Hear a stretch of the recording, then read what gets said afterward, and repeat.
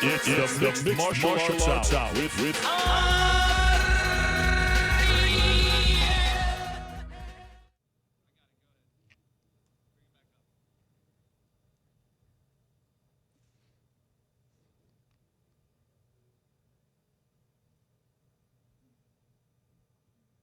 Hey everyone. That was a little bit of a weird intro, but we are here. The Mixed Martial Arts Hour is back in your life on this Monday, June 19th, 2017. I heard the intro and then I lost the intro, so I wasn't quite sure if we were actually doing it. But you know what? When you move into a house for the first time, things don't always go as planned right off the bat. But look at this. Welcome inside our brand new home. Welcome inside our brand new New York City studio. Look at what we've done with the place. How cool is this? This is amazing. This has actually been in the works for, I don't know, a year and a half to 2 years. We've been talking about it. At one point, I didn't know if it was going to happen, but it's actually happening. It's here. Look at this freaking place. This is amazing. And I want to thank everyone right off the top. They know who they are, who worked so hard to put this together for the last year and a half. It has been a team effort, and everyone did a fantastic job. And you know what's interesting about all of this? What's interesting is today is actually the 8-year anniversary of the MMA Hour. Yes, June 18th, 2009, we had our first episode. It was called Fight House Radio. Since then, I do believe that we have had around 11 or 12 studios, and we put together a compilation of said studios. Do we have that? From the very beginning. The very beginning was, there you have it. That's the first episode. It looked like it was a security cam. June of 2009. It was called Fight House Radio for like 3 weeks. And then we found out that there was actually a gym in New York called Fight House. And then we upgraded to this. Same room, but we actually renovated the place. That was, of course, the infamous birthday episode with one Alistair Overeem. Look at that.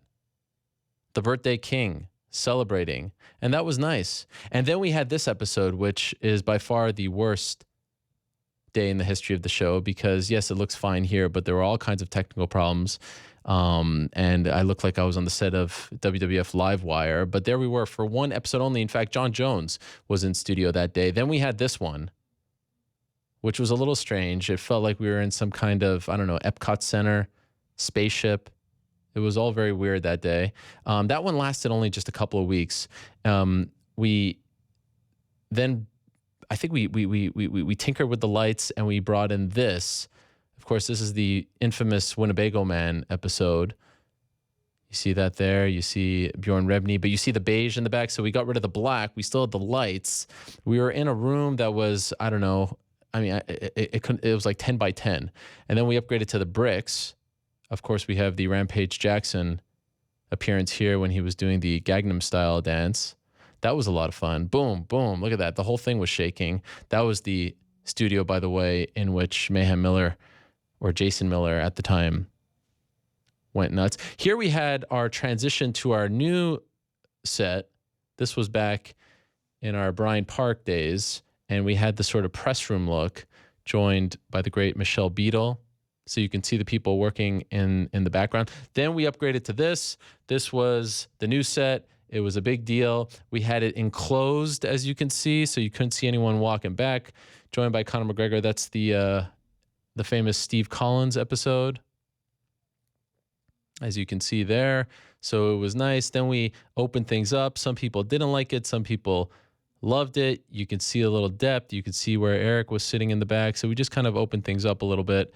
And had the screen back. So many, I don't know what we're at here. Are we at like 10, 11, 10, 12?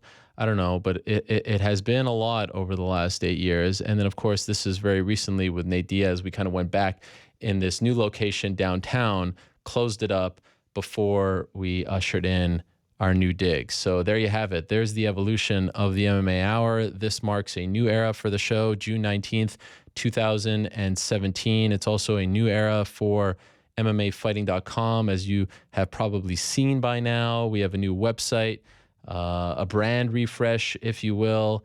It's all very exciting, and I thank everyone at Vox and SB Nation who have worked so hard to put this all together. And you know what's fun about this? We have so much to discuss. Mayweather-McGregor, it's actually happening. Have you heard? They announced it on Wednesday. You know, it's funny. I had to drive to Montreal for a family affair on Tuesday, and my wife booked us a hotel in Lake George, New York. It's beautiful over there at a place called the Sagamore. Tuesday night, we stayed over there with the family. It was kind of like a Father's Day thing. And this was great. You know, it wasn't quite taking a break, vacation, if you will, but it was a bit of a, time away off the grid, so to speak. Wednesday morning, we come out with the Mixed Martial Arts Journalists Association, and that was planned. What was not planned was the fact that the website crashed almost minutes in because of a surge of traffic. So then I had to deal with that for like 4 or 5 hours. And then that evening, Wednesday evening, the Mayweather-McGregor news breaks and all hell breaks loose, and I'm in the middle of nowhere and I can't get any reception. And I felt helpless. And so I'm so excited to be here today to tell you everything that I think about the fight, but more importantly, to give the people who were involved in making this fight happen the platform to talk to all of you, because we have this fight covered from all angles. It's a great day. We've got all the major players involved. And so I can't wait to run down today's lineup because worked very hard on this one. I wanted to hear it from all the different players involved, and I'm so happy with how things ended up for today's show. So let's run down the lineup very quickly, and then I'll give you some of my thoughts on Mayweather-McGregor. Of course, you may have heard as well, UFC was in Singapore on Saturday, and Holly Holm got back on track with a beautiful head kick knockout. She knocks out Bethe Correia in the third round. Her agent, Lenny Fresquez, actually predicted that to me. She's back on track, and she's still one of the biggest names in the sport, still one of the big players, still one of the big draws.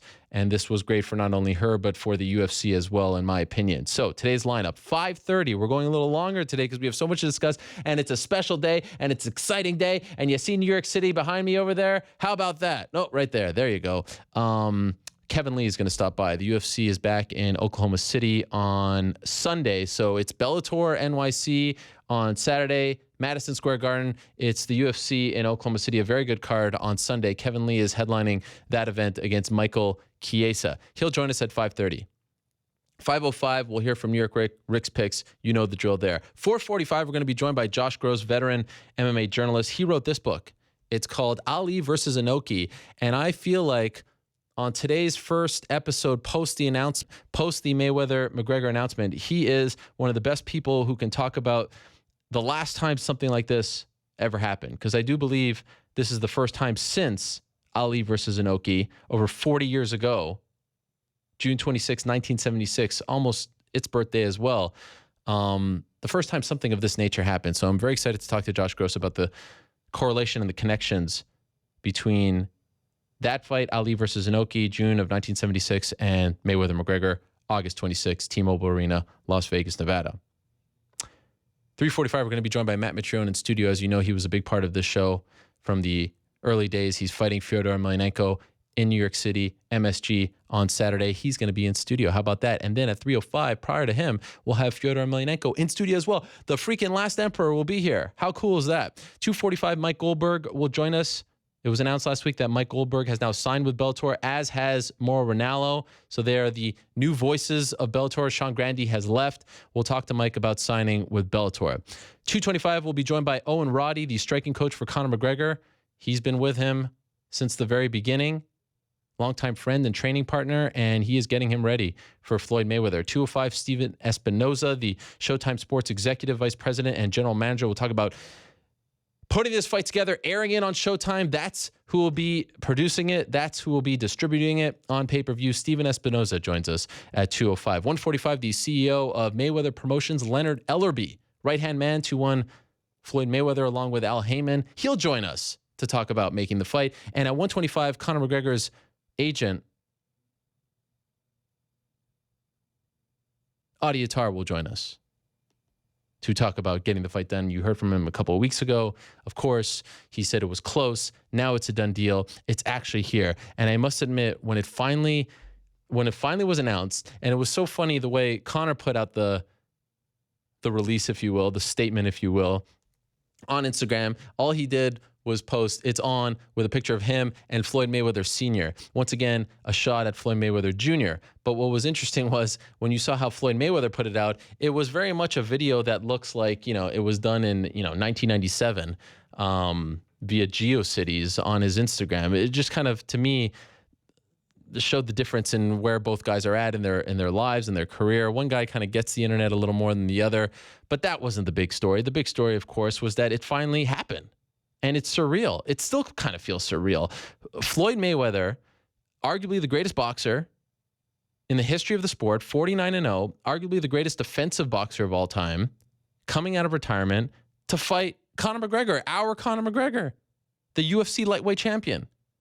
This is surreal stuff. And the UFC allowed it to happen, played a part in making the deal, and they're kind of just taking a step back as far as the actual fight is concerned, the promotion of the fight. Yeah, they'll be involved. They'll promote it, embed it, all that stuff and more. But this is a Mayweather Showtime deal. That's what I gathered from the conference call. It's actually here. It actually happened. And a lot of people, including myself, thought there were so many cooks in this kitchen, it would have to take at least a year to get it done. Remember when I spoke to Conor in January in Manchester, he was predicting end of 2017, early 2018. That's what he was predicting. But that's when I started to believe that this was a real thing. He was so sure, he was so confident that this was going to get done. That's all he wanted to talk about. I came in there wanting to talk about getting stripped, what's next, Ferguson, Diaz, Khabib, etc. And he was all about Floyd. That's what he wanted to talk about. He knew it was going to happen. And it goes back to something that we said going into MSG, out of MSG. One of Conor McGregor's greatest strengths as a human being is that he is not afraid to get embarrassed. He is not afraid to put himself out there. And of course, he has 100 million reasons to do this fight. We all know that a lot of money is at stake. A lot of money will be exchanged. Both guys and all the entities involved are going to make a lot of money. But there are some people who are in his position, who are enjoying great success, who are just going to stay on the platform that they're enjoying success with. Right?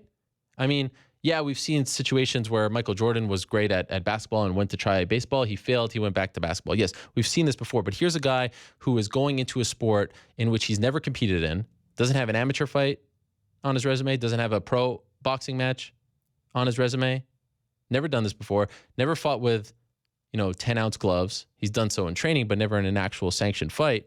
And he's not afraid to get embarrassed. In fact, he thinks he's going to win. If there's one thing I know for certain about this fight is I do believe that Conor McGregor believes that he is going to win this fight. He is not just going in there for a money grab. This is great for him. This is great for the UFC. This is great for the sport. It shines a greater light on the sport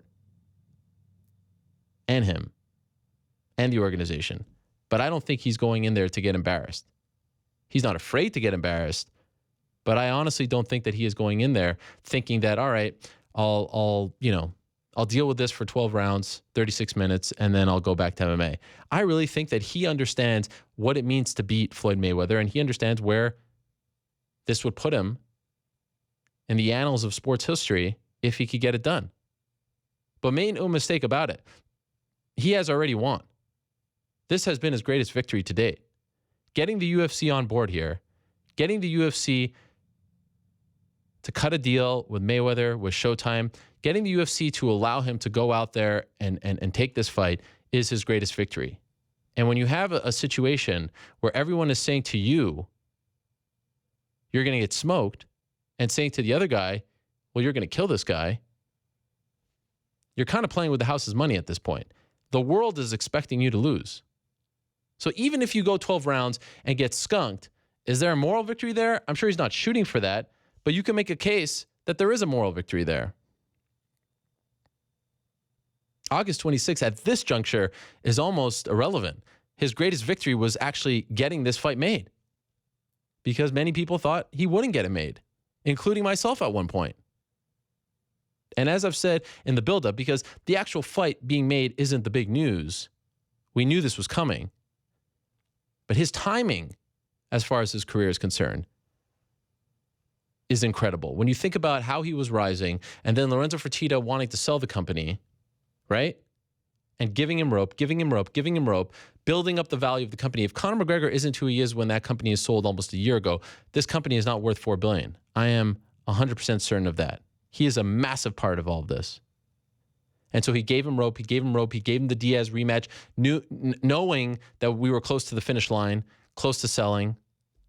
And then the new owners buy. And of course, now you have to give him the lightweight title fight at MSG because you want to make a splash in New York City. So his timing with the UFC is so great. And then, of course, 2017, they're going to probably make more money that one night, August 26th in Vegas, T-Mobile Arena, than they have with all their pay-per-views combined up until this point. Now, 14 will probably do very well. 213 historically does pretty well. But they needed this big splash, even though it's not a quote-unquote UFC fight. Everyone's talking about the UFC. And so the UFC kind of need the timing. They needed something exciting. They needed something that will generate a lot of money. Will it be 2 million pay-per-view buys, 3 million, 4 million? We don't know.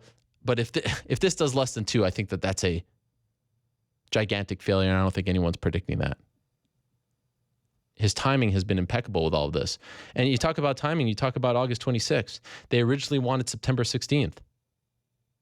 That was booked. Triple G Canelo, and now they beat that to the proverbial pay-per-view punch. Now, I would like to talk to a boxing insider about this at some point, and we probably will. Do you think this hurts Triple G Canelo? I don't know. But people are going to buy it. I was just talking to 2 guys who work on the show, Joe and Austin, and they were saying, we have never bought a UFC pay-per-view, but we're buying this one. The casuals are interested. Just look around. Someone came up to me on the street when I was in Montreal and said, just shouted out of his car, hey, Ariel, is he going to land a single punch? That's all anyone wants to talk to me about. So they're going on first. And so if this stinks, maybe people will be like, I don't want to buy another in 3 weeks. If it's great, it will help. But beating them to the punch is huge. And then, of course, the UFC wants Conor back. And the talk right now is that he will return, or at least the plan is for him to return on December 30th. At least get another fight in before the end of the year. The date is still very much up in the air. So if you get the fight out of the way, earlier the better chance of him coming back. And again, they need him to come back. The debt, the loan, the lack of big stars, the lack of big fights this year. August 26th was a huge win for the UFC and a huge win for boxing. A huge win for Showtime. Once this fight was announced, it was insane how my phone blew up. Everyone wanted to talk about it. 102 point whatever from St. Louis, 96 point whatever from Nashville. Every radio show, and I'm sure all my colleagues had the same kind of reaction. And to me, the biggest thing that I stopped doing the interviews around like Thursday night because it was getting a little tiresome, and I was trying to sort of spend some time with my family, but it felt like every person was attacking me. It was either you had to defend the fight or shame the fight. I couldn't just like talk about the fight. I either had to have a take on whether or not I was defending it, whether or not I thought this was good, this wasn't a sham, this wasn't a money grab, or it had to be a money grab. It had to be a sham. I had to completely crap all over it. And that was a weird thing. And I don't expect that to go away. And you know what's the crazy thing about all of that?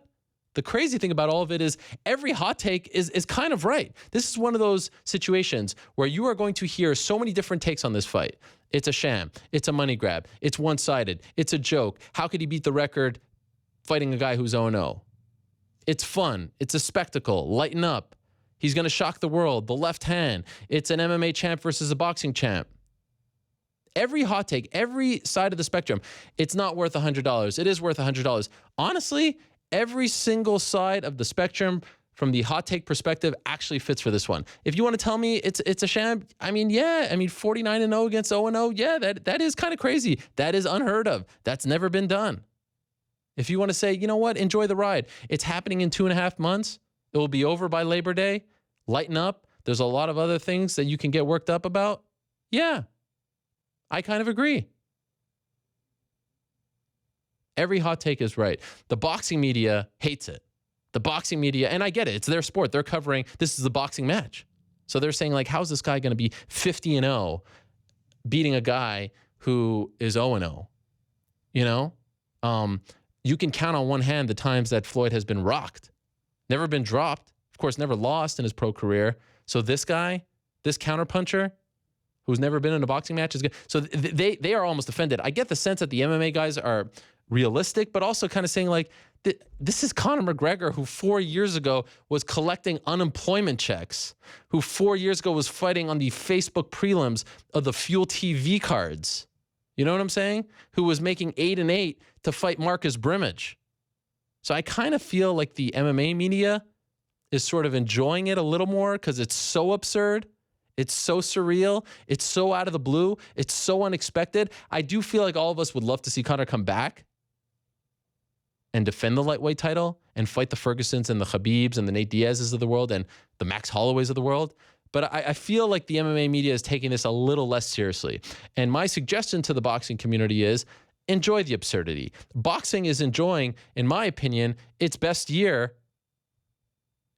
in maybe the last 3-4. It's certainly enjoying, I think, a better year than MMA right now.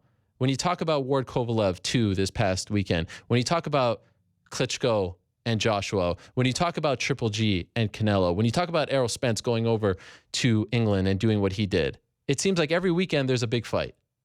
Showtime in particular has been doing a great job. Floyd probably wasn't coming back if it wasn't for Conor. That seemed to be the case. Enjoy the absurdity.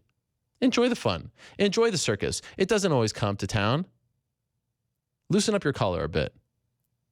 The press conferences will be great. Everyone's going to tell you that Conor's going to get smoked. They don't know. They really don't. I mean, the facts are there. Historical evidence says, everything is against him, but this is a guy who has defied the odds every step of the way. Why stop now? Someone asked me, who do I think is going to win, Conor or Jose Aldo prior to UFC 194? I said, I have no technical analysis to provide here.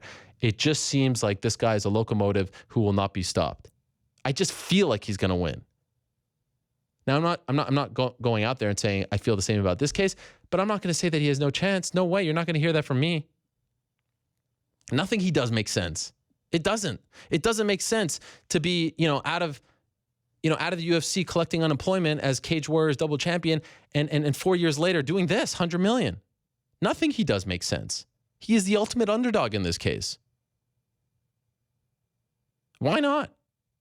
Remember when he fought in Sweden and he's wearing, he got the what was it, the wisdom teeth or the root canal like 2 days before the fight, and then he goes out and smokes Brimage, and then of course the Holloway fight and getting the UFC back to Ireland, doing what he did to Aldo 13 seconds. None of this makes sense. It doesn't. So just enjoy it.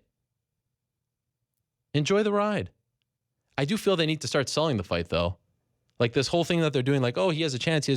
Yeah, sure, but we want to see Floyd and Conor talk smack. Conor's doing a great job. I don't want to see Floyd so friendly towards him. I know what he's doing.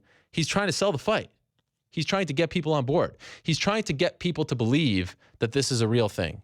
I get it. There's something to be said for that. But at some point, we want friction. We want them to start, hating each other. So they need to start selling the fight. Press conferences, world tours, videos. I mean, it's only less than 2.5 months away. 2 months and a week. It's right around the corner. But make no mistake about this, and this is probably the most important part of all of this. All the pressure, without a doubt, is on Floyd Mayweather. He's the one who's trying to go 50-0 against the guy who has no business being in there with him. He's the one who's coming out of retirement. He's the one who picked Conor because it was the perfect situation for him. Least experienced, highest paid opponent, right? Least experience, most money generated. This was the perfect scenario for him. This is all gravy for Conor. If this didn't work out, he goes back to UFC and is making tons of money as well. And he baited Floyd into taking this fight. Yeah, Floyd understands that he's going to make a lot of money here, but he had to put in some time to bait him to take this fight. If Floyd wins, everyone will say, yeah, we expected you to win. What? You didn't beat him in 15 seconds? Come on, man. You didn't beat him in a round? Come on, man. If he starts going 6, 7, 8, 9, 10, all the pressure is on Floyd here. This is one of those cases where it's all on one side of the equation. It's all on one man's shoulders. It's unbelievable. Everyone is expecting him to win. Everyone says, I mean, yeah, you'll have some people who will say that Conor is going to win just because they want to be the guy to say that Conor is going to win. But if you look at the facts and the figures and the data and the resumes and the fact that we're fighting in one man's sport as opposed to the other, all of it suggests that this is Floyd's fight to win.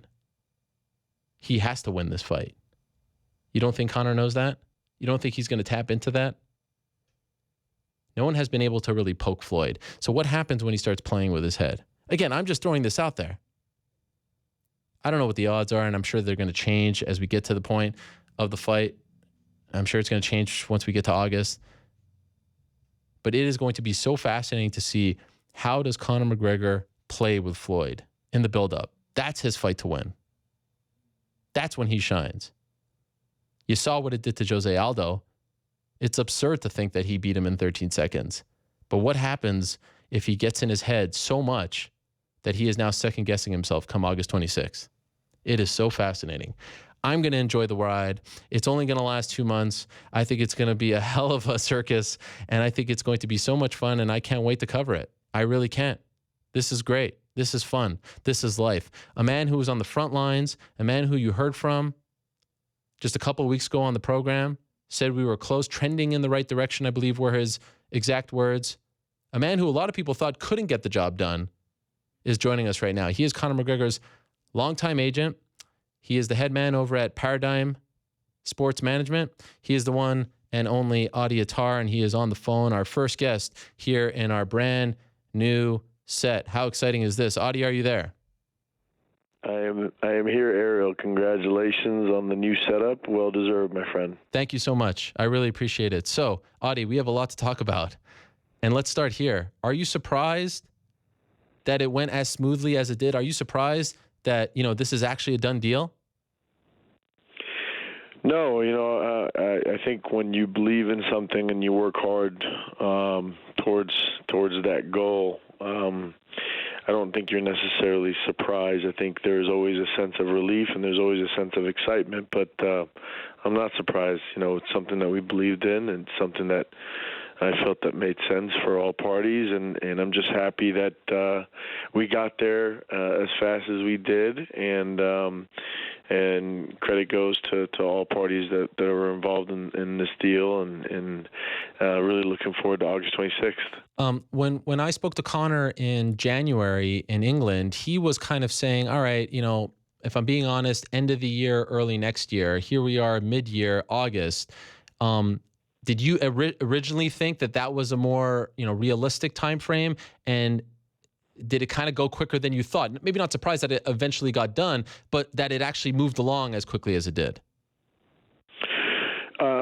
Yeah, I think I was pleased to see that it moved along as quick as it did. I think that's a better characterization of how it all went down. I definitely was surprised that we went with the earliest date of all the different dates that we were discussing. But nonetheless, I think it's just the way everything played out, and with all the other, the other events that were trying to compete with us, and I think this just made the most sense. And I think the fans are in for a great treat sooner than they had expected even. So I think everybody wins with this date of August 26th. Were you pushing for September, October? Like was this part of you guys having to say, okay, fine, we'll take the August date for various reasons? Was that a concession that you had to make?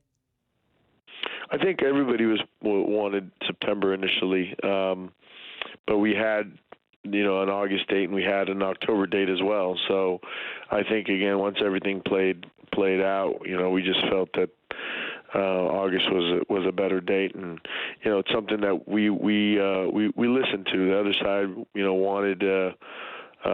wanted this date, and I think it was a suggestion that was made by them, and I think and we thought it was a good suggestion given kind of all the other moving parts, and here we are. Now we're getting ready to go out there and make history on August 26th. Details like 154 pounds and 12 rounds, things like that. The size of the box. By the way, do you know what the size of the ring is going to be?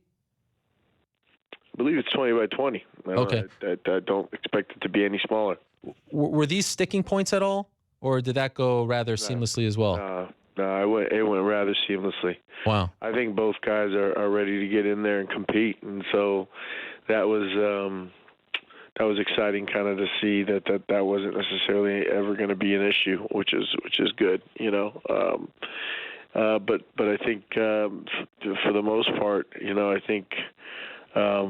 It really didn't matter where that was going to end up at. I think that both guys kind of knew that there was going to be a range, and at the end of the day, I think this is just going to make it the best competition possible, and really create as even as a playing field as you can, and which in turn just creates for better competition that the fans can enjoy.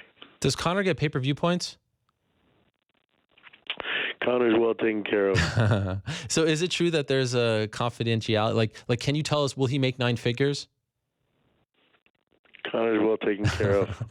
This will be the most that he'll ever make in a fight. Is that at least fair to say? Listen, I think that's fair to say. I think that, Dana said some comments about what he expects both guys to make. I think those are fair comments, and I think everybody's happy. Everybody's going to be very happy in this situation. So, what about the idea of having him fight August 26th so that he can come back and fight at the end of the year? Dana was saying he feels really good about that. Is that in line with what you guys are planning as well, to have him come back and do an actual MMA fight? Because as you've probably heard, people are afraid he makes all this money and never comes back to the UFC.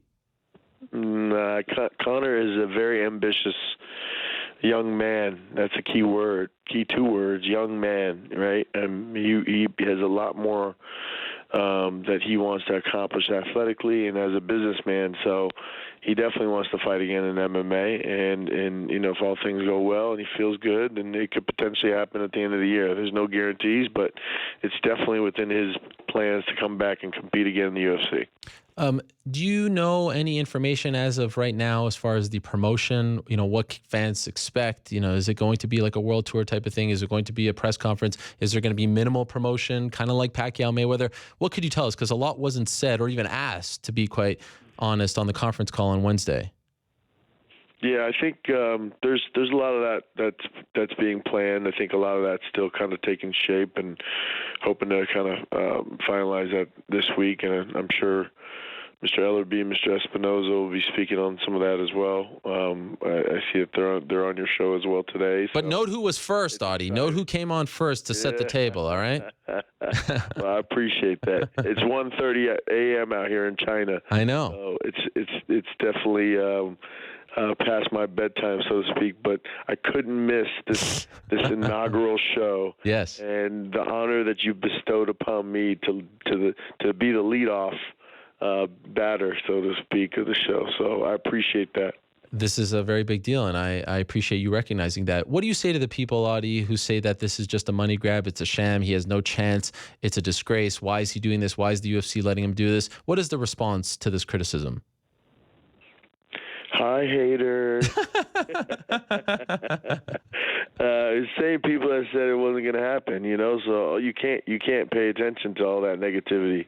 If you paid attention to all the people that told you can't, then, you're not going to be living out your dreams. And so my thing to them is, okay, tune in and watch, and we'll see. And so I think everybody that's doubting him, that's a mistake. This is a young man that knows how to throw them hands, has all the skills that he needs to go in there and compete at the highest level. So on August 26th, I'm confident he's going to go out there and shock the world. Did Lorenzo Fertitta have anything to do with making this fight? I think Lorenzo Fertitta has been instrumental in a lot of different ways as it relates to Conor's career. And yes, he was very instrumental in putting all us together to really get everybody to talk and get on the same page when I think everyone started to see that this was a real viable business proposition. So I have a lot of respect for Lorenzo, and I know he's exited, but nonetheless, I think this is still something that he's very passionate about and cares a lot about the sport, and cares a lot about the UFC, and cares a lot about Conor. So I think it was really special for me to see that he was interested enough to try to at least put all parties together so we could do some good business.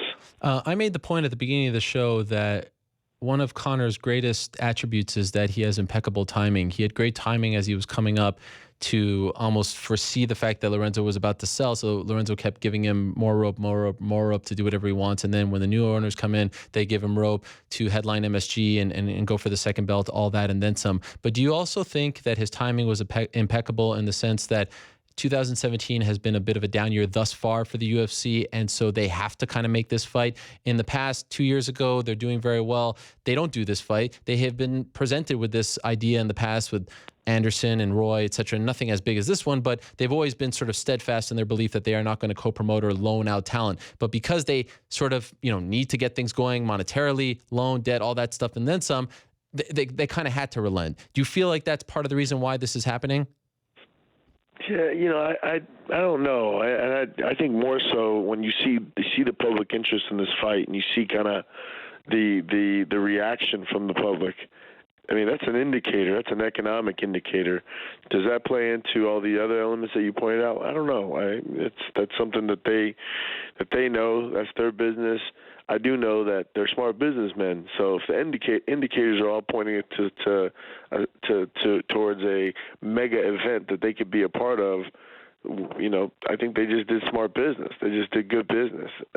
So I think it was more so the public interest, the growth in public interest, and the serious interest that Floyd had, as well as Conor, that made it all go right. I think that's why we're now heading into what arguably could be the biggest fight in combat sports history, August 26th, 2017. Can you go on the record? What do you think it does pay-per-view wise? Man, I've been wrong in the past. Yes. I've undershot, I've overshot, so I really don't know. But I mean, I think if you look at all the different experts, they're pegging it to the Mayweather-Pacquiao fight, and if it beats that, then I think we've done a great job. Wow. I mean, do you really believe that it does over 4 million? I'll tell you one thing. Yeah. I mean, I've been in Asia now for the last week. The interest is huge, whether I was in Singapore, I was in Malaysia, now I'm in China.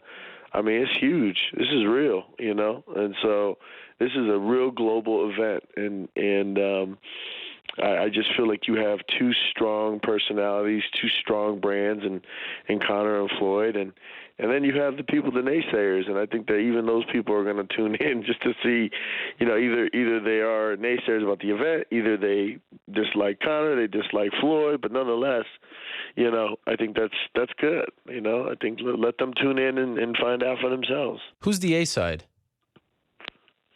I mean, we think we're the A side, and I know Floyd has said that he feels he's the A side. Either way, I think you have two marquee guys, and I don't think you have, even the Floyd Manny fight. I don't, that was not only anticlimactic, but I don't think Manny brought as much as Floyd in that fight. Whereas in this fight, it's a whole other character that he's facing, right? So I think that just creates for much more powerful synergies in this dance. Who's walking out second, though? I don't have those details. Okay, was that a sticking point? I don't think so. It was never a point for us. So I say, who gives a crap? He walked out first when he fought Eddie Alvarez. Screw it. Just take the money, fight, win, and get out of there. Yeah, it was never an issue for us. All right. I'll tell you that. Could you tell us what, in hindsight, was the biggest sticking point? Like, was there something that you just felt like, we may not get over this, and then you eventually did? Something with the UFC, maybe? Negotiation, you're gonna have back and forth in any negotiation, So ultimately, you can't get stuck in certain situations and not try to work through them, So I think for the most part, you had two professional parties in us in the UFC, and we were able to work through a lot of issues. And hats off to Dana and Hunter Campbell and their team over there. We really rolled our sleeves up and got to work, and we got something done that a lot of people didn't think we were going to get done. I think Dana at one point said that we couldn't get done. He said he was going to be a starter for the New England Patriots before we get the deal done. For the record, he said backup, but as equally absurd. The backup. Okay. Yeah. Well, shoot. Hey, he may be getting his contract soon. That's a good thing. So with that said, would you say that this is the greatest accomplishment of your professional career thus far, getting this fight done in a short amount of time when it seemed like everyone was doubting you? I mean, of course, I think it's one of the definitely a milestone in my career. I think it's going to be a milestone in Conor's career. But neither of us feel we're done at all, So we just got to keep our head down, keep grinding, keep working hard, and keep shocking the world. How does it work from a sponsorship standpoint? Like, does he wear Reebok here? Does he get to do his own thing? How does that work? Well, we let a lot of our deals lapse, and so there's a lot of open categories that we've been negotiating with different brands, including Reebok. Snap. So he's a free agent? We'll see how that all plays out. Is he a free agent as far as? He's currently a free agent as it relates to athletic apparel, yes. What? We're still in discussions with Reebok as well as other brands. So we'll see how that all shakes out. Can he wear whatever he wants? Like if he signs, I'm just throwing it out there, with Nike, can he wear Nike for this fight? If he signed with Nike, he could wear Nike for this fight. That's accurate. Yeah. That isn't. So he is now. I can't even imagine the offers that are coming your way now for this. He's a free agent for this. That might be your greatest coup of them all.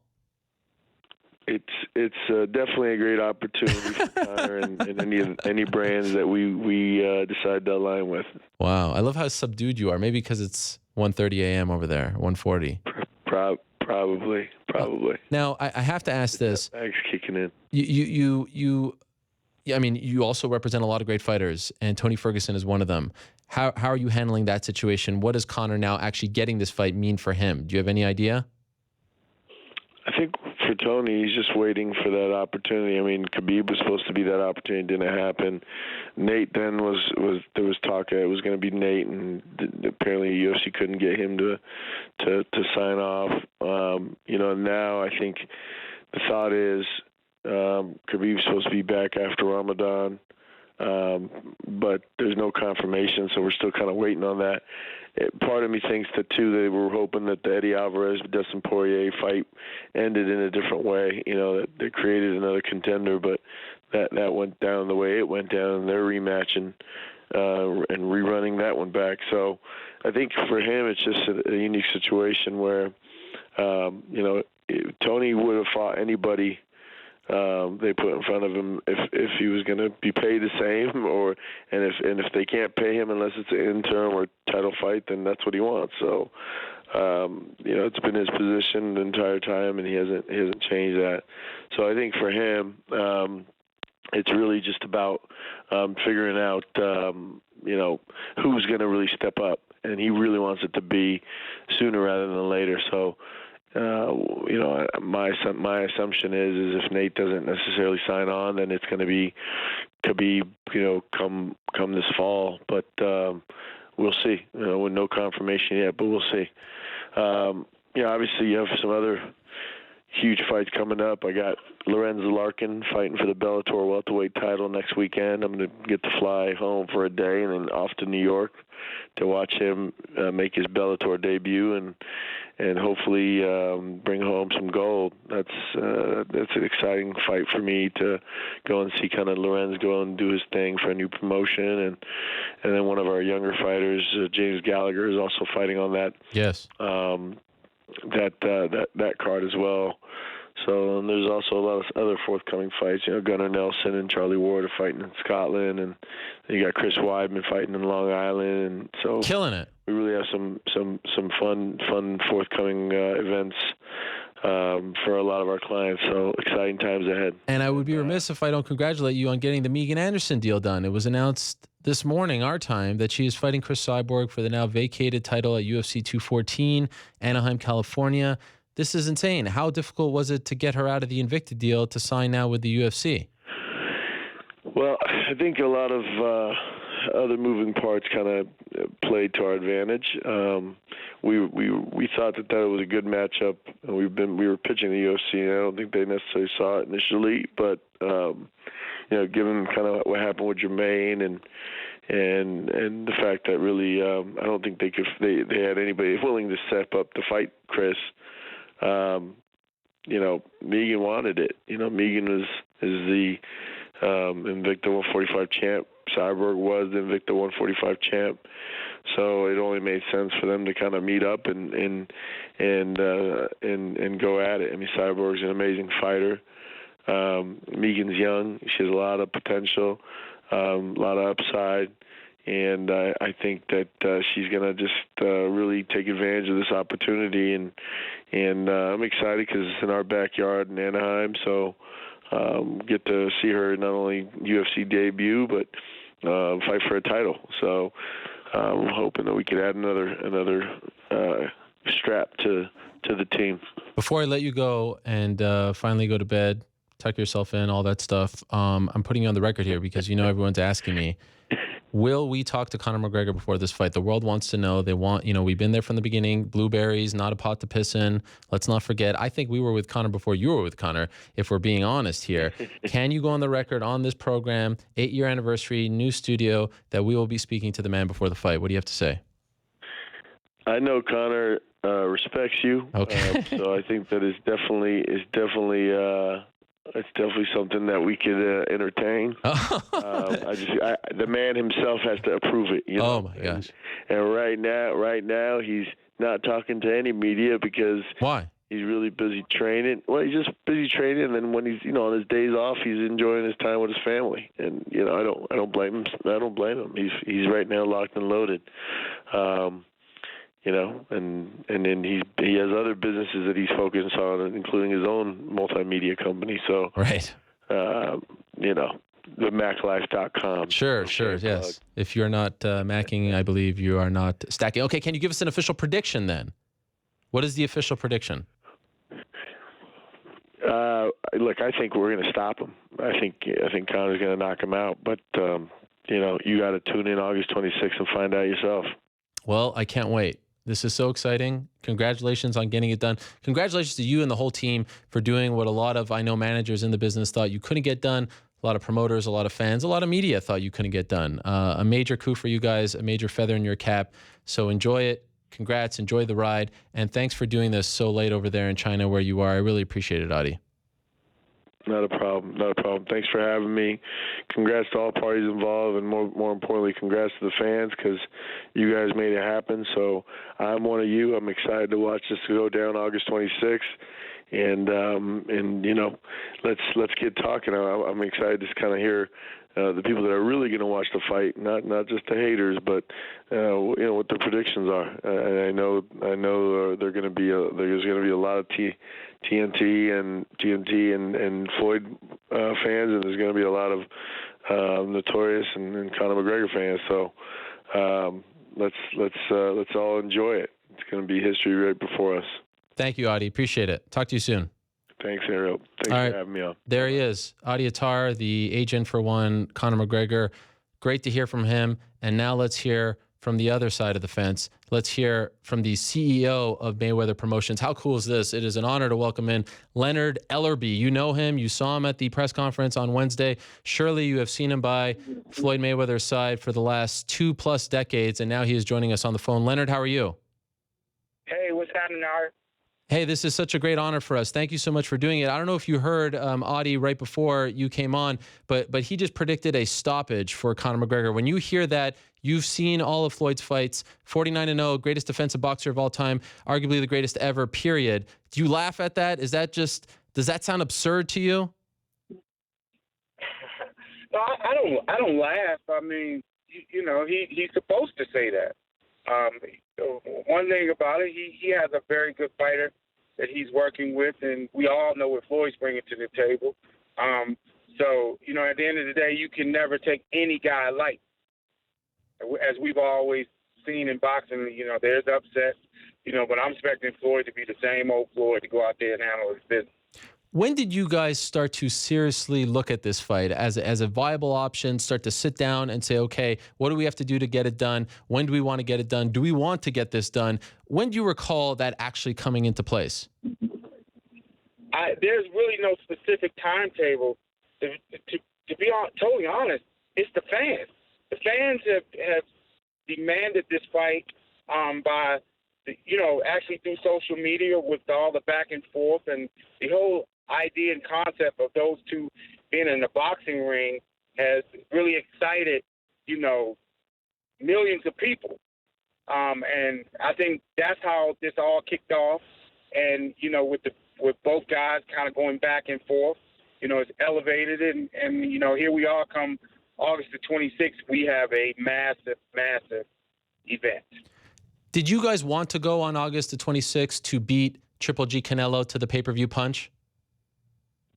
No, Canelo and anybody else who were looking to fight around that time, none of that was taken into consideration. This fight is a standalone fight, and we could have done this at any particular time. It's just that August 26th fits the perfect timing for what we're trying to get accomplished. Which is what? Is to have the biggest event ever. Okay. And so when you say that, that means that you do believe this will sell more pay-per-views than the Pacquiao fight, right? 4 million? That is definitely the plan. We all parties involved, we see this as a major, major, major event. We'll be seen not only internationally, which we're expecting for records to be breaking all across the board in the United States and internationally. It's just, again, it's a massive, massive event. If Conor wasn't a thing, if he wasn't here, if he wasn't doing as well as he's doing, if he wasn't chirping, do you believe that Floyd would have remained retired, or do you think that he would have eventually come back to try to go 50-0? No, this is all Floyd is doing. This is it. He hadn't thought of anything else other than fighting Conor McGregor. That's the only thing that has piqued his interest. From your perspective, the timeline that we were told from the UFC perspective was they had to get a deal done with Conor. Once they got that done, they came to you guys. And that was only just a couple of weeks ago that Dana announced on TNT that he had got it done with Conor. Is that how it worked from your perspective, or were you guys talking long before they got the deal done with Conor as well? No, that's exactly what happened. I mean, realistically, how can you approach making a deal if you don't have your side under control? And Dana's done a tremendous job, and Ari's done a tremendous job with getting that done. There was some talk that Dana wasn't involved in the negotiations, and he seemed to have taken umbrage with that and said that no, that wasn't true. Could you tell us if he was involved in the negotiations? Of course he was involved. That's just silly. Okay. Yeah, that's just silly for somebody to even just say. That just goes to show you when people don't have the details, they just speculate. Right. Dana's been out front of this thing from the word go, and he's done a phenomenal job with getting that side done. So when Dana was at that basketball game, the Eastern Conference Finals announced that he had just gotten the deal done with Conor and was about to focus on your side. Like I said, that was, just a few weeks ago. So does that mean that this took just a few weeks to get done? Yes, you would be absolutely correct. Does that shock you, considering in the past, your history in the sport, of course, the Pacquiao negotiations that took so long? In hindsight now, are you shocked that this was as easy as it was?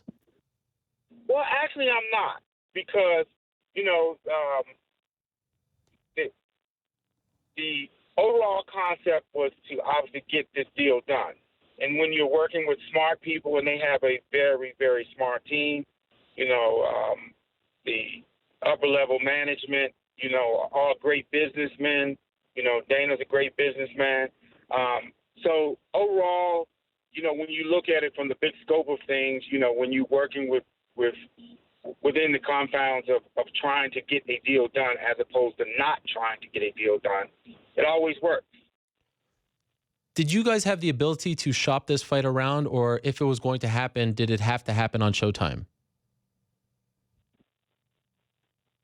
Shop it around? What do you mean? I obviously don't know the terms of Floyd's contract. In other words, could you have done this on your own or with an HBO or with another network? Or if Floyd was going to come back to fight, regardless of the opponent, it had to be on Showtime? We rolling with Showtime. Okay. Showtime, #1 network in the world, and that's who we rolling with. And it's been that way. When Floyd Mayweather decided to make that move, we formed a partnership, and we walked side by side.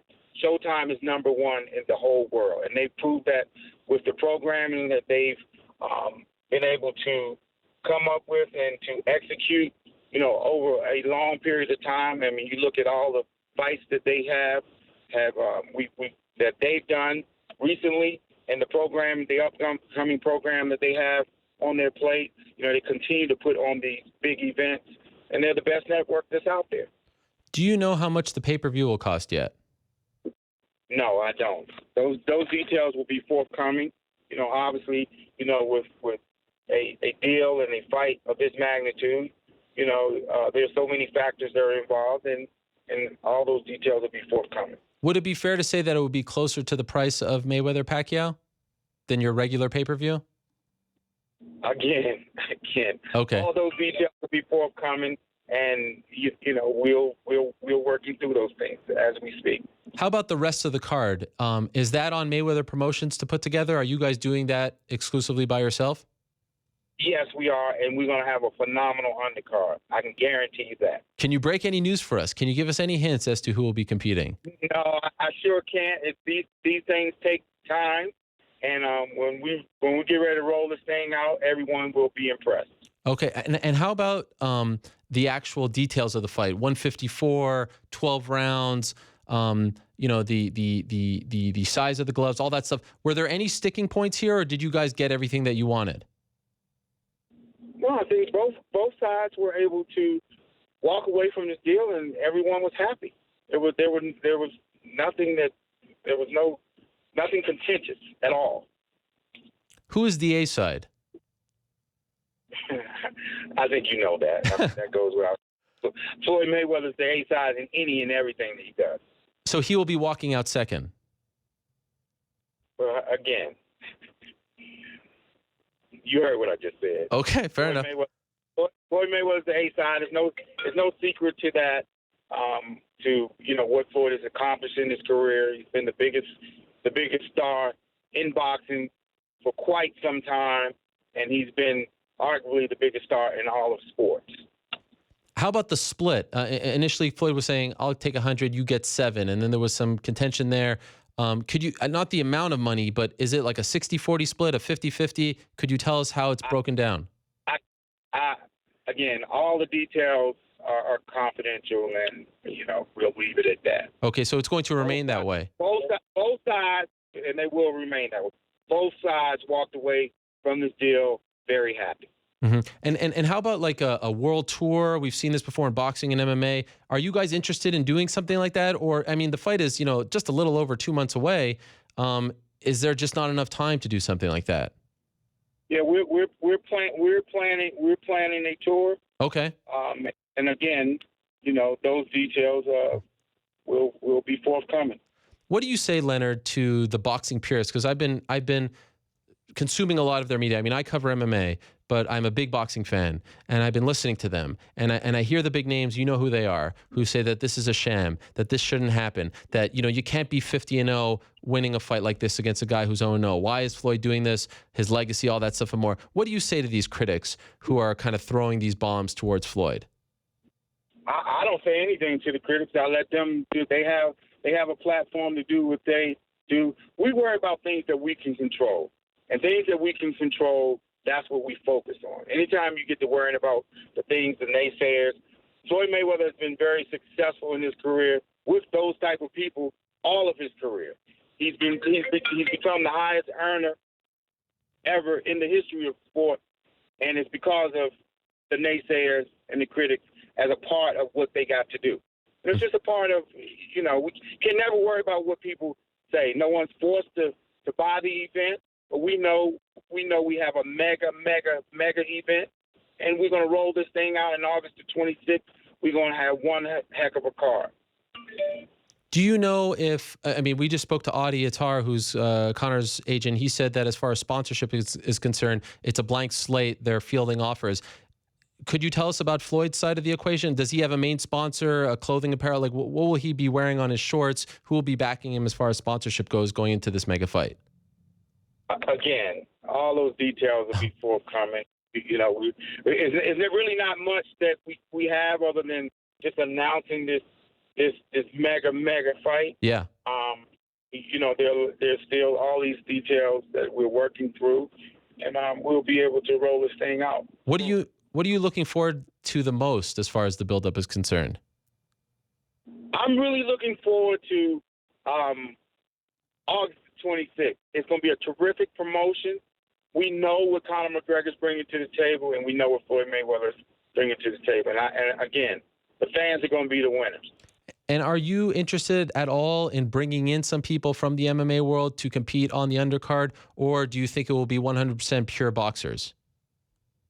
This will be 100% pure boxers on the show. Do you know if the undercard will air on some sort of free, you know, I don't know, a CBS or a free Showtime to build up? I cut you off. Not cutting you off. No. When it's time to deliver, we're gonna do what we need to do, and we're gonna have a fantastic undercard, and the main event. It speaks for itself. Mayweather versus McGregor. Tune in August the 26th, Showtime pay-per-view. That's right. All right. Well, I look forward to it, Leonard. I really appreciate the time. Congrats on getting the deal done. And hopefully we could talk to Floyd about this as well. I think a lot of people are very curious to hear what he has to say, obviously. And I think it's going to be a fun ride. I'm looking forward to it. So kudos to you guys. Enjoy the ride. And, of course, good luck on the 26th of August. And I'd like to say thank you for having me on and continue to do what you're doing. You have one heck of a following, and you're giving the fans exactly what they want. Keep up the good work. Oh, that means a lot to me. Thank you, Leonard. I really appreciate that. Looking forward to meeting you as well. Okay, sounds good. All right, there he is, the CEO of Mayweather Promotions, one Leonard Ellerbe. You saw him there at the press conference alongside Stephen Espinoza, alongside Dana White on Wednesday. They were in Las Vegas. It was all peaches and lollipops. Everyone was in a great mood. Leonard has been with Floyd for quite some time. They have made every deal. I mean, the guy has made probably at this point close to $1 billion as far as his purses are concerned. But I got to say, I keep thinking about this nugget from Audie Attar. Conor McGregor, as far as athletic gear is concerned, is a free agent. Are you kidding me? If you're a Reebok, if you're Nike, if you're Under Armour, if you're Adidas, if you're Vans, if you're freaking New Balance, if you're Asics, how are you not bidding on this? To align yourself with Conor leading up to this fight that is going to be covered up the wazoo by the likes of ESPN and the BBC and Sky Sports and Fox and MMAfighting.com. How do you not want a piece of that? That is huge. They allowed for those deals to lapse so that it all aligns with this. That is insane. Okay, I'm having so much fun. I don't know if you guys are feeling the same way, but I'm having so much fun just sort of breaking this down from all angles. Still to come, we are going to be joined by Owen Roddy, who, of course, is the striking coach for one Conor McGregor. And every time Conor seems to be posting photos of himself training for this fight, he is standing next to the rowdy one, Owen Roddy. That is going to be a lot of fun. That is coming up at 2:25. Also, as it pertains to this particular fight, at 4:45, we're going to be joined by Josh Gross, the veteran journalist who has been covering MMA for about, 15 or so years, probably more, who wrote this book, came out last year around this time. It's called Ali versus Inoki. It happened on June 26, 1976. And to me, this is the biggest fight since then, which features two combat sportsmen from different sports worlds coming together for a mega fight. Now, the times have changed drastically since this fight happened, but I do believe that there are some similarities between this fight and the one that we are about to see on August 26th. So I'm looking forward to talking to one Josh Gross about this at, like I said, 4:45. We're going to be talking about this fight for the next 2 months. And like I said, if you hate it, there's going to be a lot else going on. Of course, Bellator is in town. They're coming to MSG. It's this Saturday. We're going to have Fedor. We're going to have Mitrione. We're going to have a lot of people this week talking to them at the press conference and all that stuff. 213, 214, all that stuff and more. Don't worry. All right? It's going to be fun. Enjoy it. Let your hair down. And of course, the big question is, what happens to that UFC 215 pay-per-view card? What happens to that? That was scheduled for August 19th. That was the one that a lot of people were talking, including ourselves, about Seattle, about DJ, about TJ Dillashaw, all that stuff and more. What happens to that? Is the UFC going to scrap it? I know there have been some discussions of that. Because to me, if you're going to do a pay-per-view on August 19th and then have this mega show on August 26th, it's just going to be a lot to ask people to pay for, right? So I would either turn that into a free card, or I would just delay it, maybe make Edmonton 215 and give yourself some time to let this breathe. Because as things stand right now, there's July 29th, Cormier Jones 2, and then, of course, Megan Anderson, Chris Cyborg. That's 214 as it stands right now. And that's just 3 weeks after 213. And then you have the Mexico City card, and then you have a break. And I think that break would behoove all parties involved. I think it would help them greatly. Let it breathe, get people excited, build it up. Don't throw anything out there beforehand. All right, here's another side of the equation. I'm so excited about this. It has been a while since I've talked to the next guest on the show, and if we're being honest, a lot has changed for him since we last spoke. When we last spoke, he had the same job, Showtime Sports Executive Vice President and General Manager, in the same position, but so much has changed as far as Showtime's place in the world of combat sports. Of course, they no longer air mixed martial arts, but they have now become the leader in boxing. It seems like every single week they are putting on another massive boxing event. None bigger than the one coming on August 26th. Of course, you know by now, it is airing on Showtime. Showtime pay-per-view. Mayweather-McGregor. The man who helped get the deal done, Steven Espinoza. I haven't talked to him since Strikeforce went under. And I am so excited to have him on the program. Steven, how are you? I'm good, Ariel. It is a blast from the past, huh? This is amazing. We should have Misha or Daniel Cormier or at least Luke Rockhold on or something with us. Yeah, I mean, they're still around, but you kind of disappeared. You conquered the boxing world, and now you're kind of coming back into our world. I've always wondered when you would sort of reappear. I don't know, I've always had a feeling that Showtime would be back in the MMA space. To be honest, I didn't expect this, but this is very cool. So first off, congratulations on getting this fight and helping to get the deal done. Absolutely. You know, it's funny. I think everyone's got their own perspective on this. And Floyd won't say this to me, but I believe this started as trash talking. It was just, bantering back and forth. It was a little bit of bravado, and then it generated such an immediate response and such a continuous response that, with each day, it became more and more real. And you hear the cliche in combat sports really often, fights that the fans want or fights that fans demanded. If there had been no demand for this fight, it would not have been happening.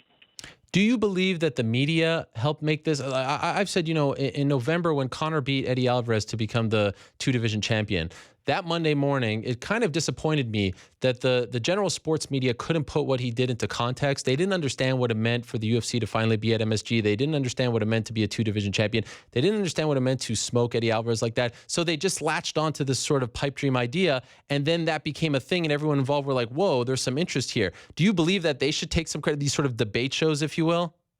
I think so. And had Floyd just happened to be in New York City that weekend, and he was caught, I believe it was TMZ that caught him just sort of randomly outside his jewelry shop, obviously jewelry shopping. And that's one of the first times, I don't believe it was the first time, but one of the first times that Floyd sort of responded. And, it touched off Conor and then Dana and sort of snowballed from there. So if Floyd's not jewelry shopping on the Monday after the Alvarez fight and caught by TMZ, I'm not sure if we're talking right now. When did this get on your radar? When did the parties involved bring this to you? Because they needed you. You know, you have the deal with Mayweather. You're a big part of this equation. But when did they come to you with a serious situation? Okay, this is something that's actually in the works. I'd say it was probably it was about 6 months ago. It was in January. Okay. That's when it really became a reality. You know, look, I see this stuff on social media just like everybody else. And at first it was sort of a joke, and then it persisted and persisted. And, you know, in his public comments and his private comments, Floyd has been absolutely consistent. Never mentioned coming back for another fighter other than Conor. And he said enough times, and, you know, absolutely, then you start taking him seriously. January, he promoted a card here at Barclays Center in New York City, spent some time with him. We had extended conversations. And that's when he really first impressed on me. He was absolutely dead set and serious about making this happen. Wow. Are you surprised? So let's say we're saying, you know, January it starts, it gets on your radar. You've been in some, you know, I'm sure some very difficult negotiations. Some have dragged for months, if not years. Of course, we can just point to the Pacquiao fight. Are you surprised that 7 months later, this is a thing that's going to happen, that 5 months later, the fight was announced? Are you surprised at how quickly this all happened? Well, it was even a tighter window. You know, things sort of picked up speed along the way, but when things, you know, really got down to the actual negotiations was, you know, when UFC sort of announced that they had reached an agreement for Conor to participate in the fight. Because that, at least from the Mayweather perspective, was the biggest obstacle, whether or not Conor actually could legally, and he had the permission to fight in a boxing match outside of UFC. So from when that happened to the closing of the deal was really only 2 to 3 weeks. So I know we're all sort of burned by the Mayweather-Pacquiao negotiation, but this was the opposite end of the spectrum. You know, when you got down to brass tacks, the actual negotiations, you know, between the two sides really only took about 2 weeks, which is, it's striking. You know, it's remarkable. There's never been an event this big made so quickly. Was there any point where you thought, all right, this is, you know, we've reached a roadblock. This is too difficult. This is not going to get done. It's just too crazy? Or was it pretty smooth sailing from the beginning? No, I think I always suspected that really UFC would be a significant obstacle, and not just because of their public statements, but, you know, just trying to imagine myself in their shoes. So once that obstacle was removed, there really wasn't anything. It was just sort of you know, pretty consistent back and forth with no roadblocks. I was waiting for that moment. I was waiting for the moment where it breaks down and everybody goes to the media and this turns into a complete mess of a PR debacle, but it never happened. There was a story in the LA Times a couple of weeks ago that Dana White wasn't involved in the negotiations, and then he responded and said that was crazy. We asked Leonard Ellerbe about this moments ago. From your perspective, was he involved in the negotiations? Yeah. You know, nobody's on every call. Yeah. You know, not me, not Eamon, not Ari, not Dana. So it was a combination there. And he certainly was a presence throughout. And, you know, as it got closer and closer, you know, he was on every call. So he, you know, like I said, wasn't on every call, but was he involved? You know, absolutely. There's no denying. I mean, the stories are there. Showtime and Dana White, Showtime and the UFC haven't been the best of friends over the years, and I know that the end of Strikeforce, you know, it wasn't the smoothest sort of breakup, if you will, and it kind of came out of nowhere.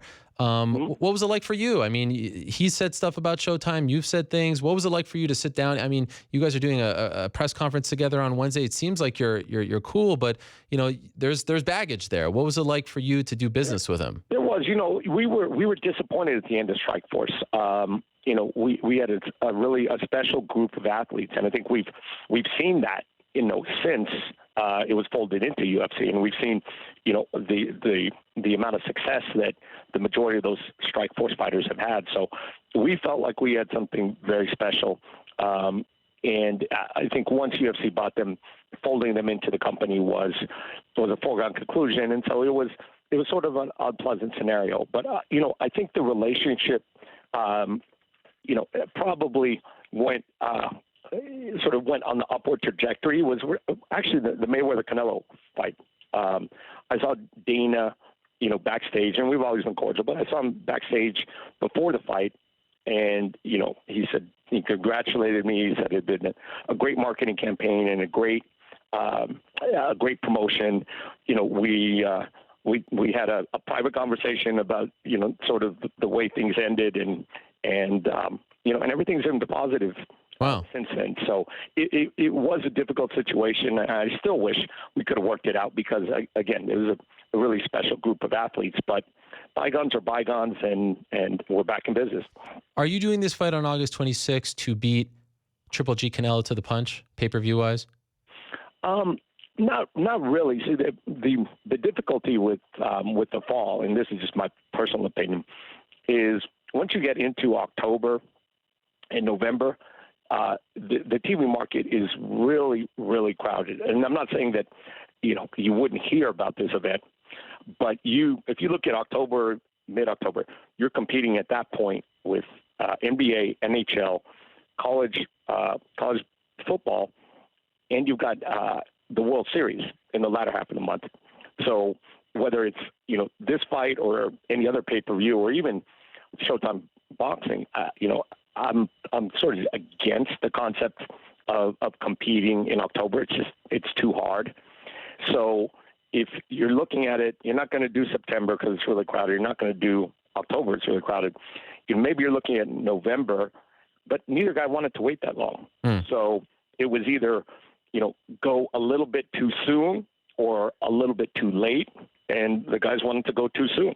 And I say too soon. It's not too soon for the event. It just means a lot of sleepless nights and a lot of people, pulling all-nighters between now and August 26th. We had Audie Attar on, who's Conor McGregor's agent, and he said that there are plans in place to do some kind of world tour, press conferences, things of that nature. Could you tell us anything about that? Yeah, I think it would be a big miss. As purely a fan, to not see the two of them interacting, repeatedly. Mayweather did it. I think we ended up at 10 cities in 11 days for the Canelo fight. I don't think it'll be something like that. But I do think, this is the kind of thing where, people are going to want to touch it and feel it and see it and see these two guys interact. And so I do think maybe late June, maybe early July, there'll be multiple cities, not a huge tour, but more than a couple.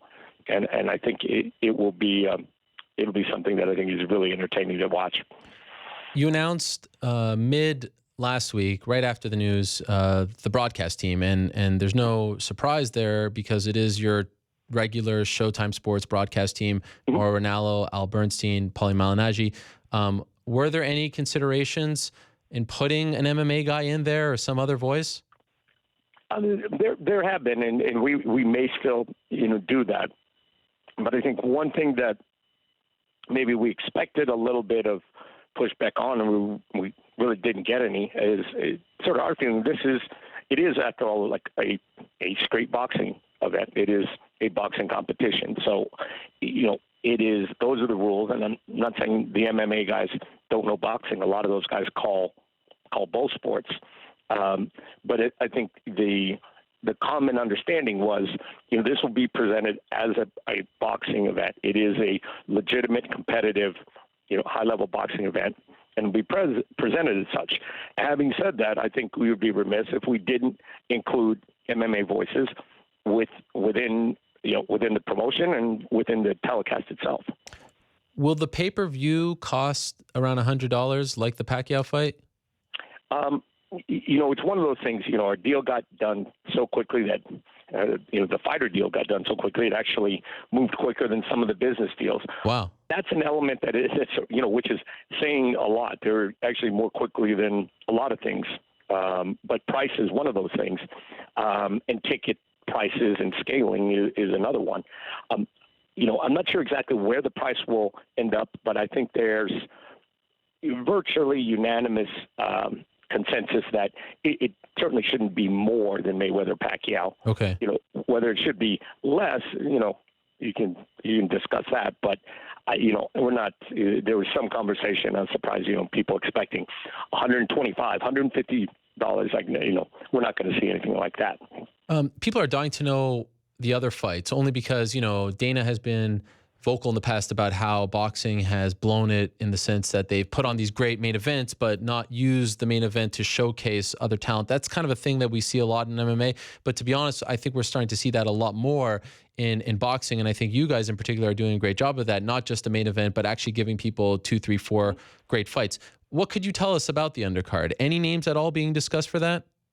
Well, Floyd has thrown out a couple names. And we're working on it. One of those names is something I'm, wholeheartedly in favor of. Not that I'm not in favor of the other one, but there's a young fighter he promotes, Gervonta Davis, Tank Davis, who is, personally, I think one of the most entertaining, one of my favorite young fighters to watch. A world champion at just 22 years of age. There are certain fighters, Conor is one, Mike Tyson was another, there's certainly been others, but that have a certain ferocity. They're a slightly different, Floyd fights, kind of cool, calm, collected, calculated. No one would use the word ferocious. But if you see Conor, you see Mike Tyson, there's a sort of an intensity, a meanness, a ferocity. That's what Tank brings to the table. And I think he is someone that the boxing fans who haven't discovered him will be very pleased. And I think he will be very entertaining. I think he'll be a fan favorite of MMA fans as well. Are you guys going to do anything on the Friday night before another event? We've seen this sometimes where promotions put on a show the night before because there's so much media there, so many fans, et cetera, or is it just going to be that one event on Saturday? You know what? I think this is where, we still have to put our heads together. Okay. Because, one thing that UFC has obviously been good at is extending the event, expanding the event, whether it's, International Fight Week or, fan expos. They do an excellent job of turning it into not just an evening of experience, but an experience of several days that everybody in Vegas can participate in. It's my hope that somehow we can get that done. I know it's short window to do that, but I'd be all in favor. I think you're going to have so many people there, and the great majority of them not having the ability to go to the fight. You really need to let them touch this event in some way. In the past, we've seen programming air on CBS before big Mayweather fights. Is that possible for this one? It's one of the great things about this is we've got so many platforms to expand because, I know there's some maybe initial reluctance, but UFC, from everything I've seen and heard, is wholeheartedly in support of this now. So, they've got their outlets, including Embedded, I think is a great series and really builds Fight Week really well. They're going to see all those outlets combined with the kinds of things that we often do for Floyd, whether it's CBS or CBS Radio or a variety of different things. And I'm really interested to see sort of how we can blanket everything with both fan bases, including fans who are not fans of either. And so one of the big things that I keep hearing, I mentioned this. I mentioned this to Leonard is, the boxing period. You battle with the boxing media all the time, and a lot of them say, I've listened to a lot of their, takeaways over the last few days, and it's interesting sometimes when you hear the HBO guys talk about it because there's some bias there, but a lot of the boxing media is not happy with this. They think it's a sham. They say, I'm not going to cover it. It's a circus. Shouldn't be a professional fight. It shouldn't be for his 50th, pro win, things like that. What do you say to the critics?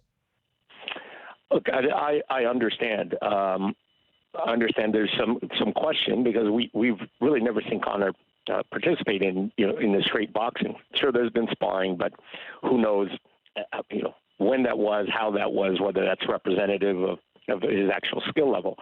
So I think the one thing that we can say is that we just don't know how it's going to play out. And that in itself, I understand that people think it's a flaw. But stepping back for a moment, and I know you're you take your combat sports very seriously, as do I. But stepping back, we're talking about, grown men, and women punching each other in a ring for money. So let's not get too much on our high horse about, purism. It is a spectacle. Just like, Mayweather fights, those who have been watching closely on Mayweather fights, you're not going to get a knockout fest. You've known that. You come to see Mayweather because of the spectacle, because of the drama, the size of the event. Now you've doubled that. You've actually increased it exponentially here. So is it going to be the best fight? I don't think anyone can say no. I think the best you can say, honestly, is I don't know. And so often in combat sports, what we think we know, we don't know. So, again, looking at it personally, I think back when I was 38 and then when I was 40, there's a lot of things that I could do much more easily at 38 than 40. So would this fight happen if Floyd was sort of in his prime at the peak, and very active? I'm not sure it's as interesting. But with him 2 years out of the ring, aging at a sort of critical time in an athlete's career from 38 to 40 years, that's for most guys, that's a pretty significant change physically in what they can do. The question is, has that caught up with Floyd Mayweather? From a pure Showtime perspective, will there be an All Access? Will there be other programming leading up to the fight? Another detail that's still being worked out, but okay. I certainly would like to, I don't know, we call it All Access, whether it's a combined effort of UFC and us. The irony is a lot of the people behind the scenes are the same. A lot of our shooters also shoot embedded. Wow. So at a certain level, there's only a limited pool of these talented people. So I think we could pretty easily work something out, to work together jointly. One thing I do know is we're not going to go the route of Mayweather-Pacquiao. Mayweather-Pacquiao, if you remember, we did sort of a Floyd show, and HBO did a Pacquiao show. That, in my mind, would be a major mistake on this. Again, you want the two guys together. Yeah. You want the interaction. I don't want to, see a 30-minute show with Conor and then 30 minutes of Floyd. That sort of would be missing the boat entirely on the fun of this event. I agree 100%. Just a couple more minutes for you, and I really appreciate this. Both Leonard Ellerbe and Audie Attar sort of danced around this, so maybe you can give us a definitive answer. Is Floyd walking out second? Is he the A side? That's a good question. I don't think we have determined that. I know what Floyd would say if you asked him that, but I don't think that has been entirely covered yet. Wow, that is fascinating. I think that's one of those things, or at least they haven't bothered to let the network know. Okay, things are going at light speed, but to be quite honest, this is. Surprisingly, there haven't been the ego and the butting heads that you often see in combat sports negotiations. And that's surprising in itself. You see these two personalities and these two egos, you would think they would butt heads on every little thing. And, once they get in the same room, they probably will. But as to the negotiations, it's been sort of surprisingly free of sparks. What do you think the pay-per-view does? What's your prediction? What are you feeling? Does it do over 4 million? I think we are in the neighborhood of a record breaker. I mean, the thing with this event, it's unprecedented. And we've never seen an event like this before. We've never seen two personalities together in one event like this. How big can it be? That's the real question. It's my belief that we are drawing from not just the boxing audience, those who aren't irritated at the whole spectacle, and the MMA audience. I think we're actually touching another group of people who really don't care very much about either, but are intrigued, have heard about this event because of the nature of the event and the nature of the personalities. Then I think this is something they're paying attention to, even if they didn't pay attention to Mayweather-Pacquiao. I would be. Go ahead. Sorry. Go ahead. Yeah, and it's the other thing that's been fascinating to me is sort of where the odds have gone. And I think there's a lot of people, particularly on the boxing side, take it as a foregone conclusion that Floyd is winning. There is a large group, if not a larger group, of the public that's out there not just saying that's not how it's going to work out, but literally putting their money where their beliefs are and betting this fight very heavily on the Conor McGregor side. It's fascinating. I can't wait for this circus. I'm sort of a sucker for this sort of thing, but it's just 2 months. It's going to happen so quickly. It's going to be over before we know it. I'm just looking forward to, what I'm looking forward to, and I know you can appreciate this, like the press conferences, to have sort of like the crotchety old boxing media with the MMA media in the same room and us having to be friends with each other for a little bit. I can't wait for that. There's so many different elements to the buildup to the fight that fascinate me just as much as the fight itself. I might be like a nerd in that respect, but I just can't wait for every little detail. I would be remiss, Stephen, if I don't ask you this before I let you go. Sure. Will MMA ever return to Showtime? I mean, there's been some little rumors here and there, but it's been relatively quiet since Strikeforce went away. Do you have any interest in airing MMA anymore? Definitely. There's definite interest, but the reality is, and we've sort of had this conversation, offline a little bit.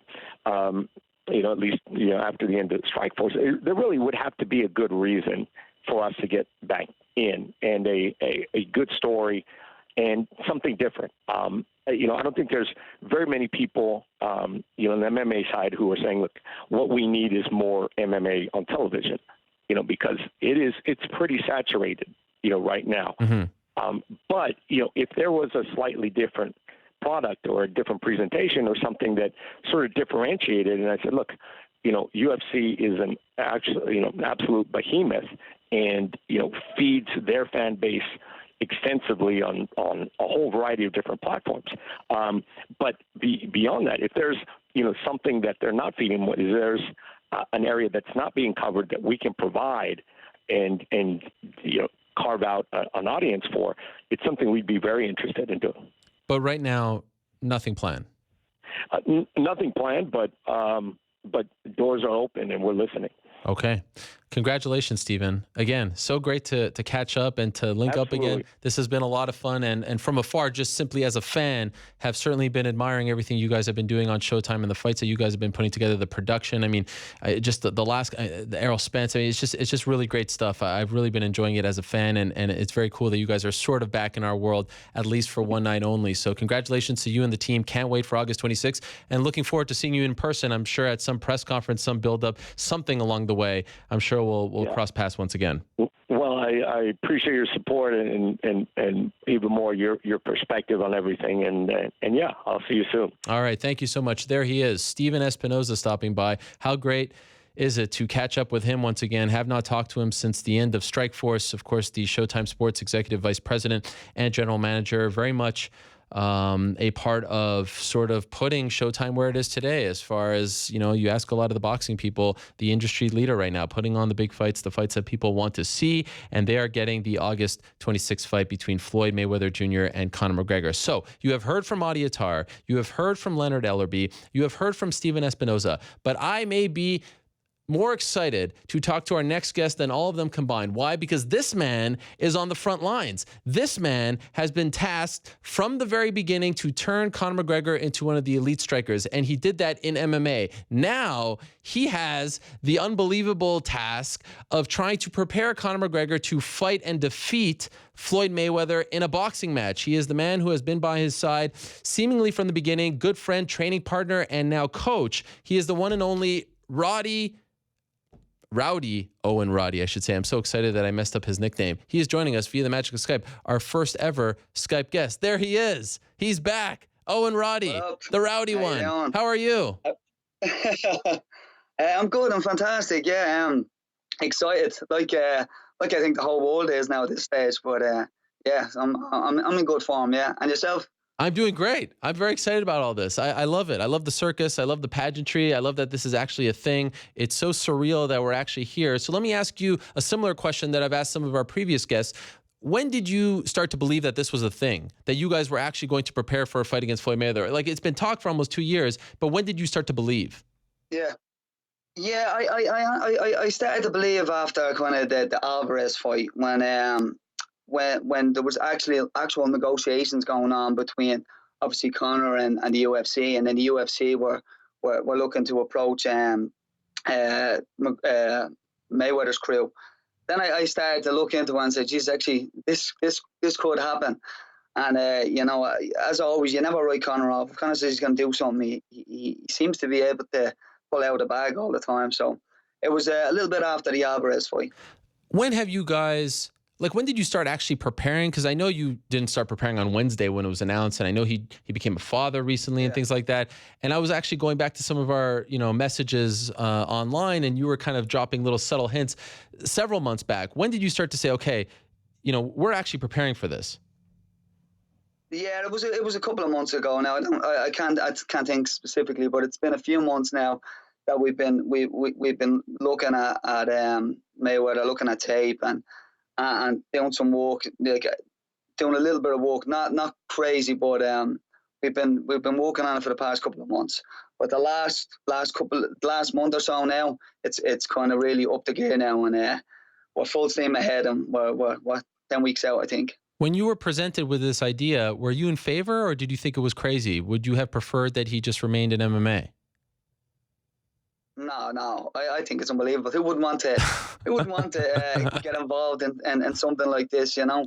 Yeah, so when I heard it, I said at first, like everybody else, I was a bit skeptical that it was ever going to happen. But once we heard that the deal was just about done, I was all for it. I was like, let's get in and do it, and let's you know, shock the world, you know. Conor is obviously his own man, and I look forward to talking to him before the fight. But from your perspective, why does he want to do this? I mean, I think just to prove to himself that he is the best combat athlete on the planet. You know, obviously the money's not bad either, yeah, and I'm sure he's going to enjoy that. But you know, Conor just believes that he's the best combat athlete in the world, no matter what type of combat it is. And I just think he wants to go in there and prove to the world that he can beat Mayweather, you know. I've heard people call this fight a money grab, and obviously to an extent, I mean, this is prize fighting. People are trying to make money, so there is some truth to that. But when I hear that term, there's sort of an insinuation that he's just going in there to get a paycheck and, you know, results be damned, and then he'll go back to MMA.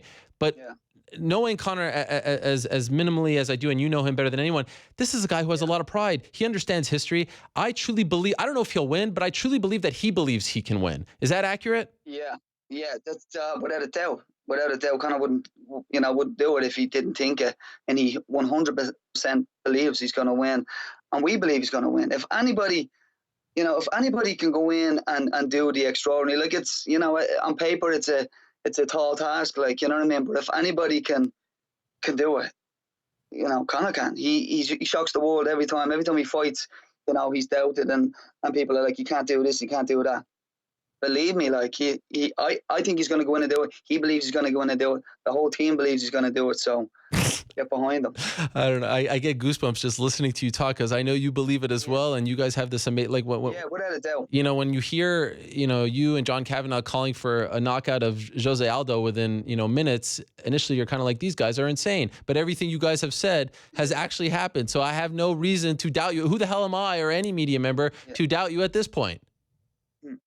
Yeah, exactly. Like, yeah, we know what Conor's capable of. Like, you know, Conor does it every time. He does it every time. And I know, like, I'm sure when I go onto Twitter or when I go onto Instagram or whatever, I'm going to get bombarded. Like, they're going to give me awful stick, but, like, I don't care, because I believe it as well. And I think he's going to go in and do it. Going to cause the upset, shock the world, and we're going to sit back and enjoy it, you know. Could you tell us who will be in his corner for this fight? Well, at the moment, it's going to be me, John, possibly Artem. I think there's 4. Obviously, he'll have to get his own footman and stuff like that, and he hasn't sorted that just yet. But it'll be definitely myself, John, and Artem. at the moment. Okay. And as far as bringing in other coaches, will you be bringing in any specific, we've heard from Freddie Roach and people say like, oh, you should bring me in, things like that. Are you guys doing that, or is it the same team as always? No, I mean, we're not bringing anybody in as of yet. But who knows down the line, who knows? We're gonna head over stateside in the next couple of weeks.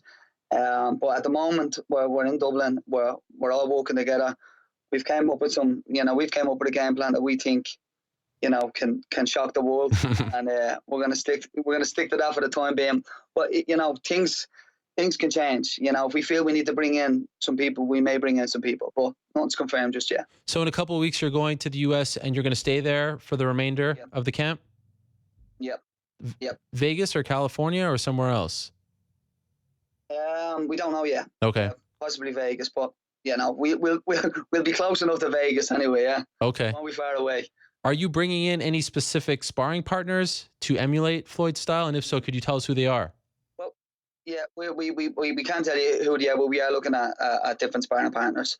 We'll confirm that when we get stateside. Well, okay. Yeah, it should be good. 154 pounds, 10-ounce gloves, 12 rounds. Any of these details from an actual, fight perspective that you did like or didn't like that were points of contention within the team, or do you like it all? Yeah, it's all good. Like, I mean, we looked at the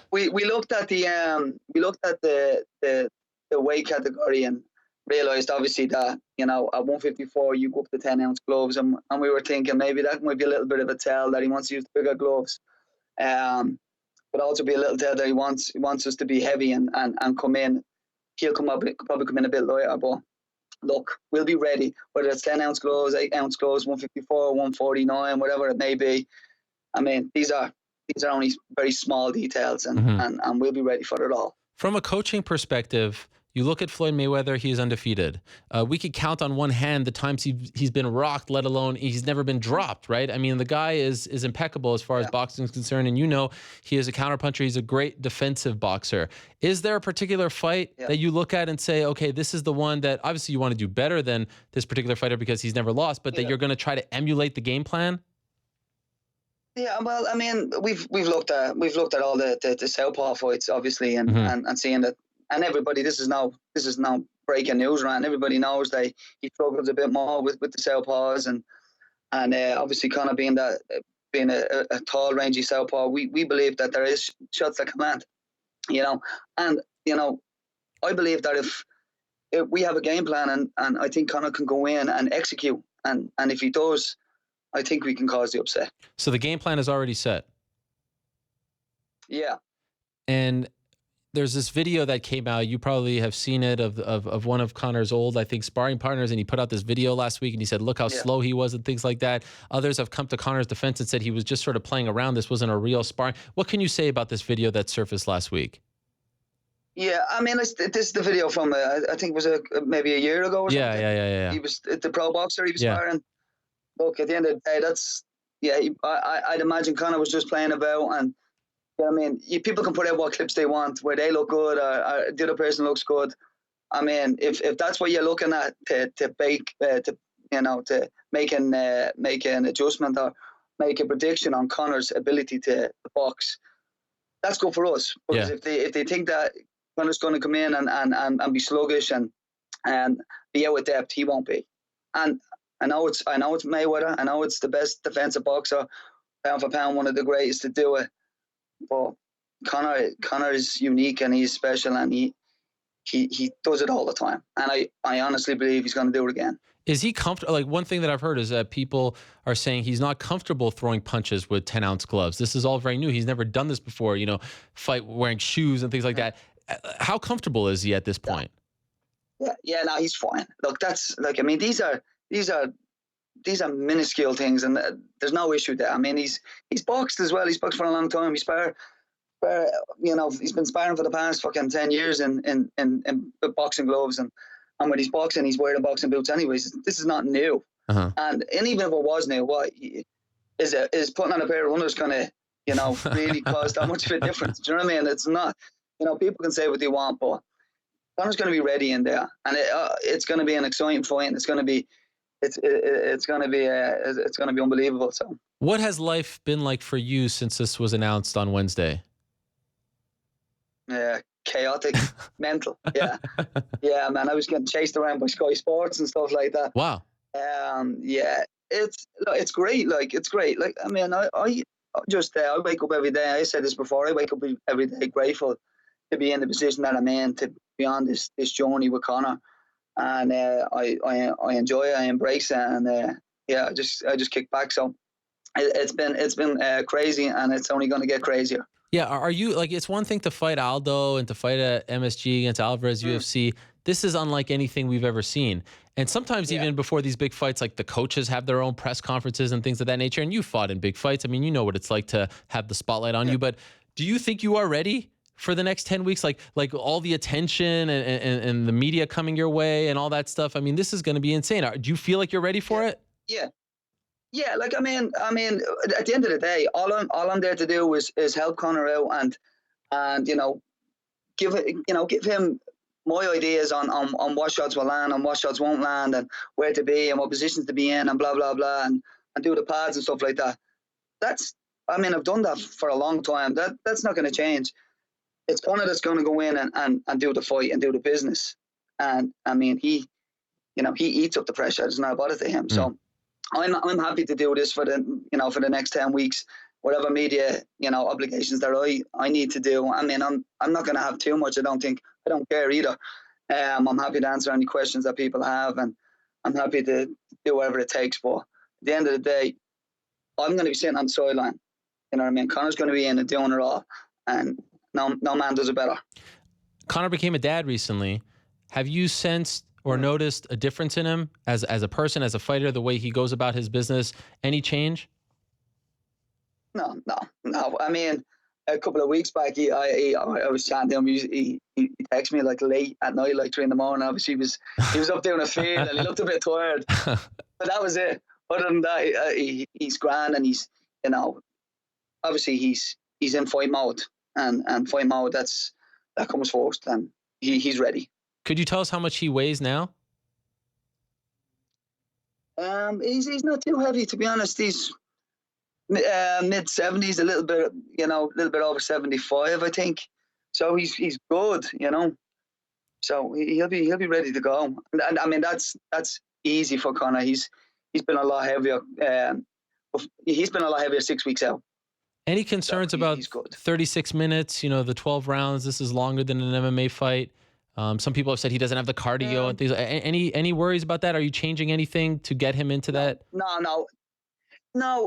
I mean, obviously, it's all arms. So we're working a little bit on making sure his legs don't get tired, his hands don't get tired. But he's well able for it. Like, he's been doing them. He's doing the rounds. He's fresh. And the thing is with Conor, and he's been like this for a long time. He starts to get. It's like he excels throughout the rounds.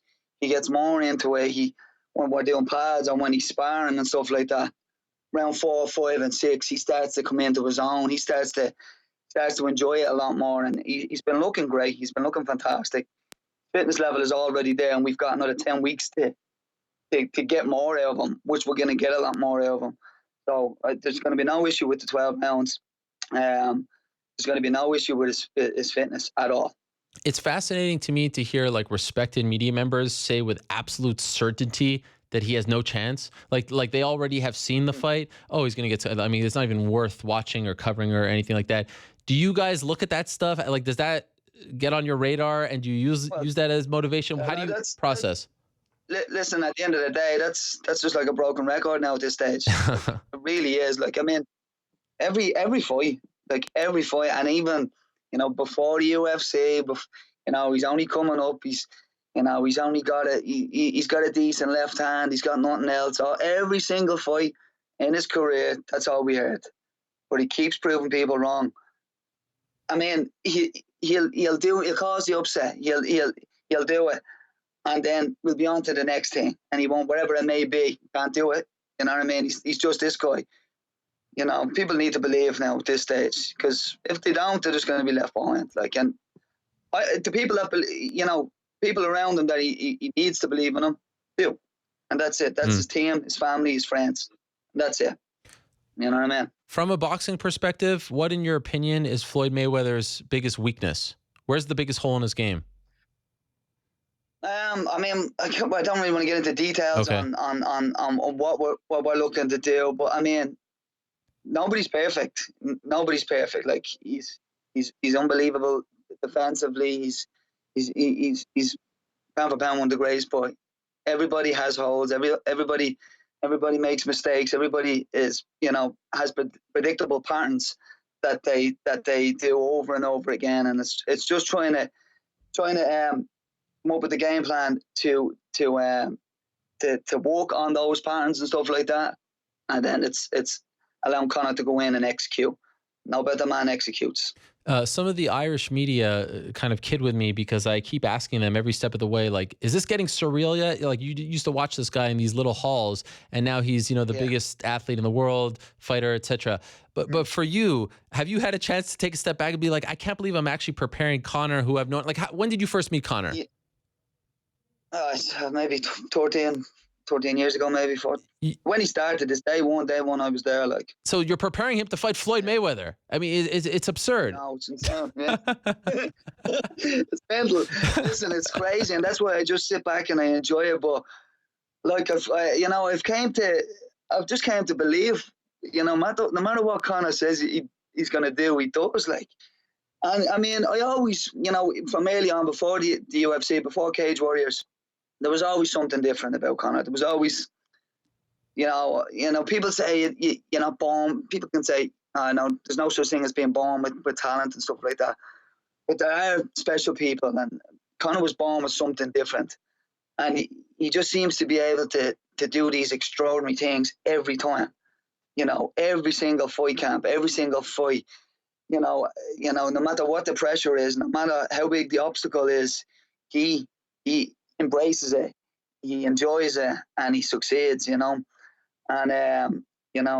just behind him, and I'm there to support him as much as I can, and help him out as much as I can, and enjoy the ride. I know, as I always say, when I'm 60 and fucking I'm retired and I'm sitting back, I'll look back and I'll say, Jesus, I was very lucky to be in a position that I'm in, to have experienced such a crazy life and experience somebody like Conor go from the labor to 100 million or 100 plus million fight. And it's not the end. Who knows what's after this? Yeah. And I mean, just his UFC run alone, 4 years, he's starting on Facebook against Marcus Brimage, and 4 years later, he's doing this. As a team, how did you guys react when the fight was officially announced? Like, did you guys come together? Like, what was that like on Wednesday night? Yeah. Like, as I said, we knew it was just about done. So we've known for a while now. We knew what was going to be signed. It was just, the nitty gritty. So, we knew a while back there. And as soon as we knew, we treat it like any other camp. Obviously, it's, you come up with shots and stuff like that. You come up with what ideas and how to beat the person. You go in, you put the hours in the gym. You put the hours in on the mat and in the ring, and then you do the best you can, and you leave Conor and let him go in and do his magic. And it's been working for us for the past 14 years, and I have no doubt that it's going to work for us again on August 26th. You guys are famous for your predictions, so can I get one? What's the official prediction right now? Here we are, a little less than 2 months away. What do you think? Yeah, I think he's gonna put him away. I think he's gonna KO. Take a couple of rounds, and I know my phone is about to explode, I'm sure. But look, he kind of does these things. He does these exceptional things all the time. If he says he's going to go in and knock him out, I think he's going to go in and knock him out. Wow. Well, what round are you thinking? Third, fourth, fifth, sixth?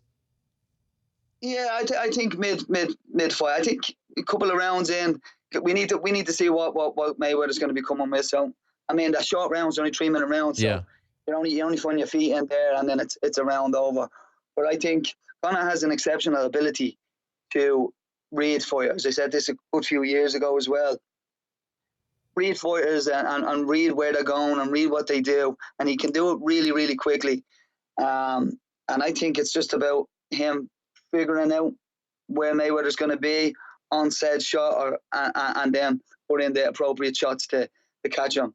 I look, I've no doubt in my mind he's going to do it. Wow. I think it's going to be. It's just going to be one of the most insane fights ever.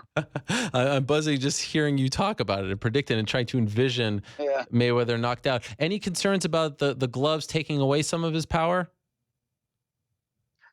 No. I mean, Conor hits like a middleweight. You can ask any of the middleweights in our gym. He hits as hard, if not harder. It's strange. He's got like fucking. He's got like cat-like reflexes. He's so quick on it and his slips and his pulls, and he's very accurate as well.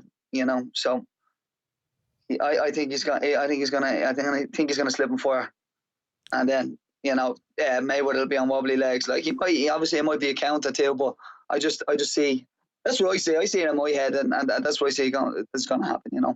And so we'll end on this. And I've asked, Audie and Leonard and Steven Espinoza of Showtime about the buildup and the press conferences and the ancillary programming. But this is the biggest question of them all. Will there be SBG Charleston video blogs leading up to the fight? Of course there will. Yeah, no doubt. Yeah. Obviously, we're gonna do a vlog. Yes. In the lead up. People fell in love with the vlog. So when's the first one? We done it for a laugh, and people are just love the insight and love the little bit of background, insight into what we're doing on a daily basis, and they love my where I'm coming from and what my position is. So of course there will be vlogs coming very soon. When's the first one coming out? Do you know yet? I don't know. I might start doing them here.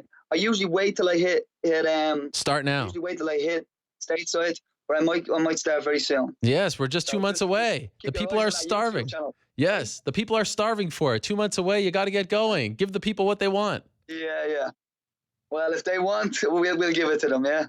Owen, I can't thank you enough. I know you've been hit from all different corners, but I really, really appreciate you coming on the show and talking to us. It means a lot. Thank you. Congrats on getting the fight. Good luck in preparing for it. Good luck, of course, in the fight itself. I cannot wait for every step of the way. It is going to be something else. It's going to be an amazing ride. So enjoy it, my friend, and good luck. And, of course, safe travels here to the United States. Thank you. All right, cheers. Bye, all right, guys. We'll talk to you soon. There he is, the rowdy one, Owen Roddy, the striking coach for one, Conor McGregor. Unbelievable stuff. You kind of get chills when you hear him talk about knocking out Floyd and that vision of Floyd. Could it be? Could it actually be? Unbelievable. Okay, there are other things to discuss, namely Bellator is coming to Madison Square Garden this Saturday, June 24th. Headline, of course, by Chael Sonnen versus Wanderlei Silva. Fedor Emelianenko versus Matt Mitrione is the co-main event. Now, they made some news last week. They've switched things up, and they've signed the biggest free agent in MMA broadcasting. You heard from him back in January when he left the UFC, and now the longtime voice of the UFC, one Mike Goldberg, who was with them for 2 decades, is now a member of the Bellator team, and he makes his debut on Saturday at MSG. How crazy is this? Goldie's joining us on the phone right now. Mike, how are you? I'm good, buddy. How are you? I'm doing great. Thank you so much. And I really appreciate your patience and congratulations on getting this deal done. Let me ask you this. How long did it take to get the deal done with Bellator? Emotionally, forever. The timetable, I think we always had this date targeted, Ariel, because it really is the biggest night in company history. It's a stats card. It's the first pay-per-view under the leadership of Scott Coker. It's a significant step up for Bellator MMA, and it's the start, truly, Ariel, of a new era. But I had talked to Scott Coker, many months ago, and of course, what people need to remember is I was on Spike for a long, long time with the UFC, going all the way back to the original Ultimate Fighter, winners Forrest Griffin and Diego Sanchez. So we've been going back and forth. I'd shared my desire to come back home, if you will, to Spike and continue to do what I love to do, and that is to broadcast mixed martial arts. And we're targeted to get started on this Saturday. And I'm like a little kid at Christmas. I can't wait to open the gifts. And so, like just hearing you say Scott Coker and Bellator, that voice that we know so well, it's surreal for us. It just doesn't quite make sense just yet. What is this like for you? I mean, I know it just happened and I see you tweeting and I see you, putting out the Instagram posts and all that and the Bellator Nation. And it's weird because you were a part of one team for so long and now you're a part of the other. Has it sunk in yet? Does it feel a little odd? Like, how could you describe all of this? Well, a lot of the same people that I worked with during the Spike years, Ariel, are still there. Scott Fishman handles all of our production. John Norton was with us at the UFC for a long time. He's the producer. Norty and I go all the way back to ESPN hockey back in the mid-'90s with Bruce Connell, who was my longtime producer with the UFC. But when it really hit me is when I was pre-voicing some billboards, Bellator MMA, presented by Miller Lite, live on Spike. That, see it makes you smile. And once Scott Fishman heard the billboards, he texted me. He's like, wow, I just listened to the billboards. Goldie's back. This is awesome. So I think when I really did that first billboard, that was when it really sunk in that I'm going home to Spike and I get to get back in the game, and I'm excited. Now, are you 100% with Bellator, or are there other deals that you've been working on? Maybe not in MMA, maybe in MMA sports. I know you're a big hockey guy. You've been doing it for you. I mean, I know this is part of the return. This is the first step, but are there other things that you're doing as well now that you're free from the UFC? My real focus has always been about staying in the sport that I love, Ariel. And we talked about that back in January. Yep. After my UFC contract, it ended. And, that was a wonderful journey. And I have nothing but great memories at this point. There's no rearview mirror. I look at my opportunities there. They are the primary reason why I'm going to be at Madison Square Garden on Saturday. My number one priority, even as I sat and waited, and days are long when you're sitting on the sidelines and you're waiting for the coach to put you in the game. It has always been Bellator MMA. It has always been Spike, which will soon be Paramount, which is Viacom. And so my number one priority is where I am right now, and that is as part of the Bellator family back at Spike. I'd love to do some other cool things at Viacom. Maybe I'll get my Fear Factor, on one of the Viacom stations, or I hosted Best Damn Sports Show period years ago at FSN, and that was a lot of fun. I took over for Chris when he had a couple of vacations, Chris Rose, of course. So I'm excited about potential opportunities in that light. And yeah, I have some interest in, more than some interest in what's going on in Vegas with the Vegas Golden Knights. And I'm a hockey guy. Yes. Guy. But, I don't know if, everything would be able to come together. It's very difficult, as they say, to serve two masters. But I definitely have a passion. I was an expansion team announcer, as you know, Ariel, with the Minnesota Wild. So, my soul and my blood, I'm defined as a hockey player.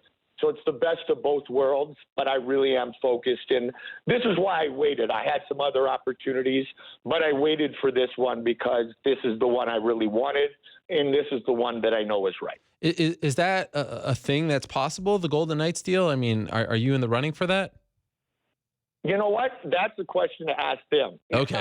All right. I think there's a lot of people in the mix. They have the expansion draft. You and I are hockey guys. We know what's going on.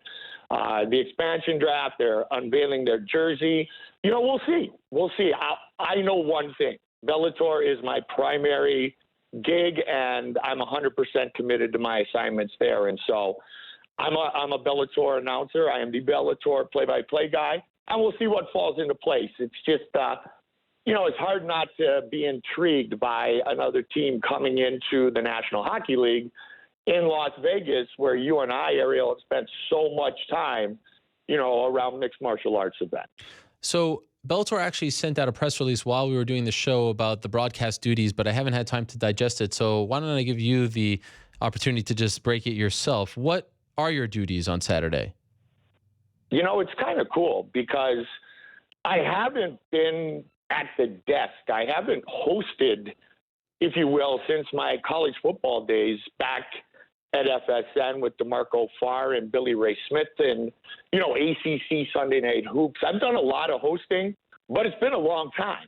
since I've hosted. And with Mauro Ranallo coming on as well, we're going to split the duties. And so I'm going to do the prelims with Jimmy Smith. And then Jimmy and I will do the spike card, the live card, which includes the main event for the light heavyweight championship, Ryan Bader, Phil Davis, two men who I've seen fight a few times, two men who I know very well.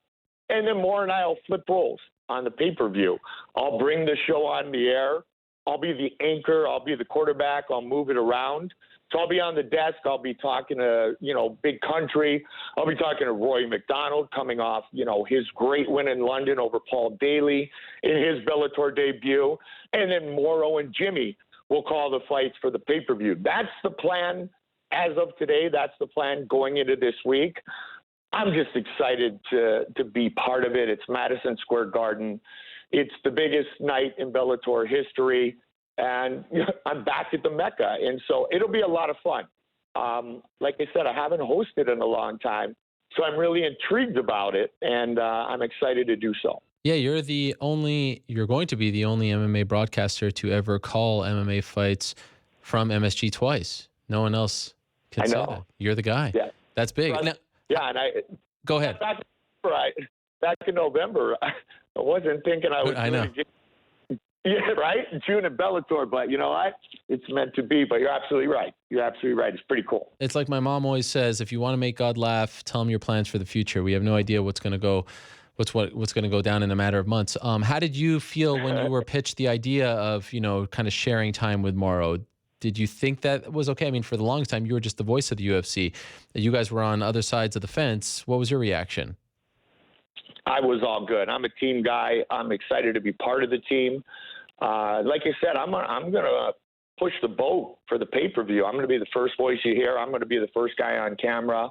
And that's not like, I'm first, they're second. Yeah. I'm going to have, a significant role on that broadcast, Ariel. And so I'm part of it. And I get to call the fights live on Spike, and we're going to have a ton of eyes during that Spike broadcast, with the fights that we talked about before, the 2-hour fights from 8 to 10 o'clock Eastern before we hit the pay-per-view. So, it's a unique night for Bellator. It's a unique night for mixed martial arts.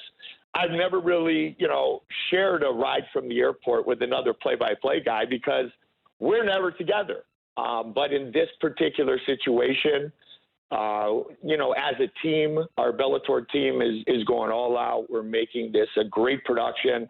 Brendan Schaub, Josh Thompson are going to come and work the desk. There's going to be other special guests, interviews. Jen Brown will be very busy running around. So I had no problem with it at all. No problem at all. Because, when you think about it, a lot of eyes, as I mentioned, are on that Spike show. Yes. And that's when Jimmy and I are going to be pushing that pay-per-view. Not unlike FS1 prelims 150 times that I did, Ariel. So it really is kind of the same. Yeah. I'm going to have a different role for that pay-per-view. But before that, it's going to be the same thing I've done for a long time.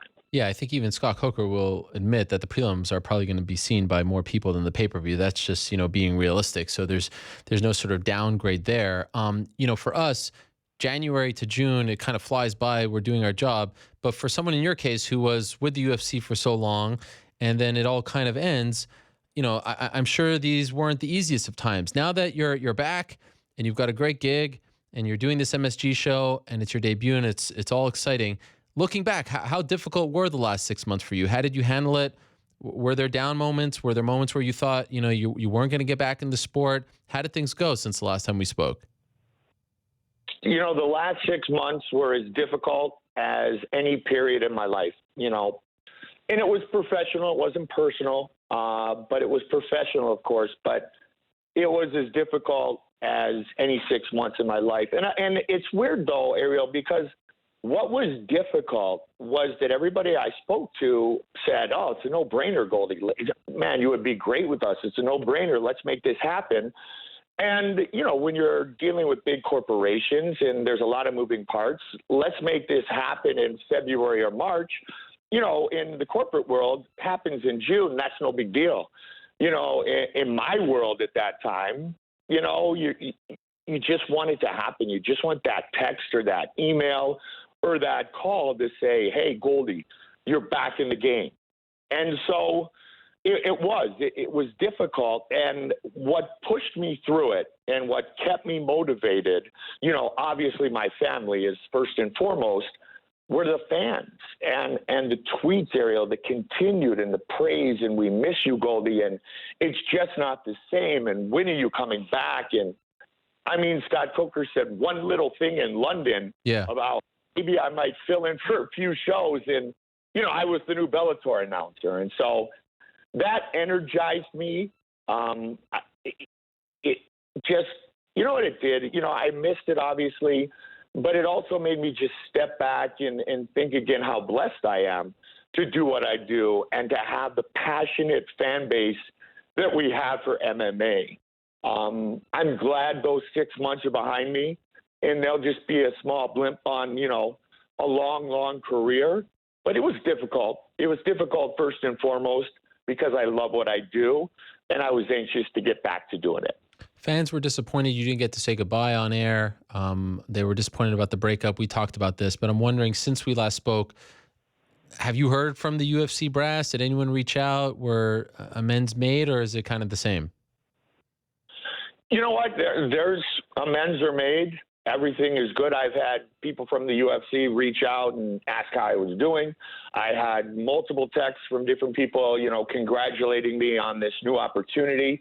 When that WWE rumor was out, which had no validity at all, I think you texted me as well. I had people reaching out. That's my family. I mean, we were together a long time. There's no negative feelings at all. 19 years I got to do that, right outside the octagon, and all is well. And if I didn't have those 19 years, I wouldn't be in the position that I am right now, headed to New York City later today to do a pay-per-view broadcast from the world's most famous arena. And so I bring with me all the great memories. I bring with me all the positive vibes. And, I've talked to real good friends of mine, like Big John McCarthy, who says, Ariel, that the feel right now around Bellator is like the old days at the UFC when we started The Ultimate Fighter, and all of a sudden there was this growth, and there's going to be huge, huge growth very shortly within the world of Bellator. And that was a really cool thing to be part of, Ariel, years ago with the UFC on Spike when it blew up. And that's about to happen in Bellator. So it's a really cool time to be back, because I will tell you, UFC 200 was insane. Going overseas many, many times was insane. Madison Square Garden, with the UFC back in November was insane. But the most enjoyable times when I look back were when we were working our way up that ladder and everything was unexpected. Everything was like little things were dreams come true at that point. Like we actually were in a real arena. We weren't, in a hotel lobby. So I'm going to enjoy that part of it again. They always talk about the journey instead of the destination. I'm on a journey now that is pretty cool, and I'm anxious to see what the destination is going to turn out to be. But I'm all in. I'm very thankful to Kevin Kay and John Slusser at Spike, and of course Scott Coker and Scott Fishman. I'm all in. This is my job. I'm honored to do it, and I just want to be part of the ride and do my part to spread the word on Bellator MMA as it continues to grow. By the way, when they have a regular show like 181, 182, and when there's no pay-per-view, what's the breakdown there? Are you doing all of them? Or are you going to do one yes, Morrow, you? How does that work? It hasn't clearly been defined. Okay. At this point, they talked about different broadcast teams, because Chael's in the mix as well. As a broadcaster, as you know, he's done a lot of shows. He's been part of the three-man booth with Sean Grande and Jimmy Smith and then Chael. I'm going to be on the big shows. That's the plan.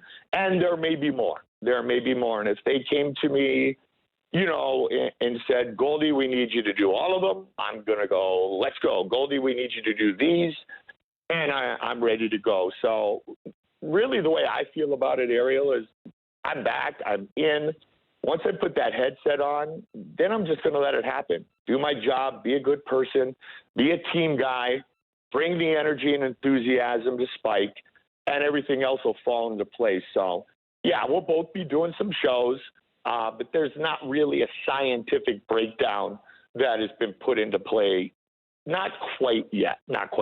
I know you were at that show in Phoenix, and that kind of blew up that picture. But have you taken a break from MMA watching over the last few months, or could you not do that? Like, did you need some time off, or were you still watching as much as you could? A little bit of both. Okay. I don't blame you. I watched a lot of Bellator MMA in 2017. Yeah. A lot of Bellator MMA in 2017. And, I really want to say one thing, that Sean Grande, I thought, and I always thought as I watched him and listened to him, I thought Sean did an outstanding job. I thought Jimmy and Sean had chemistry. And that letter that Sean wrote, and Sean reached out to me, Ariel, when everything went down back in January with the UFC. He reached out. It's a small fraternity. We're not trying to beat each other into the cage or the octagon to steal. It's a small fraternity. We're all on the same team. And Sean reached out. But when I read that letter that he talked about, with Jack, his 5.5-year-old son, I was in tears. Because I have kids. I have a 19-year-old and a 17-year-old. So I texted Sean back, and I was talking about my kids. So then he texts me back. He's like, thanks a lot, Goldie. Now I'm in tears. Honestly, Sean Grande is a class act. I agree. Boston Celtics. I mean, one of the youngest broadcasters ever to hit 1,000 NBA games. He's in a good spot. And so, I just wanted to share that with everybody that, Sean Grande and I are good. We always were good. And I became a big Sean Grande fan. And yes, I still watched UFCs and I watched the fights that I wanted to watch. It was bittersweet at times because the fans would reach out, Ariel, especially on the pay-per-views, where's Goldie? They did you wrong, certain things like that. And it just made me, I think, more anxious to get back. So it was great. Of course, I loved it, and I'm thankful and humbled by it. But it also was like, I won't have closure until I put on another headset. And so the closure has now become a reality. But like I said, I did watch a lot of Bellator the last few months. Last quick thing for you, Mike. And by the way, I echo everything that you said about Sean Grande. You can't call it an octagon, by the way. Or you know that, right? You can't call it an octagon. Are you preparing yourself? Are you reprogramming yourself? It's a cage, okay? So here's what happened at our rehearsal the other day. And I had already talked to Jimmy on the phone. Jimmy and I talked to each other. Instant chemistry, instant energy. We're going to have a blast. When it was announced that I got the job, Jimmy actually called Joe because he's real close with Rogan. Wanted to get, the information out of me, the 411. So we're sitting there in this conference room before we were going to call some fights and rehearse. And we're kind of laughing, and we were trying to get an over-under on how many times I would call Jimmy Joe. And I said, I'm a lot more worried about staying inside the octagon than I am Jimmy Joe. So I think I'm just going to put huge note cards or papers on, the broadcast desk, just huge ones that say Bellator cage, his name is Jimmy. Yes. And just that in front of me. But yeah, there's definitely going to be a couple Joes, but I do realize that we're moving to the Bellator cage and not the octagon, but we are doing one thing, and that's staying in this incredible sport, and that's mixed martial arts. Congratulations, Mike. So very happy for you. Appreciate you coming on. Nice bookend to the beginning of the year. And now can't wait to hear your call, see you in New York when you get here. And just very happy that this all worked out for you and that you are going back home to Spike. So again, enjoy it. Congrats. Safe travels to New York and welcome back to MMA. Ariel, thank you. You've been checking in on me the last number of months. Thank you, friend to friend, for the support. It will never be forgotten. And when I get in New York City, you and I can break down the expansion draft together. All right. I can't wait for that. I will see you then. There he is, the new voice of Bellator MMA, the one and only Mike Goldberg, the longtime voice of the UFC, now going over to Bellator. You can hear him on Spike TV on Saturday. Co-main event, it's Fedor Emelianenko against Matt Mitrione. Fedor is in the house, the legend, the last emperor. He is here. In a matter of moments, he will be sitting right there. So let's take a quick break and go back to the last time he was in studio. Yes, way back when in our AOL days, he joined us in studio. Let's go back to that as we welcome him in. We'll take a quick break, and then we'll be back live from our brand new studio with the one and only Fedor Emelianenko. Don't go anywhere. It's the Mixed Martial Arts Hour with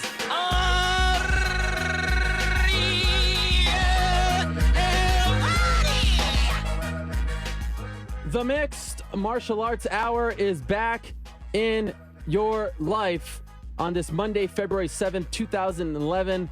And dare I say, Josh, the biggest show in our 2-year history. What do you think? Yes, the biggest, bar none. You know, we made a lot of promises on this show. We've offered a lot of things to you guys, but I don't think we've offered anything quite like this. I'm so excited for this show. Let me just say that in the second hour, we will be joined by John Cholish and Gian Vellante, who are competing on the Strikeforce Silva versus Fedor card this Saturday night at the Izod Center in New Jersey. And of course, the main event of that show features a very much anticipated heavyweight fight between Antonio Bigfoot Silva and Fedor Emelianenko. Fedor Emelianenko, what a huge name in this sport. A man who we told you was going to be on several months ago. Unfortunately, things didn't happen. But today, my friends, we've done one better than getting him on the telephone. He is in studio with us right now, joining us live and in the flesh. Fedor Emelianenko, how are you, sir? I'm fine, thank you. Thank you so much for coming. It means a lot to me that you would take some time out of your schedule to come here. This is, without a doubt, the most anticipated show in our history.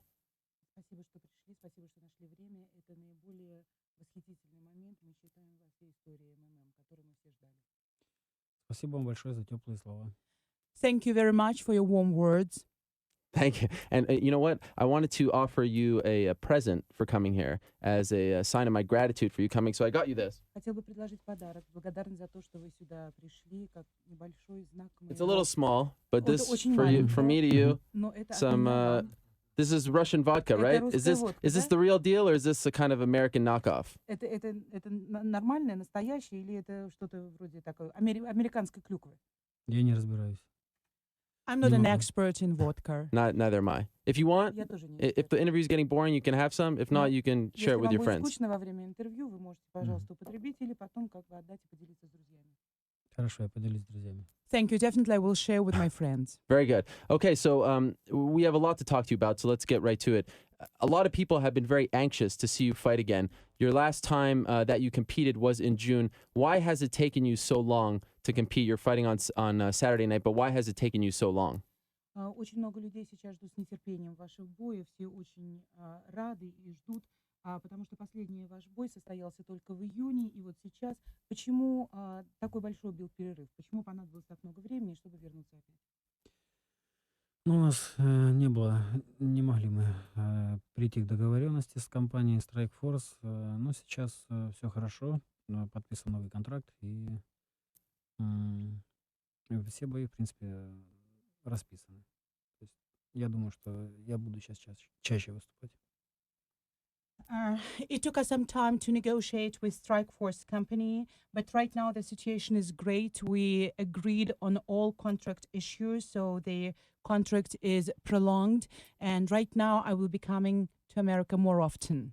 How many fights was this contract for? На сколько боев был подписан контракт? Я пока не буду говорить. Maybe Вадим скажет. I'm not going to speak about that right now. That will be Vadim who will come and talk about that. Very well. So I'm wondering, obviously, when we saw you last compete, tough night for you. You lost to Fabricio Verdum. Technically, the first loss of your career. You had lost many moons ago, but due to a cut, and a lot of fight fans didn't really consider that a loss. How did you deal with the fact that you had just lost. When you went home and thought about it, how did you come to terms with the first loss of your career? Как вы справились? Как вы справились со своим первым поражением? У вас не было поражения. Было, конечно, техническое поражение, когда вы получили рассечение, но вот первое такое поражение, это вот случилось в июне. Как вы справлялись с этим? Как вы это переживали, когда вы вернулись домой после этого боя? После боя вернулся сразу домой. Как переживал? Никак не переживал. Жил, как и до этого жил. Я не думаю об этом, поэтому все шло своим чередом.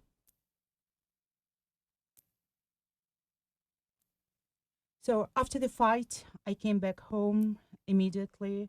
But I was not really very nervous about that loss. I continued to live the way I used to. And frankly speaking, I didn't think about that, and I don't think about that. So everything in this life goes its way. I thought you were very humble after suffering the first loss of your career. And I'm wondering, and some people obviously like to look deeper into words. I'm wondering if you considered walking away from the sport after suffering your first loss, retiring. Я думаю, вот как люди рассматривали ваше поражение, не было ли у вас мыслей после этого поражения уйти из спорта, уйти как бы на покой? Ну, уйти на покой у меня уже возникают такие мысли. Не потому, что произошло поражение, а потому, что уже возраст. Все-таки для спортсмена тяжелого веса возраст уже у меня. Я думаю, пора думать о завершении своей карьеры. Ну и травмы. Травмы уже дают о себе знать. Но я еще, надеюсь, побьюсь.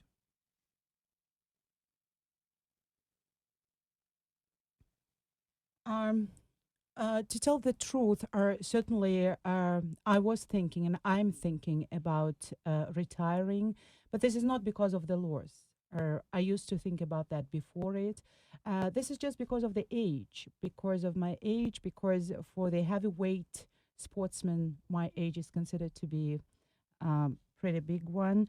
So sometimes I'm thinking about maybe, finishing my sport career. Because also my former injuries, started reminding about themselves. But I hope that I still will have some time to fight. How many more years would you like to fight for? Сколько еще лет, ты думаешь, будешь биться? Годик еще, думаю, побьюсь. А там как Бог даст. All right, welcome back in studio. Here we are. How about this? 6 years ago, we were sitting next to each other, and now 2017, Fedor Emelianenko, Tanya, his longtime translator. This is so exciting. Thank you very much for coming. Thank you. Do you remember that? I Tanya? do. Yes? I do. Now I do. Do you remember that, Fedor? Yeah, of course. You don't do this often. You don't do this sort of thing often. In fact, right before the interview started, you said to me, how long are we going? You wanted to do like a 5-minute interview. You don't like these long form things, right? This is not sort of your bag. Обычно вы не очень часто делаете такое интервью. Я вот помню, тогда вы спросили меня, как долго, сколько времени займет. Вы не очень любите такие интервью, долгие. Ну, что болтать? Why to chat? Yes, why? What's the point? What's the point when you can fight? But I do appreciate you doing it. This is actually a big day for us. This is our new studio. Do you like it? Для нас First time. большой очень день. Это наша новая студия. Нравится тебе первый раз? Yeah, it's very beautiful here. Thank you. I appreciate it. First guest that we've ever had in this studio. I'm very honored that it's you here with us for the first time. And of course, you are fighting on Saturday. When did you get to New York? When did you fly in from Russia? Когда вы приехали из Нью-Йорка? Когда вы вылетели в Нью-Йорк? Когда вы вылетели из России? 15 числа мы вылетели, 15 мы прилетели. So we left Russia. We left Russia on the 15th of June, and on the 15th of June we arrived to New York. You were here in February for the press conference when they announced it, and I know you went to Brooklyn, right? They did some things with you. There's a very big Russian population in Brooklyn. What was that like for you? Did it feel like home? Were you showered with love? What was the experience like? Вы когда здесь были в феврале на пресс-конференции, вы ездили в Бруклин. В Бруклине большое русское население. Как вам нравится вот там быть? Как бы вы чувствуете? Вам уже как дома себя чувствуете там? Нет, как дома я себя чувствую в России. Only in Russia I feel myself as at home. So you didn't see any elements of Russia? You didn't feel with the big Russian population? You То didn't есть feel that at никаких all? таких элементов, признаков российских там в Бруклине вы не видели? Нет, только люди, разговаривающие на русском языке. No, just people speaking Russian. Okay, fair enough.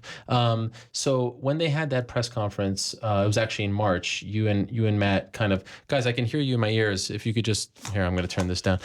You and Matt were facing off, but you were supposed to fight in February. You were supposed to fight in San Jose, and then of course they canceled the fight because Matt had his kidney stones. Have you ever been in a situation like that before? Have you ever felt that before, where you're about to fight, you're hours away, and then all of a sudden you don't get that release? You don't get to actually fight. You don't get to actually go out there and do your thing. And if not, how did you react? Like, how did your body react to not actually getting to go out there after all that training and fight? В принципе, на пресс-конференции-то вы были в марте как раз, а вот в феврале вы приезжали сюда для боя с Мэттом, который, в принципе, не состоялся из-за того, что у Мэтта были такие медицинские показания. Какова была ваша реакция? Была ли у вас такая ситуация? Как вы чувствовали себя, когда вот вы были все готовы для боя, и вдруг вы не можете реализоваться, бой не может состояться? Какие были ваши чувства? Ну, конечно, в моей жизни подобной ситуации не было. Well, certainly I didn't have any situations like that in my life. Мало того, Скотт говорит, что за его 31-летнюю карьеру промоутера такой случай впервые. More than that, Scott said that during his 31 years career of promoter, that was the first case. Ну, я принял, конечно, мне было небольшие сожаления, потому что я готовился к этому бою. Certainly I felt sorry for that because I was preparing for this very fight. Но если так случилось, значит, так угодно Богу. But if it happened, that happens due to God's will. Такое может случиться с каждым человеком, с любым человеком, в любой момент. Никто не застрахован. And that can happen to everybody, to any person at any moment. Nobody is insured. Поэтому, поговорив со Скоттом, пообщавшись с Мэттом Митрионом, мы решили перенести бой. Я решил подождать. So that's why we talked to Scott, we talked to Matt, and we decided to postpone the fight. And I decided to wait until Matt is ready for the fight. Was there any part of you that wanted to go in a different route, different opponent, because you had prepared for him, it didn't come to fruition, so for whatever reason you want to kind of move on, or did you really want to stay with that Matt fight? Была ли какая-нибудь часть вас, которая все-таки пыталась заставить вас принять другое какое-то решение, выбрать решение в сторону боя, выбрать какого-то другого противника? Или все-таки вы полностью были ориентированы на то, чтобы участвовать вот в этом бое с Мэттом? Ну, конечно, мы рассматривали все варианты. Certainly we reviewed all the options we had. Но я считаю, что правильно было бы... Мы поступили правильно, потому что не дело менять... Во-первых, была очень уважительная причина у Мэтта, а во-вторых, не дело менять соперника за несколько часов до боя. But I think that the decision which we made was the correct and the right one. First of all, the reason why Matt could not participate in the fight, that was really, just objective reason. Right. And this is not the right thing to change the opponent a few hours before the fight. Did you know who Matt Mitrione was before you were booked in this fight against him? Like, had you ever seen his fights in the UFC? А вы знали, кто такой Мэтт Митрион до того, как вот вы согласились на бой с ним? Смотрели ли вы какие-то его бои, Да. что вы о нем знали? Yes, I did know about him. Я знаю, что он выступал в UFC. And I do know that he performed in UFC. When you were at that press conference in New York to announce the MSG card, you were sitting next to Chael, and he was kind of poking you. In hindsight, were you bothered? Did you feel disrespected by the things he was saying at all? Когда на пресс-конференции вы сидели, вот в марте вы сидели рядом с Чейлом, он, так задирал вас немножко. Как вообще вы себя чувствовали? Хотели вы отреагировать, как-то ответить или как? Я думаю, что на некоторые вещи лучше никак не реагировать и не давать, скажем так, негативной информации, негативу этому распространяться. I think that there are some things which you should just ignore. Not to give any negative reaction or any negative information or do some negative things. Я понимаю, что многие ждут моего ответа, как, скажем, Вандерлей Сильва стал отвечать Сонану. И СМИ только ждут этого. Но я считаю, что это неправильно и нехорошо. I understand that a lot of people are waiting for my answer, for my reaction, the same as was the reaction and answer of Wanderlei Silva. But I don't think that's the right way. Okay. Может быть, для промоушена это хорошо, но для жизни... Maybe it's very good for promotion, but not for real life. Okay. So do you think he's just trying to pick a fight with you? And if so, are you interested in fighting him? Ну, думаете ли вы, что он просто как бы, может быть, нацеливается на какой-то бой с вами в будущем? И было ли бы интересно для вас такой бой? Кстати, я не думал об этом. I didn't think about that. Okay. Do you want to fight him for everything that he has said about you? А хотели бы вы с ним поучаствовать в бою за все, что он о вас сказал? А что он мне сказал? What did he say about me? Oh, over the years, he has said a lot about the Pride days, and he has said a lot recently about you, and saying that he's the bigger star, and I mean he has said so За much. много лет он много что говорил о вашем, как бы, в прошлом в Прайде, и какой он великий боец, и какой он там замечательный, о противников, и о репутации. Если Скотт предложит, будем рассматривать. If this is the offer of Scott, we'll review that. Do you think that Bellator is your last stop of your MMA career? Like, do you want to end your career with Bellator? Вы думаете, что Bellator это ваш последний этап в вашей карьере? Думаете ли вы, что будете заканчивать свою карьеру именно в Bellator? Знаете, меня все устраивает в работе, в моей работе в Bellator, и все устраивает в отношениях со Скоттом Кокером. Well, my cooperation with Scott Coker and Bellator organization, everything suits me very well. So you're happy here? То есть вы сейчас счастливы полностью? Да, я удовлетворен. I'm satisfied, absolutely. Of course, you haven't had a fight yet with Bellator, but Scott, you've worked with him in the past, Ну, right? конечно, понятно, что у вас сейчас будет бой с Беллатором, но вы же с ним и в прошлом работали, у вас есть опыт работы с ними. Да, все правильно. Yes, sure, that's correct. The first run with Scott didn't go your way. That's when you had the losing streak. Is there a part of you that feels like, okay, I want to go in business with this man again to show him who I am, the kind of fighter that I am, the kind of draw that I am, to sort of make amends for what happened when you were with Strikeforce towards the end of your first run of your career? Ну, вот ваши первые опыты, которые со Страйкфорсом, когда вы были, что-то там не получилось, что-то было неудачно. Являлось ли это таким двигательным фактором, что вот вы вернулись и сейчас показать что-то, вот, что вы, кто вы, как вы можете? Нет. Нет, конечно, это не являлось никаким фактором.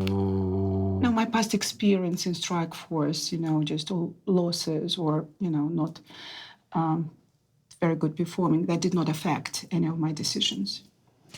When you left MMA the first time, did you think that you were done? Or was there a part of you in the back said that maybe in 3-4 years I'll come back and I'll revisit all of this?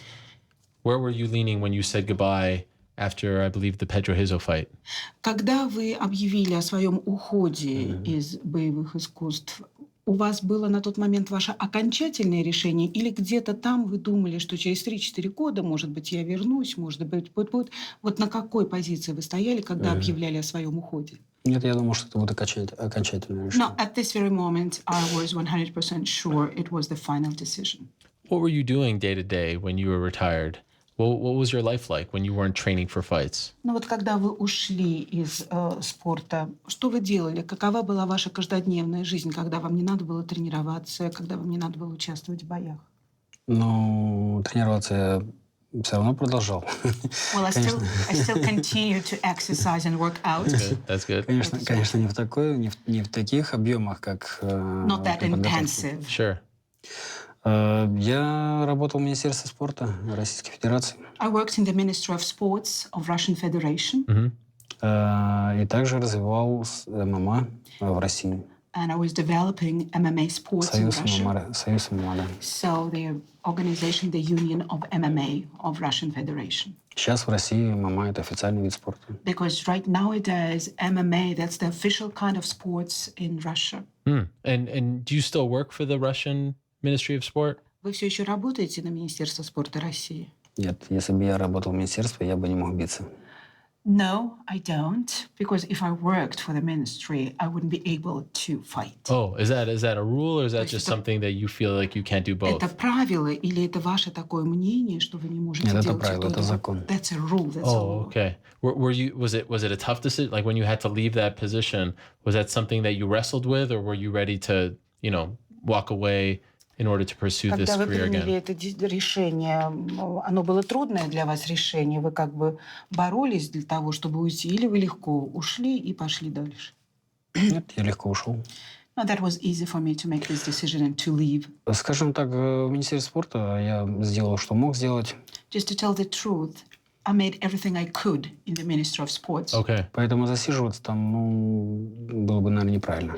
That's why I don't think it was right, to continue just sitting there. Okay. А вот время мое уже уходит, улетает. But the time flies, and my time is going away pretty fast. Поэтому пока она есть, пока я чувствую силы, мне бы хотелось еще побиться. That's why while I still have the forces and energy inside me, I still would love to participate, to fight. Потому что завтра, возможно, желание будет большое, но возможности уже не будет. Because tomorrow, maybe the desire will be a huge one, but there will be no opportunity. Right. Well, I don't know about tomorrow, but I understand what Понимаю, что по поводу завтра. Do you recall the moment where you said, okay, I am going to come back? Like, did something happen? Did you see something? Was there a specific moment that you recall, or was it a gradual thing? Вы помните вот именно тот момент, когда вы решили, все, я возвращаюсь. Вот как это случилось? Это было вот так вот спонтанное вдруг, как озарение, или вы к этому медленно подходили? Нет, наверное, я все-таки созревал потихонечку. No, I think that was like gradual process. Во-первых, Step by step. отошли травмы. То есть восстановился после определенных травм. So, first of all, I recovered after all my injuries and traumas. Конечно, потихонечку, постепенно Step by step, gradually. Вел разговоры с моей семьей. So, I was talking to my family, like preparing the family. Yeah. Мне нужно было их согласие и поддержка. Because I was in need for their approval and their support. Have them sign off. Were they behind this? Like, were they in support of you doing it, or did you have to convince them to allow you to come back? То есть как, они вас уже поддерживали с самого начала, или вам приходилось все-таки их убеждать, чтобы они согласились и поддержали вас? Ну, не убеждать, но... It's not like to convince, but... Потихонечку уговаривать, мягко. But step by step, very soft way, talk them into. Okay, so there was a process there. То есть это был процесс, в принципе. Процесс, да, скажем так, процесс, скажем, моего обдумывания, правильное решение ли принимаю или нет. Yes, that was the process, and together with that, the process of my own thinking, if that was the right decision or not. Did you have any concerns just about your overall health? I mean, you've been in a lot of fights at this point where you're almost pushing 50. And, you get older and you take shots to the head, and just your body, your health. You want to be 70, 80 years old playing with kids and grandkids. Did you worry at all about that? У вас есть какие-нибудь опасения по поводу вашего здоровья? Все-таки у вас были различные травмы, все-таки вы перешагнули 40-летний рубеж уже как бы на дороге к 50-летию. Какие-то опасения по этому поводу есть? Ну, честно сказать, чувствую себя хорошо. Слава Богу. To tell the truth, I feel myself very good. Thanks God. Great. Но у нас такой вид спорта, что нам необходимо об этом иногда задумываться. But we have the kind of sports where we have to think about that. Yeah. К тому же, если ты профессионал, если ты готовишься на все 100, то можно подорвать свое здоровье. Especially if you're a real professional, if you work hard, exercise hard to get prepared, so that's really very important. You have to think about that. You are a father, correct? He has kids, right? Of course. Yeah, how many? У меня 4 девочки. 4 girls. 4 girls, wow. It's funny how always the toughest guys, I feel like, only have girls. Очень интересно, как у таких сильных, обычно очень сильных, мощных мужчин девочки рождаются. It's an amazing thing. Господь посылает.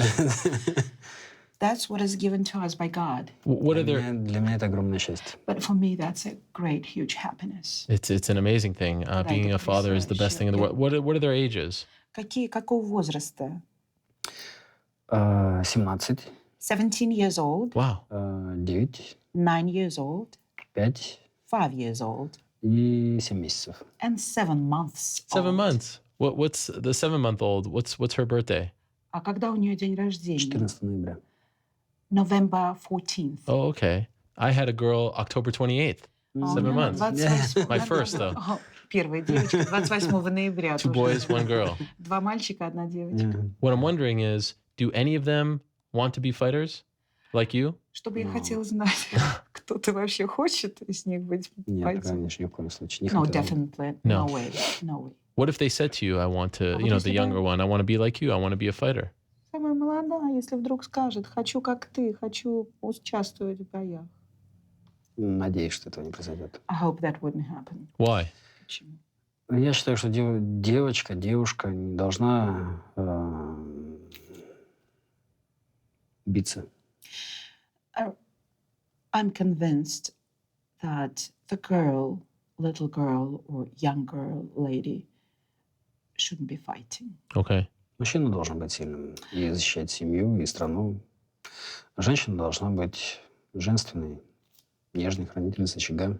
Men have to be strong. They have to defend, to protect their family. But girls, ladies, they have to be tender. They have to be very female. They have to keep their family. But for you, who convinced you to be a fighter? А кто убедил вас стать бойцом?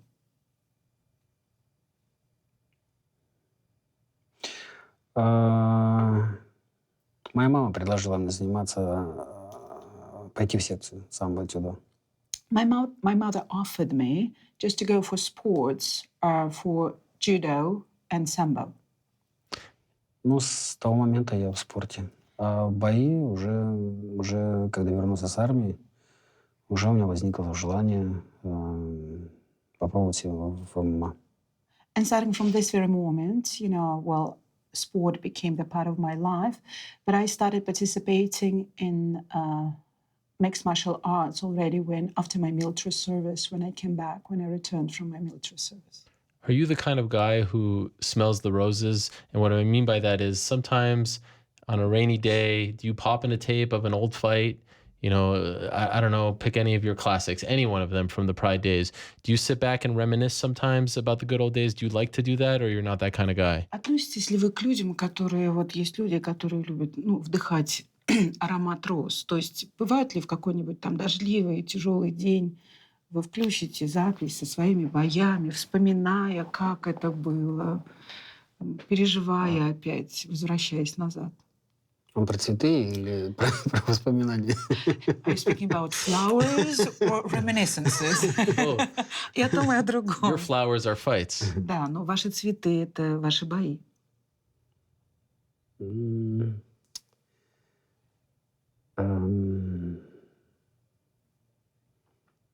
Скажем так, цветы, природу я очень люблю.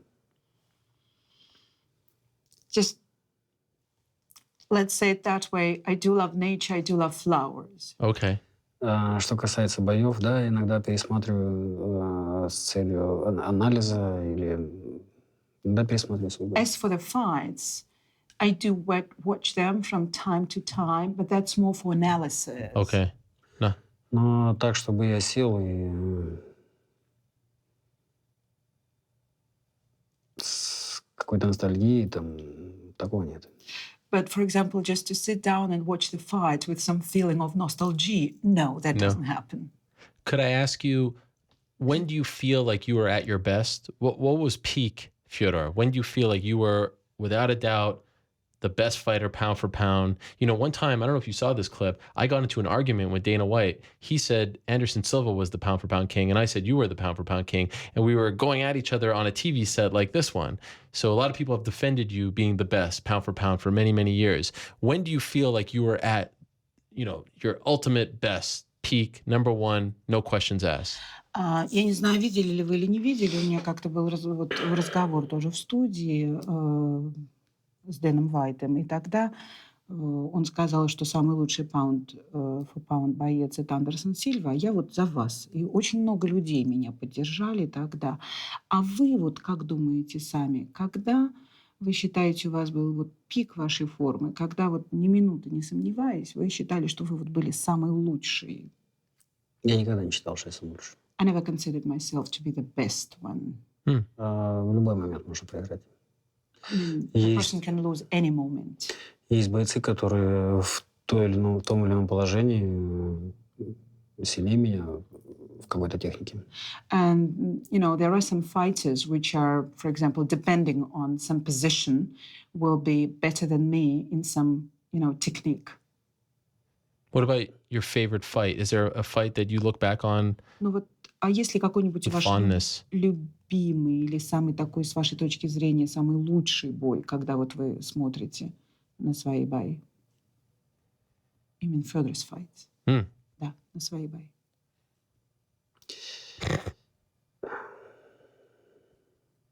There has to be one that sticks out, right? Ну, должен быть какой-то один, который вот такой. Ну, все бои по-своему такие интересные, и каждый можно что-то отметить в каждом бою. All the fights were interesting, you know, for some particular reason, and you can find something in each fight.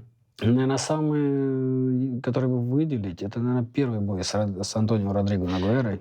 But maybe one fight which I can differentiate from others, that will be the first fight with Antonio Родриго Нагуэра. Rodrigo Nagüero. Big Nog. И бой с Мирко Крокопом.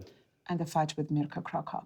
He said that he'd like to fight you again. Do you have interest in that, Mirko? Он сказал, что он еще раз хочет с вами встретиться в бою. Вам Я бы было слышал. это интересно? Yeah, I heard about that.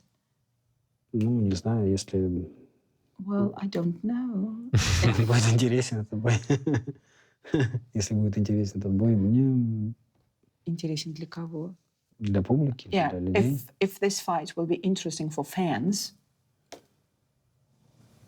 Do you miss Japan? Скучаешь по Японии? Do you miss competing for the Japanese people, the way they treat fights in those settings? По японцам, как они встречают, как они реагируют на бои по Японии. Я иногда бываю в Японии. But I visit Japan Yeah. sometimes. Okay. From time to time. You've been there recently? Недавно были там?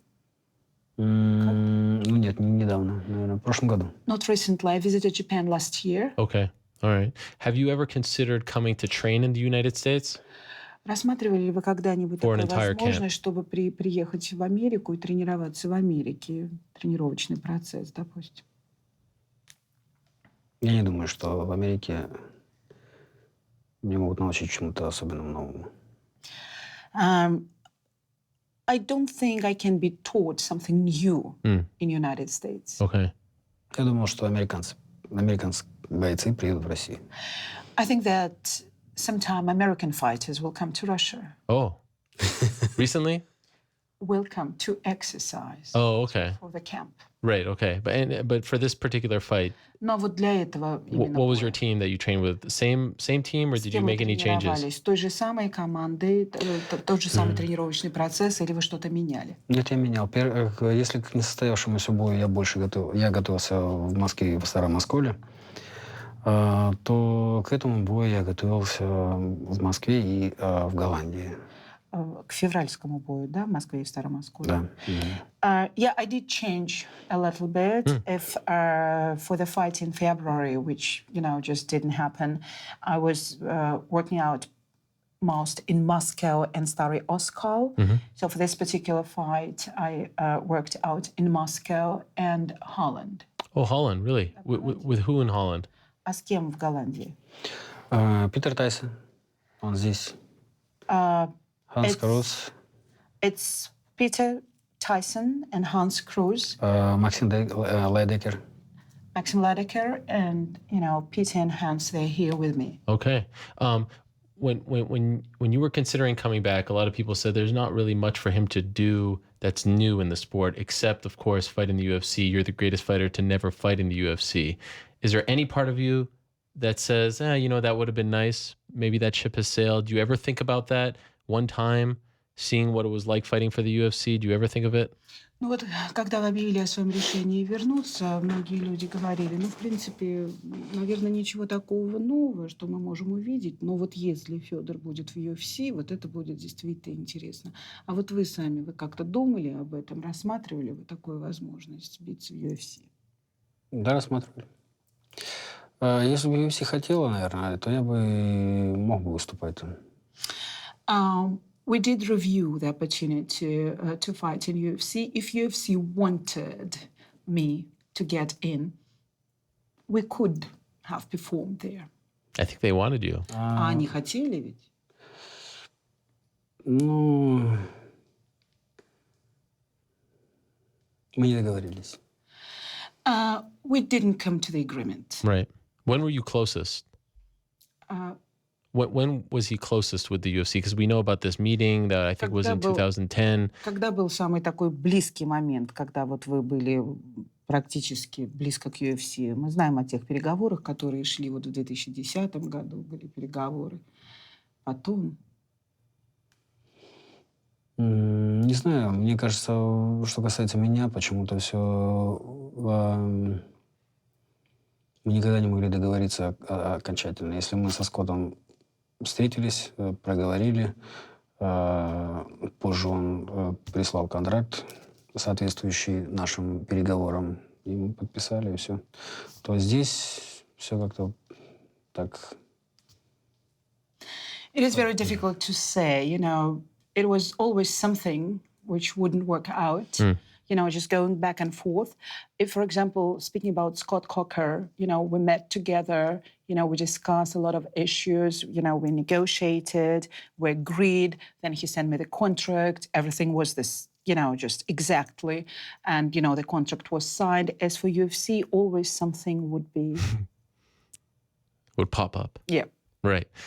Is it fair to say that dream is dead, that at this point you will never fight for them because you're happy with Scott and, you know, you're at this kind of stage of your career where it doesn't seem likely that you would ever go there at this point? Можно ли сейчас сказать, что, наверное, проект с UFC уже больше, наверное, никогда не состоится, потому что сейчас, в принципе, вы на контракте со Скоттом, вы довольны и счастливы своим положением. То есть можно ли сказать, что вот, наверное, уже с UFC ничего не состоится?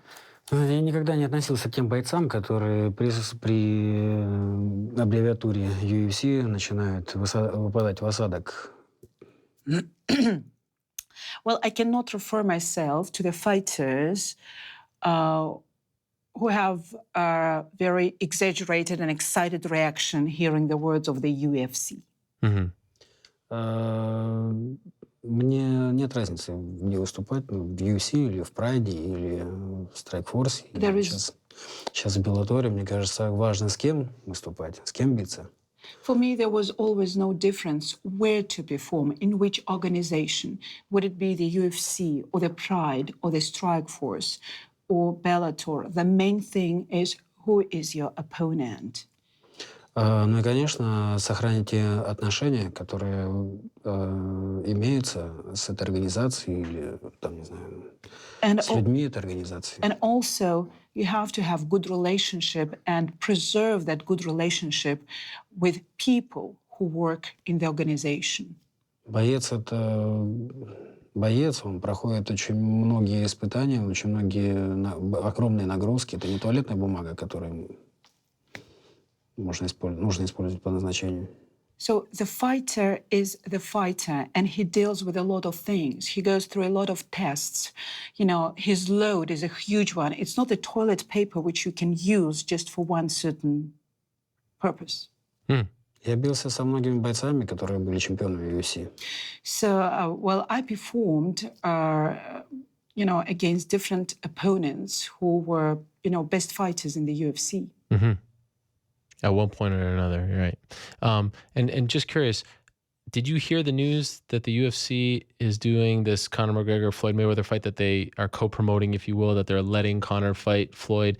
When I heard about it and I knew you were coming in, I was reminded that they didn't want to co-promote with M1. Did you see that news? And if so, how did you react to it? Because it was somewhat shades of the sticking point with M1 and the UFC from 7 years ago. Which organization? So Conor McGregor fights for the UFC and they're allowing him to fight Floyd Mayweather. And historically, they haven't allowed their fighters to go out and compete for someone else. And that was one of the sticking points back with Слышали ли M1. вы, слышали о том, что вот UFC разрешила Конору Макгрегору, да, что они вот сейчас выступают на коу-промоушене, да? Это то, что было камнем преткновения во время переговоров тогда еще M1 и UFC. Что слышали ли вы об этом и какая была ваша? Yes, I did. Yeah, I did hear about that. Реакция. Are you surprised that they're Ты был doing it, удивлен? considering how they've felt about Как они co-promotion in the тогда past? вот противостояли с M1? Ну, честно сказать, я не задумывался над этим. To tell the truth, I didn't think about that. Okay. All right. No connection whatsoever. То есть никаких ассоциаций, никаких связей, ничего это не Я вызвало. не задумывался об этом. I didn't think about that. Ну, если...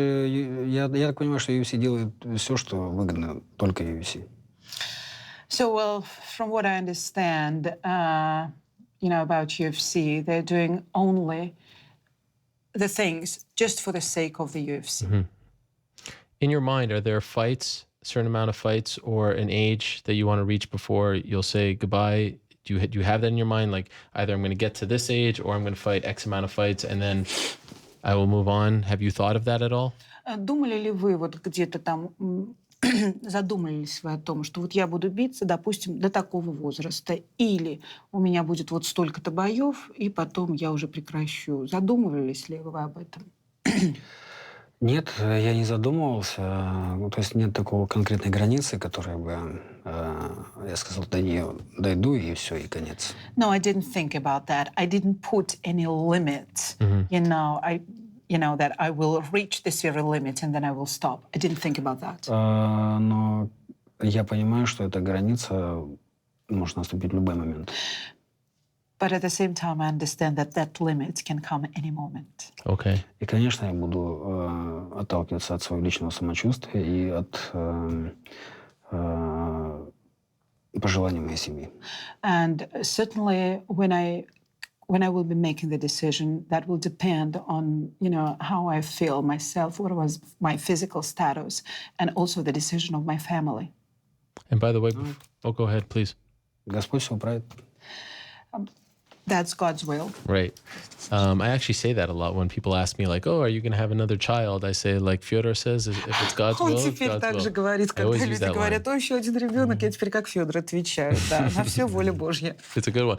Before I let you go, we are here in New York, and of course, one of the most famous New Yorkers, if you will, is your longtime friend, the President of the United States, Donald Trump. Have you talked to him about coming to the fight on Saturday night? Прежде чем я уйду, прежде я отпущу вас, дам вам возможность уйти, последний вопрос. Господин Дональд Трамп, ваш уж просто вот давнишний друг, встречались вы с ним? Есть ли у вас планы? Нет, мы не встречались. No, we didn't have the opportunity to meet each other. Would you like to formally invite him хотел to бы the fight? тебя вот официально пригласить его на бой? Да, я был бы очень рад, если бы Дональд Трамп, президент Америки, пришел поддержать нас в бою с Мэттом. I will be very happy if President of the United States, Mr. Donald Trump, could come to our fight and support us, me and Matt. That would be something else. Is it kind of crazy, like surreal for you that this guy that you were standing in the ring at Affliction with, there's pictures of you guys together, press conference, he's now the president? Is that kind of, like, how do you feel about Для that? тебя вообще как это вот не странно, просто сюрреалистично выглядит, что человек, который вот ты рядом, он с тобой рядом стоял на Affliction, когда вот было. Сейчас вдруг вообще президент Америки. Это как вы?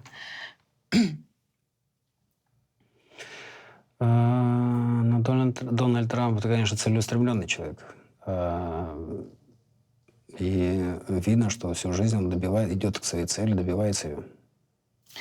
Поэтому я рад, что он добился своей очередной цели. И сейчас, мне кажется, он старается все сделать для своей страны. Мне иногда непонятно, почему такое негативное отношение и такая негативная реакция идет от, скажем, американского народа. Мне кажется, она не обоснована. Ну, это мое личное мнение, и, конечно, я не могу судить, потому что я живу в России. I think that Donald Trump is the person who is very concentrated on his targets. Mm-hmm.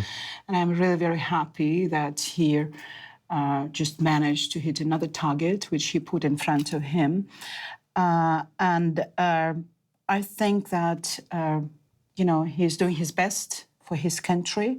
And frankly speaking, I cannot understand why he has such a negative publicity right now in his own country. I think that he's doing everything for his people, and I believe in that. But certainly, to tell the truth, I understand that I don't live in the United States. I live in Russia. That's why maybe I cannot make very objective judgment about that. But, this is my feeling. Just curious, when's the last time you talked to him? Was it recently or back when you were in the ring with him? Когда последний раз вы разговаривали с ним? Просто, может быть, недавно или вот тогда вот в ринге? Нет, тогда. Yeah, that was in the ring over. Но я стараюсь, познакомившись с человеком, уже в какой-то степени переживаешь за него, в какой-то степени хочешь, читаешь новости, отслеживаешь его жизнь, не знаю.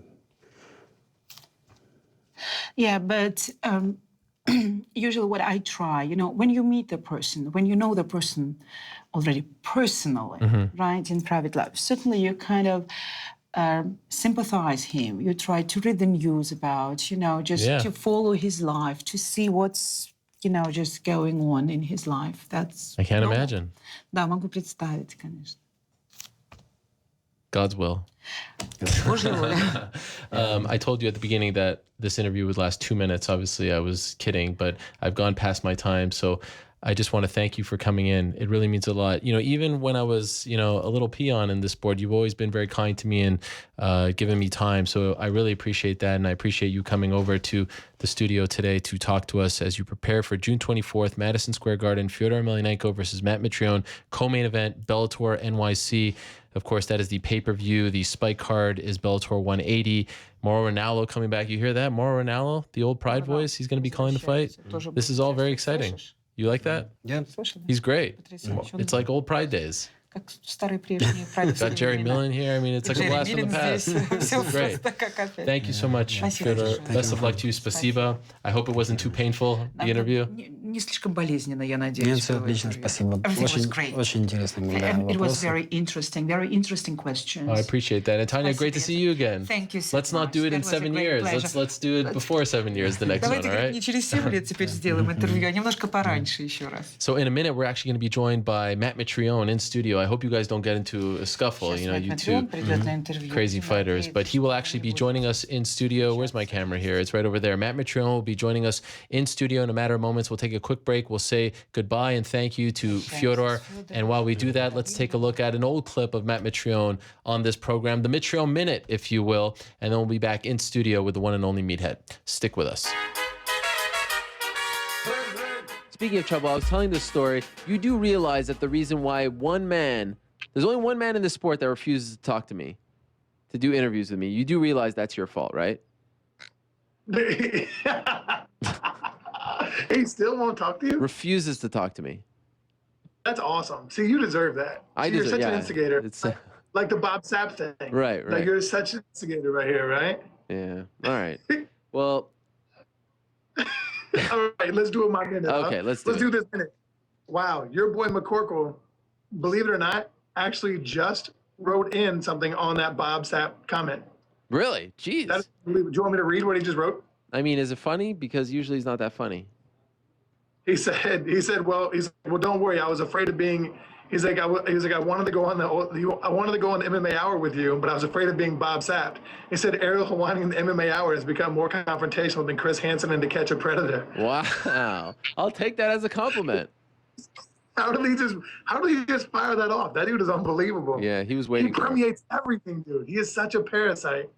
Unbelievable. I think we're giving him way too much airtime. I think so. All right. So hey, you're so excited. This is good. I love how excited you are right now. Yeah, I felt great to be creative again. So. All right. Okay, here we go. Several-time UFC champ and longtime MMA hypocrite Ken Shamrock was breathing sighs of relief the past few weeks as he thought he'd lost his crown of hypocrisy to John Jones. But upon further review, the verse inked on John Jones's chest, Philippians 4:13, actually demonstrates quite the opposite. I have a Holy Bible here, and I'm going to go ahead and open it up and take a look. And it states, "Thou shalt drive drunk at 3 a.m. in the company of several women, none of which shall be your baby mama." Whoa. So actually, he wasn't being hypocritical at all. He was actually just following the letter of the law. What? I saw an editorial stating that Brock Lesnar should be inducted into the UFC Hall of Fame. If by being an overrated douchebag is qualification enough, then I should have been qualified as soon as I stepped foot off the Ultimate Fighter. Yeah. Can you see me right now, by the way? Can you see me? What's that? Can you see me? Huh? Can you see me? Yeah, I see. Okay. I just want you to know that when you don't hear a reaction from me, I want you to know why. Okay. By now, I'm sure that most of you have seen the photo shoot of Chris Cycle showing her more feminine side. Well, this is embarrassing, but we met here in Indianapolis during a Street Made, my sponsor, photo shoot for a commercial shoot actually with her and Sarah Coughlin. Yeah. Yeah, yeah. Great. It was a great time, and now I have a permanent reminder of our magical night together.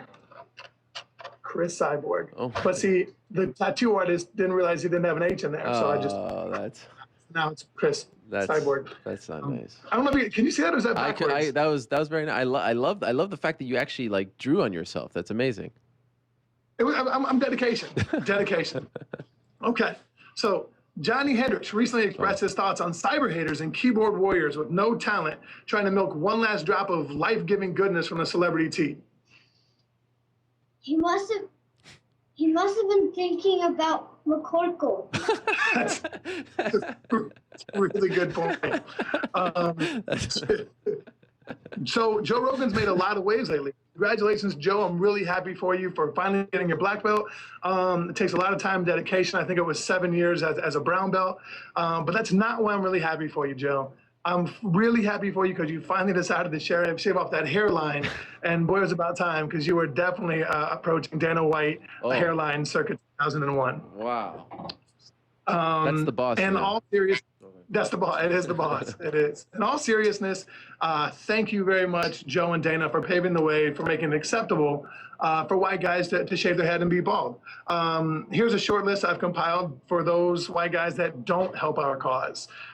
Shane Carwin, Jason Williams of the Sacramento Kings, me, and Wayne Brady. Wayne Brady? What's your beef with Wayne Brady?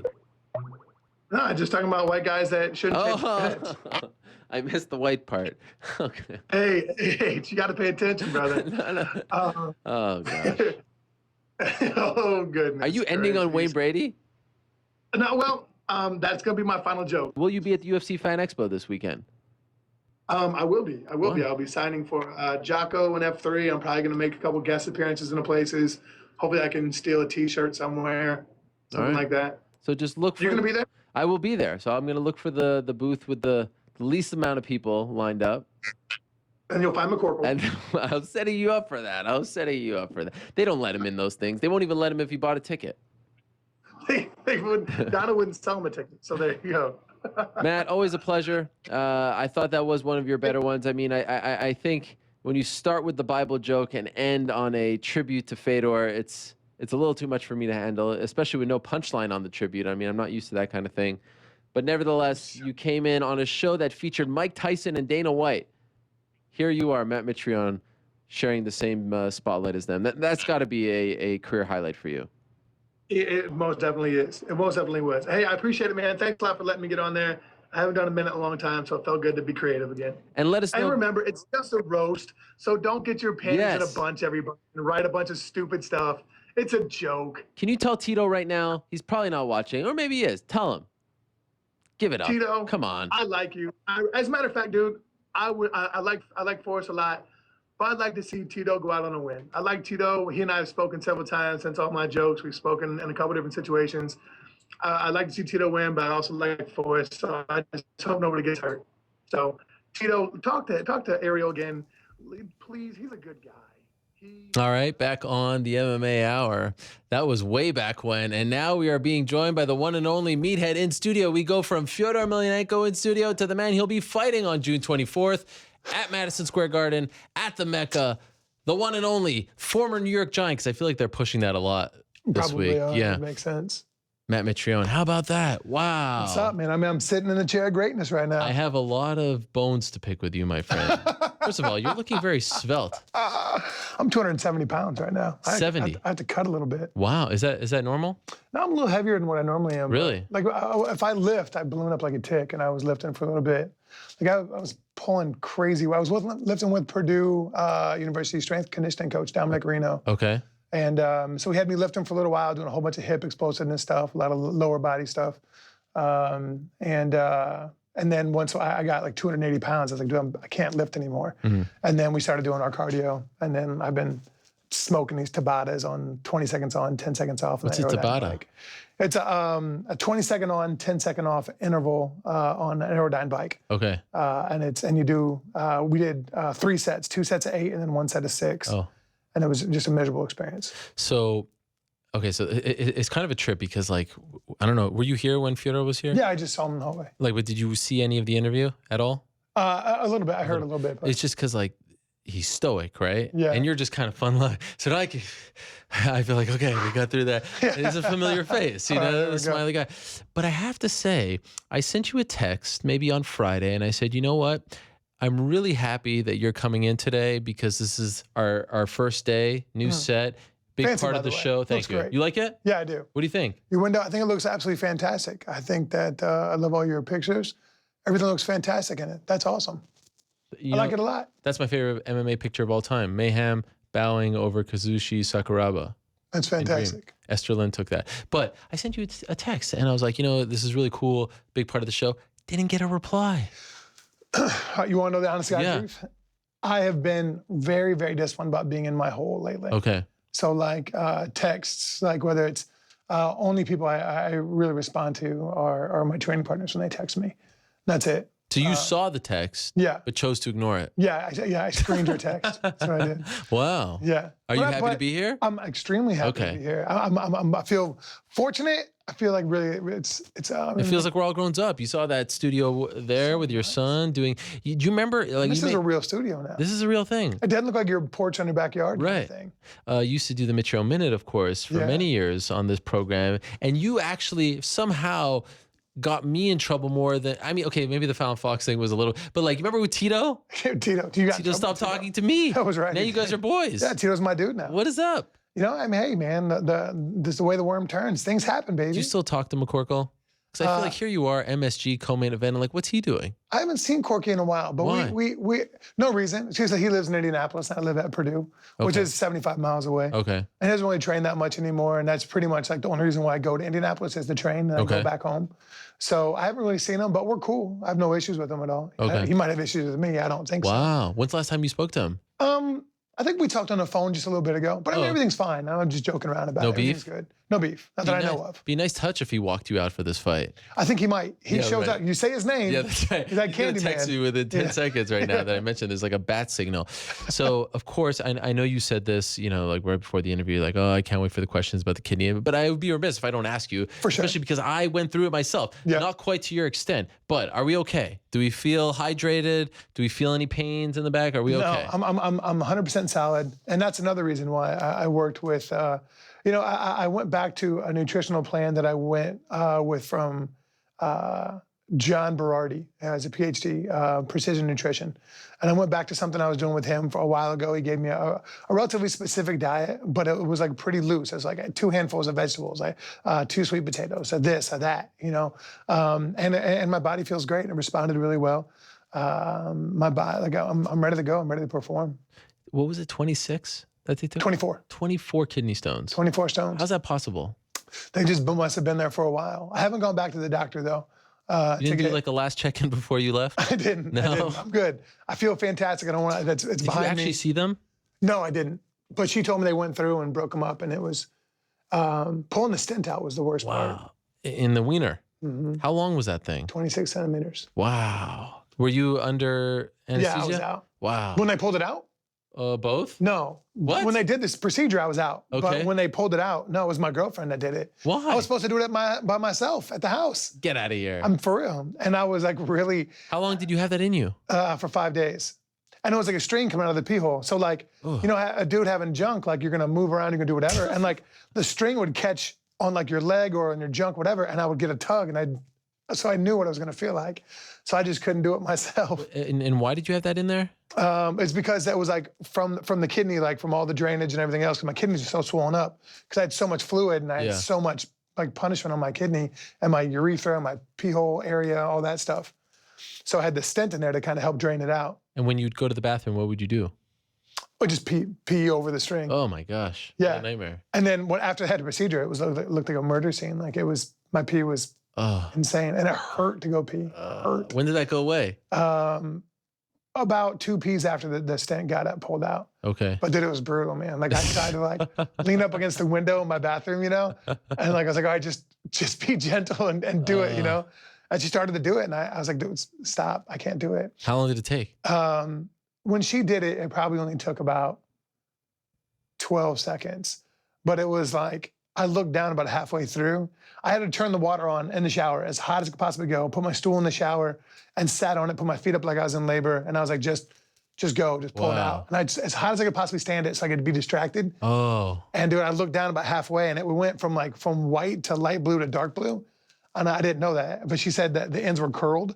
So she pulled and then it just kept pulling and pulling and pulling.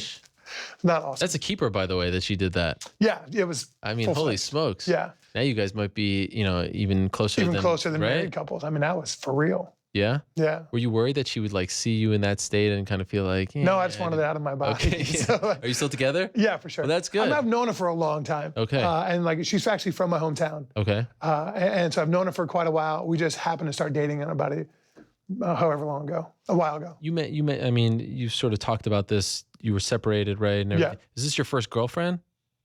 Yeah, there was a girl that I was with for a while, but that was a pretty toxic relationship. Okay. But this is the first one I've been with that's like everything's kosher, I'm good, there's no kind of stresses, and it's good, man. Like my kids have met her. Yeah. This is the first girl that my kids ever met. Wow. What's that like for you?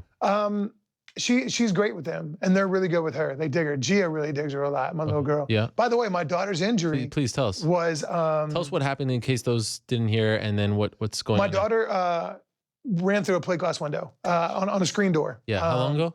A year ago. June 13th was a year anniversary. Wow. And went to the doctor 2 months ago for her like checkup or whatever. And the doctor's like, look, and her name's Dr. Amy Moore out of St. Louis. Insanely good doctor. And I told you this story before, like how we decided on her. Like we got on the internet and started talking to all these people that were putting on like these clinical trials and all this other stuff. And they're like, look, man, we can't recommend you do this because it's still a clinical trial. But if you're going to go for a nerve injury for a child, we heavily recommend you go see Dr. Susan McKinnon in St. Louis. So we found her practice. And then when I started emailing and firing up all this stuff the week before I was supposed to fight Carl Sayamana Tafa, we finally get in touch with them, and I'm happy to be fighting in St. Louis. So I show up on Monday and Tuesday of fight week. I think I fought on a Friday. Yeah. Monday and Tuesday of fight week at their office with donuts, coffees, and bagels. Like, hey, I need to talk to these doctors. They email me, or they come and talk to me and say, hey, look, we've been talking. We have all these emails going through. We believe that Dr. Amy Moore is a doctor for you. So when I met with Dr. Amy Moore after my fight, I think I fought on the 24th. Yeah. I met her on the 26th, 27th, whatever it was. Yeah. And she won me over by saying something as simple as this. I went to college to work on your daughter. She said, this is the reason why I went to medical school. Wow. Like plastic surgery on a child, nerve regeneration and repair. I am the only doctor in the world I'd recommend to work on your daughter. Wow. And I was like, you're done. Okay, you're the one. And she was a college athlete, and she has 3 kids, all my kids' ages. It kind of gives me chills because I can't imagine what like the anxiety that you. It was so much, dude. Like, because we went to the first doctor in Indianapolis at like the hand and shoulder clinic, and he was like, she's never going to be the same. We can do some work on her, but this is a lifelong injury. She'll never be the same, blah, blah. And even if that's the case, which it might as well be, but don't tell me that, especially don't tell me that in front of my little girl. Yeah. Like don't give me a negative. Like, hey, we're going to do everything we can here. This is a long-term issue. We get it, but we're going to do whatever, you know? And I just didn't get that feeling from him. So that's the reason why we didn't go with him. And then the day of the surgery, we went in, and it was only supposed to be like a 4 or 5 hour surgery, which is still a long surgery. Yeah. And the doc came in before the surgery, and we were like, hey, don't do anything different than you do every day. That's the reason why we came to you, is because you're great at what you do. Yeah. So don't make today a great day. Make it just your average day, and that's the reason why we came. Wow. Gave her a hug and was like, hey, I believe in you. Like, go do you. And 9 hours later, she called up and said, okay, the surgery's over. So we went to the doctor 2 months ago. Can I just ask you a quick question? What were you doing during those 9 hours? Waiting. God, in the room? Every hour and a half they would call. Rough go. And they would say, hey, she just said this, like your daughter's opened up, we're starting to splice the nerve, we're doing this now, blah, blah, blah. And then the doctor said this 2 months ago. Yeah. She was like, look, I know I'm a really good doctor, but even these results astound me. Wow. Like, I can't believe how well she's doing. Like, and it was phenomenal, man. And really, I believe I might have made this a little bit up in this, and I'm taking a little bit of liberty with it. Yeah. But they gave like a 2-week window, right? Of you can't put strain on a nerve, otherwise it dies. Okay. And after they repaired it, we had to have a 2-week window where the sutures and everything else wouldn't break, wouldn't put strain on it. And then after that 2-week window, have her do everything normal. So we did. Like, she went back to wrestling practice. She went back to playing with the boys, went back to everything, swimming, jumping, being crazy. And now her hand is damn near normal. Wow. Like, there's things that she can't do yet. Like, she can't like touch her forefinger to her ring finger, or touch her like these, like this. She can do this here, but she still can't do that. But if that's as good as it ever gets, she has a normal hand where she can still swing a baseball bat. Right. She can still do other things and be a normal little girl, like carry a cup, try to take the lid off, maybe not be successful, but she can still do it. Right. So, I mean, even if that's as good as it ever gets, which hopefully will get better, I'm cool with that. We made the right decision with that. I'm happy for you. Thank you. And her. Thank you. That's incredible. Any of them come into this fight? No, not at all. No, you don't want them there. No, the only one that ever came to a fight was Jacob. Yeah. And that was in London. Yeah. Yeah. You don't want? No. Why? No girlfriends, no exes, no kids. Oh. No fathers, no so brothers. the girl that took the thing out, Nothing. not coming? Nothing. Why? Because, man, it's business. It's a business trip. B, it is a bloodthirsty gladiatorial crowd. Right. And if something happens where I get on the ground and I'm start leaking, and I'd be more worried about her being able to get out. You can't escape the cheers and jeers and the bloodthirsty cries. You can't. So I'd be more worried about her not being affected than me getting out. And I don't want that stress. At home, they can just change the channel. So let me ask you this. At the beginning of the show, I wanted to mention this, and I feel very bad that I didn't, but it kind of got off to a rocky start, and we had the new stadium, and there's a lot going on. Happy Father's Day. I appreciate that. Same to you, my man. Yeah. You may have heard that Tim Hague, the former UFC fighter, passed away, right? I'm really upset by that, man. I actually tried to, boxing match. Yeah. Complications, injuries, brain. And yesterday it was reported. We have the information on our site if you want to read about it. How do you react to that? I mean, this is a guy, you never fought Tim Hague, but you were I did fight Tim Hague. You did fight He was Tim my Hague. fourth fight in Of course. I had to fight for the troops. Yes. The picture they put up of him flexing is at the That's fight right. for the troops. Yes. How do you react to this? I have a lot on my mind about that. I texted his number afterwards, and I'll tell you what I said, just because it really threw me off. And the person who has his number now responded. When's the last time you spoke to him? Prior to this? Maybe a year ago. Oh, so you kept in touch? Yeah, for sure. Tim and I were cool. Okay. Yeah. What did you text I him? wrote, hey, it's Matt Mitrione. I know writing Tim now is in bad taste, and I don't really know what to say, do, or who to contact. And this can get out to his people. I'd really appreciate it. I'm so sorry about how things turned out. Please let me know what I can do. I fight this weekend. It really has me thrown off. What about Tim's son? I don't know if Canada has universal life insurance as well. Please, if anybody reads this, please let me know how I can help. And the person wrote was like, hey, it's not Tim's number, man, but I hope you find it. And I was like, all right, well. And they said, hey, how's Tim doing? I said, well, he died. You know, like, it sucks, man. It's, you know, and I heard about a post he made on Facebook about, like, he just wants to get some money so we can have a great Father's Day with this kid. You know, like, dude, it sucks, man. There's no easy way to sugarcoat it. It's a horrible situation. I know how proud he was of his son. I know how proud he was to be a father. He was a really good dude. And I mean, it just sucks, dude. Like, I freely make the comment that we deserve to get paid as well as we command or should be paid, because we take the chance of never leaving that cage the same ever again every time we walk in it. And this is exactly the scenario I'm talking about. Whether you, God forbid, you die from a situation like this, or you lose use of something because of an impact or an injury or whatever the situation is, we deserve to have financial security for something like that. We deserve that if you ever fought in the UFC and something like this happens, that there needs to be some kind of life insurance that's put into it. Like this should be a massive call for unionization. Like, hey, look, what the hell's going to happen with Tim? What's going to happen with this 10-year-old son? Or I have no idea how old he is. I think he's around 10, 11, something like that. Like, what's going to happen with him? Is he nowadays stuck like Chuck? Oh, Tim had a mortgage in this. Oh, by the way, you guys owe this much money or we're going to take this away. Is that what's going to happen now? Like, what do you do? Just sucks, man. It's horrible. Unequivocally, this is the biggest fight of your life coming up, and now you hear this news, and it's a friend. And I know it's not MMA; it was a boxing match, but in this case, it's all the same. How do you react to that? Like, because I didn't know Tim personally. I've met him and interviewed him, but not like you. To me, when you hear this, you're like, what are we doing? There's a part of you that says that, right? Like, this is kind of crazy. How do you react to it? Man,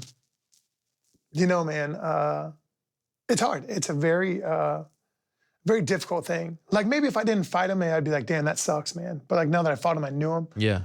On Father's Day, like, there's a lot that sucks about it. But how do you fight, man? I mean, it's my job. Yeah. That's what I do, man. Like, I could clean windows on a building. I could, God knows. So you didn't have a moment where you were like, God willing. Yes, God's will. You didn't have a moment where you were like, screw this? No. This is my paycheck. This is what I do. I have a commitment. Fedor has worked his butt off several times now to fight me.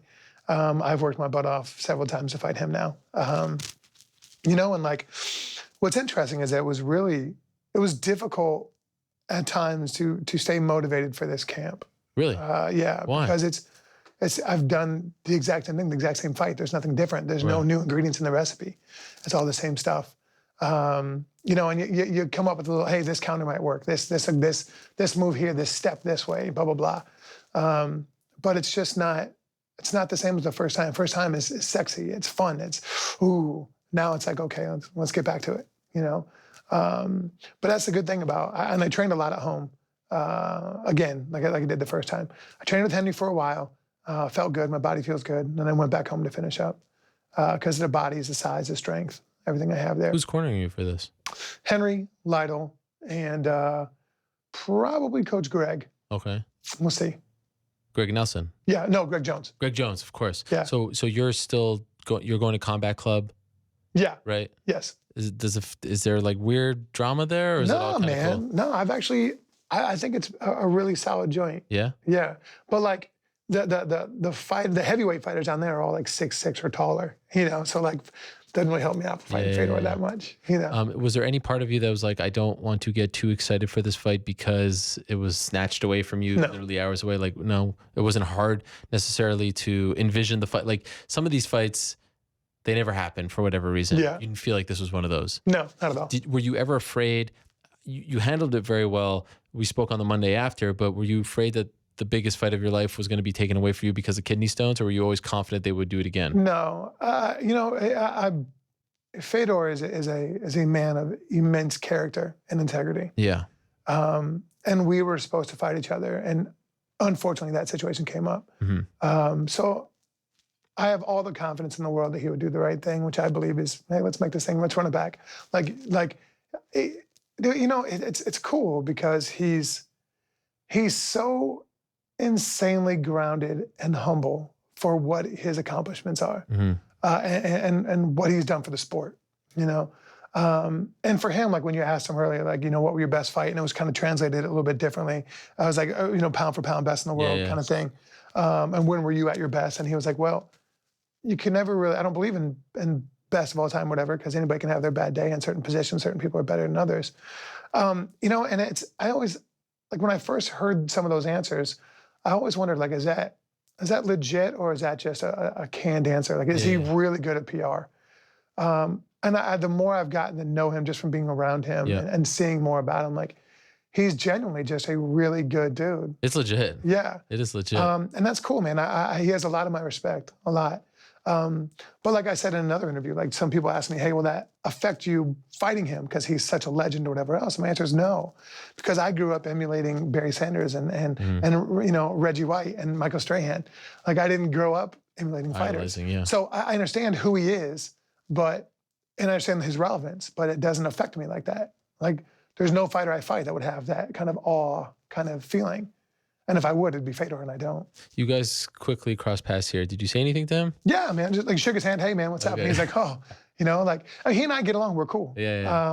And there's no reason why we wouldn't. We're gentlemen, right? Like, we fight to pay our bills and to feed our families. That's what we do. Not because we're Neanderthals. Right. Yeah. What do you think when I saw you at the? It was fun at the press conference to watch you react to Chael and everything he was saying about Vanderlei and Fedor. Do you like that sort of thing? Do you get pay-per-view points for this? Perhaps. Go. Why is everyone so afraid? Now, let me ask you. In the NFL, I know exactly how much player X makes. But why is everything so? That's not true.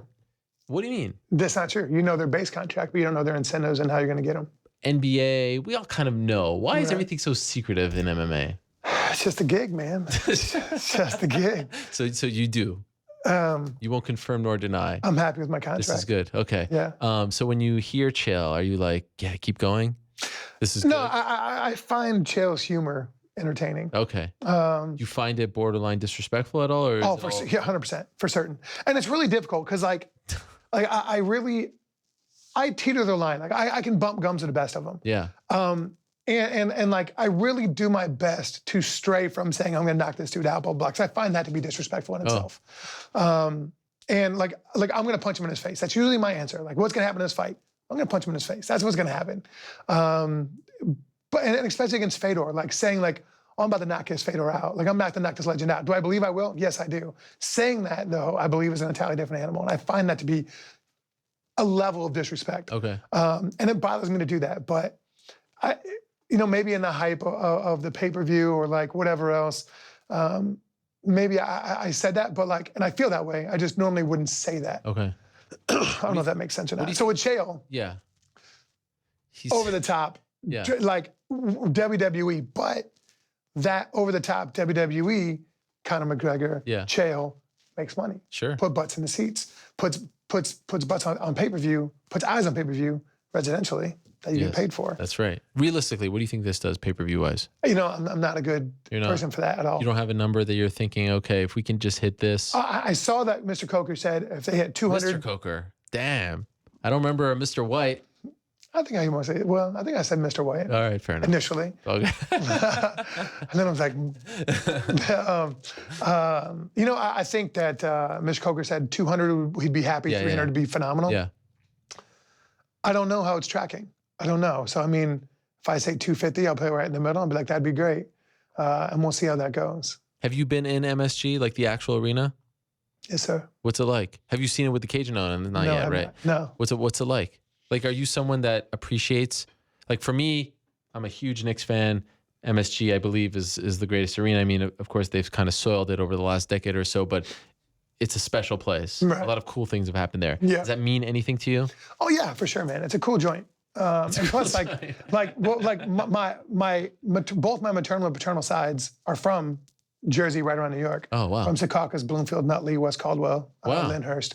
So they're all from there. No, I was born in Illinois. Oh, okay. I was born in Bloomington, But Illinois. they're both from here? Yeah. Wow. All my extended family is. Okay. All of it is.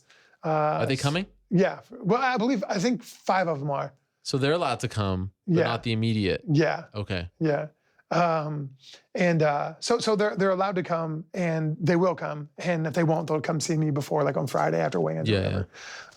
But for the most part, man, it's just kind of it's a job right now. Yeah. But probably in a year, I'll probably be like, damn, that was pretty damn cool. Yeah. Like the wall of immortality. That's in the bowels of the joint. Like you have a moment. Like my name probably won't be remembered in history like Fedor's will. But I have an opportunity to put a moment of time on that wall forever and ever. And that's pretty damn cool. Do you know, are you guys really going to weigh in on the Frazier Ali or the Ali Frazier scale? Is that true? That's the hot rumor. Damn. That's pretty cool, isn't it? That is insane. Yeah. That would be incredible. Yeah. There's a lot of, Mr. Coker is really cool like that. Yeah. There's a lot of things he does. Yeah. And like Fedor said, it's a lot of integrity that goes in. Like when you agree in terms and you get the contract, it actually says what you agreed to. And that's a pretty big thing. I know you're locked in, but like if someone said to me, Ariel, what's the big story of 2017 in MMA? Other than my new set, of course. Obviously. I would say that this sort of, like 2 years ago, if someone was at a UFC media day and said anything remotely negative towards the UFC, it was like, that was gigantic news. Now it's like, you know, who's next? Getting escorted out. No, I don't mean a reporter. I mean a fighter. Yeah. You know, like Musasi in Buffalo talking about like pay me and God, he's so funny. all this dude. stuff. I love the turn Musasi done. Oh, it's amazing. But like, every week almost, Quinta and Anderson. So, you know, someone comes out and there's like this growing discontent. And I think it's a very sort of involved thing, but I think part of it is because of the sale and the $4 billion and Reebok, all this stuff and more. My question to you is, I know you're very locked in, but do you follow any of this stuff and say, golly, I made the right choice? I am so happy. Oh, I follow everything. Okay. When it comes to business and money, I follow everything. Okay. Yeah, 100% I do. I say no doubts whatsoever. No doubt. I made 100% made the right decision. Okay. With what I will bring down in sponsor money alone, I made the right decision. Will you make more? Let's say that you were on the same, trajectory. I'll make more than I did in my fight purses. Your fight purses? Yeah. Then in the UFC. You will make more in sponsorship for this fight than you made fight purses in the UFC. So that's sponsorship only, let alone what you're making in purse. Holy smokes. And how about, and this is kind of a silly question, but just for the record, sponsorship for this fight as opposed to your last sponsorship with Reebok when you fought Travis Brown? Silly question. What about pre-Reebok? I'm higher than pre-Reebok. Wow. Were you surprised to hear that Rory chose to take less for his debut? Take less sponsors. Yeah, take less sponsorship money. Because he wanted it cleaner.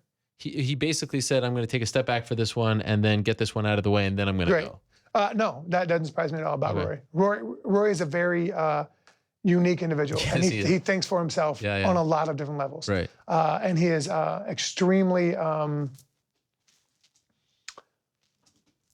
linear. Yeah. Right? You know what I'm saying? Also calculated. That's what I was looking for. That's right. It's very calculated. And that didn't surprise me one bit. Why do you think there is this growing discontent? To a degree. I'm not saying everyone. Yeah. But, I'm sure you heard some of the I feel like this chair's pushing me forward. It's pushing me to have great posture. Is your back hurting? No. I don't want you to get another one. No. I feel like I'm sitting perfectly postured. You look great. I'm very it's all part of erect. the new set. It is. You can't slouch in this place. You can't. You cannot. I'm actually slouching a lot. Yeah. But I've been sitting here for almost 4 hours. I had a friend of mine that back in the day when she would slouch, her mom would say bang, bang. And that would mean like she had to throw her elbows back like that. So here we go. There's my shout out. Bang, bang. So the retreat, I'm sure you read some of that stuff. The retreat, yeah. What do you make of all of this? Okay, so going on over there? So I've heard a lot of things. A lot of people love to tell me things. They do. Because I left. Okay. So I got a lot of stuff. And I don't want to say anything. I'll talk about it off mic. Because I don't know. I don't want to be any kind of situation of saying names. No, not people.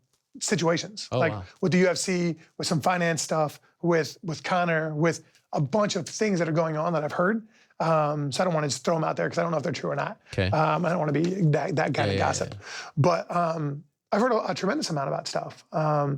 And I think it's great. And I was asked the other day about with all these people openly talking about finances and everything else, which never happened 2 years ago. Great. Phenomenal. Does that mean that we're any closer? Yes. Does that mean that we are any closer to a union? Hell no. Absolutely not. Everybody is pissing on everybody else's feet. There's no way for everybody to get their egos out of the way and say, hey, look, let's do this. Let's all get together. And then let's fight this thing out after we get together. They won't do it. Too many egos are in the way, too many chefs in the kitchen, too many spoons in the broth, whatever the hell you want to say it. There's too many whatevers, and it's not going to work. We are not any closer to going anywhere forwards, and we should be. It sucks. There's so many angles of manipulation that we are being taken on, that we need a multifaceted front to be able to, hey, look, address this, address that, address this, and then have one organization be like, okay, look, this is how we're going to delegate authority here. So that way we can address all these things versus all these people that are trying to piss and moan about everything. And it gets tiring. It gets, you become ear numb to it. Yeah. Because you just heard, is that even a term, ear numb? Can I say that? I know what you mean. Yeah. It's can we coin that one? Right. You could go for it. Yeah. Let's Go see if we ahead. can coin You're that numb. one. And let's see, you know, and because everybody complains about it, but nobody does anything. Yeah. So it just keeps complaining. And that sucks. But You were at that. There were actually two fighters at that quote unquote Me press and Leslie. conference. Yeah, you and Leslie Smith last Dude, August. for her standing up at the thing. Yeah, with Kobe Bryant. Good God. She's incredible. Dude, she's got stones. She's got bigger balls than all you guys Dude, combined. she's no punk, man. And she's mad intelligent. Very smart. Yeah, I really appreciate her. And I think the other fighters should as well. But you were the only two there. And it was notable because she was the only UFC fighter. You weren't even in the UFC anymore, and you still were interested enough to go. And I give you a lot of credit for that. And then that thing just kind of died. And others have died. I mean, the MMAA, the one with George and Kane and TJ, Cerrone, that thing was like essentially dead on arrival with Bjorn.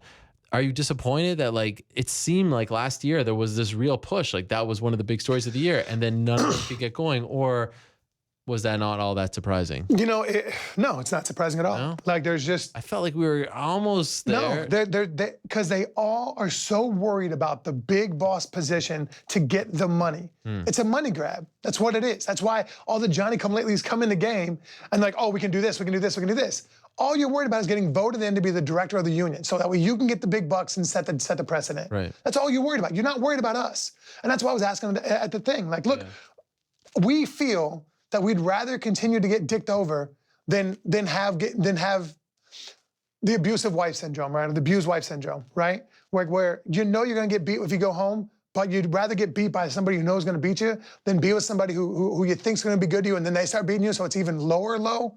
That's the way we are. We'd rather get dicked over by them because we know we're gonna get dicked over than have somebody that claim they're gonna be in our best interest and try to do all these things, but then to find out really it was just to pad your own pocketbooks. Get on before you get spit on. And we can't find somebody that has the integrity or that genuinely wants to work.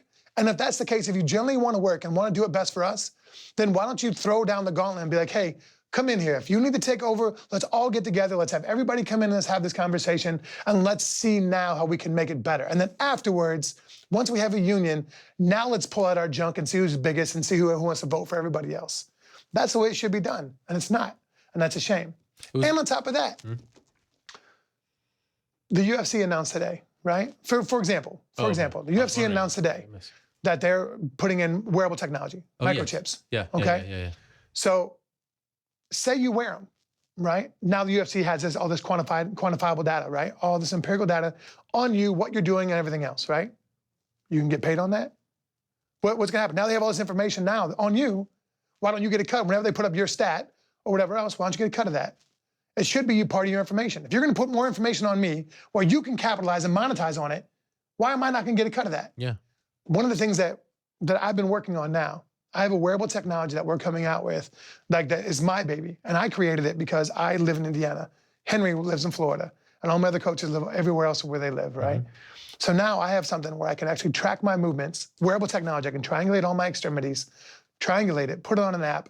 And then once I've triangulated it and put it on an app, a 3D image gets put over the top of it, and then an email gets sent out to everybody I give access to, and they can watch my practice. Wow. They can actually watch my work, and they can see my velocity, my impact, my everything, my lactic threshold. They can see my pulse. Like you're the one who came This is my baby. I created this, so I didn't have to go to Florida nearly as often. But Henry can also see what I'm doing all the times I'm doing it. Did you use it for this fight? Yes, I've been using it for this fight. And we were actually in talks with Bellator about using it in this fight. Oh. But we felt like there was so much hubbub, so much stuff going on that it would get lost in the shuffle. Okay. So I think we're gonna shelf it, and we're gonna try to use it in an upcoming fight. Really? And this is something now, with this information, I'm only on it for me.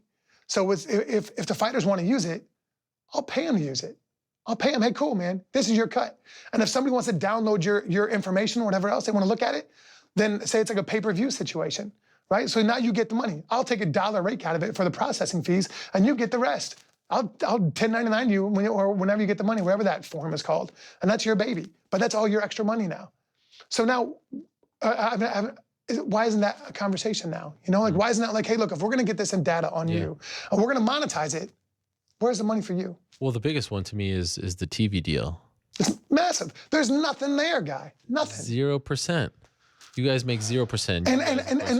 And they won't stop taking advantage of us because we don't put our foot down. We don't. And people always say, we need these really big names, right? We need these really big names. Yeah, then big names would help out. But more importantly, if you take the belly of the divisions out, if you take the guys from number 5 to number 17, if you take them out of the lineup, well, then they can't have any cards. They have 3, maybe 5 cards a year, right? There's only, 7 divisions.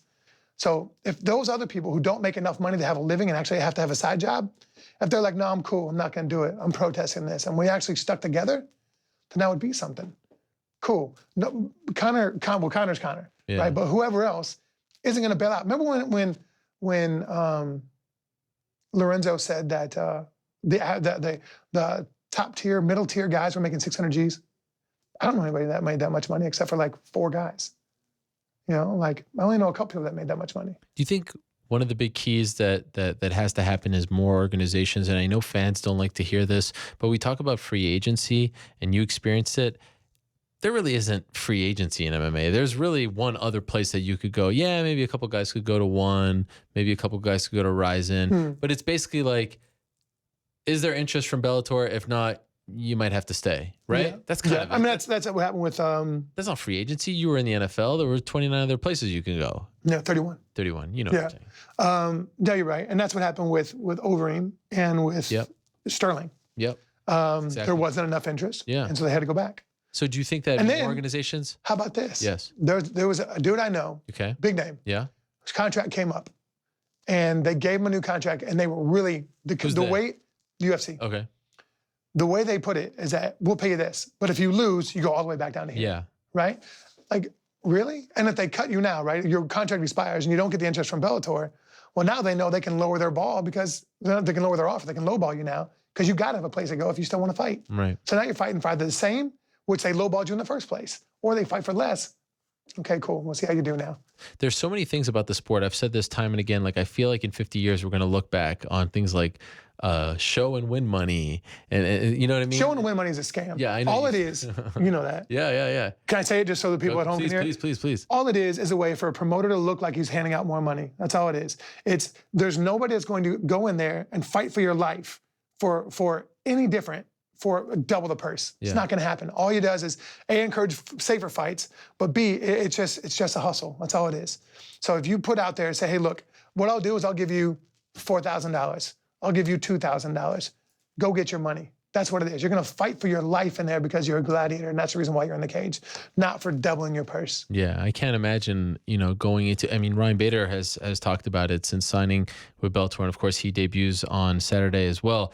Like, now he actually feels like he can fight his fight. Yeah. And I know some people are going to be like, oh, it's going to be a boring fight. Like, come on. You're going into a cage. You're literally putting your life on the line. You deserve to know how much you're going to make. Yeah. And you should get the most amount possible, right? How does it work? Especially with these crazy judges and stuff. As a professional athlete, and I put that in quotes because we don't get paid like professional athletes, but as a professional athlete, you have to worry about your budget, where you have to say to yourself, all right, well, if I fought Travis for 36 and 36. If I fight Travis and I lose, that means I get $36,000 and I get $10,000 as a Reebok deal. So I have $46,000 coming in here. Okay, well, if I win, I can get this. All right, well, but I got to plan on not having money. So I have to plan my life on $46,000, like for the next 6 months, 7 months, 8 months. Really? Yeah. And I'm supposed to be a professional athlete, but you could have won 72, and that's the really big deal. No, man, that's a hustle. That's dirty. So, in short, you don't think it's going to happen anytime soon, though? All these reasons, no. Association, nothing? No, I wish it would. I wish somebody would hear me talking and be like, you know what? That's a legit point. Meathead's not such a meathead, and this is a legit point. Do you dislike when people call you that? I find it funny where like trolls will be like, oh, no, his name's Meathead. What do you expect? Yeah. Like when I'll clown people and I really enjoy trolling people on geography and geometry, right?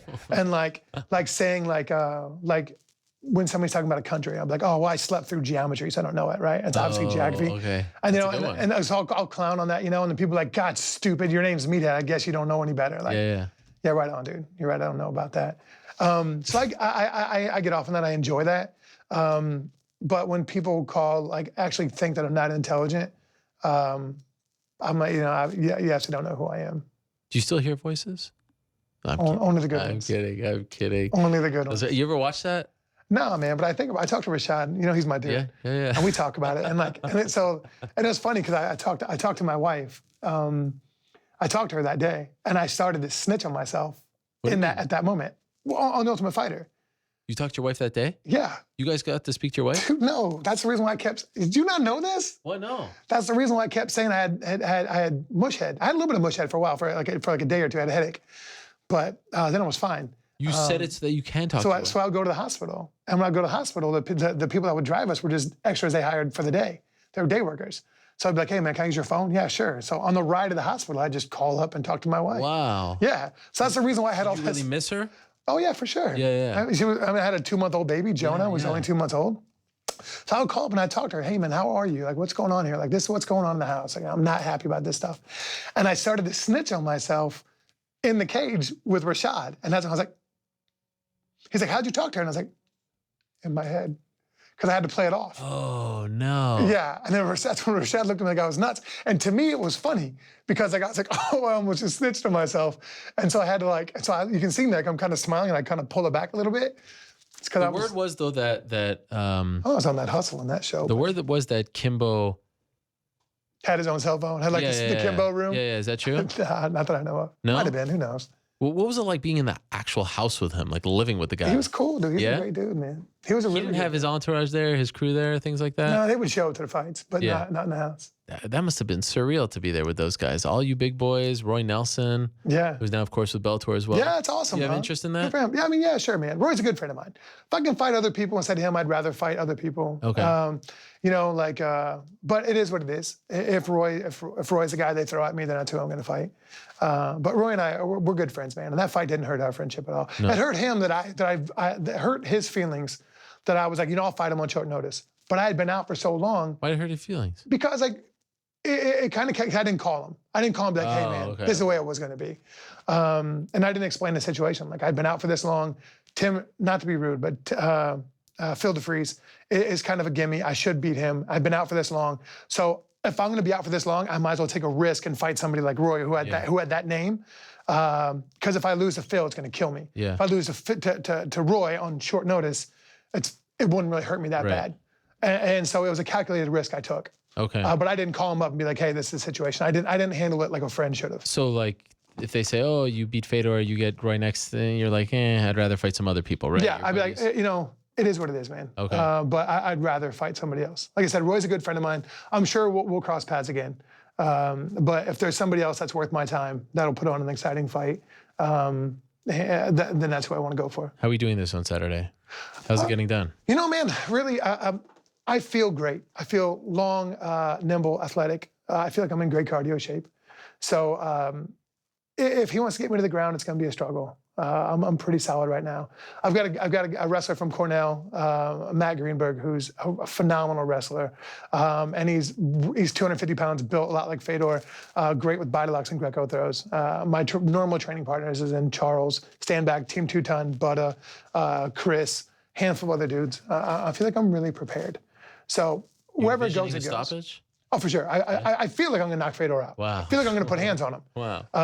And I feel like I know exactly how it's going to happen. Oh, it just has to play out, baby. Early?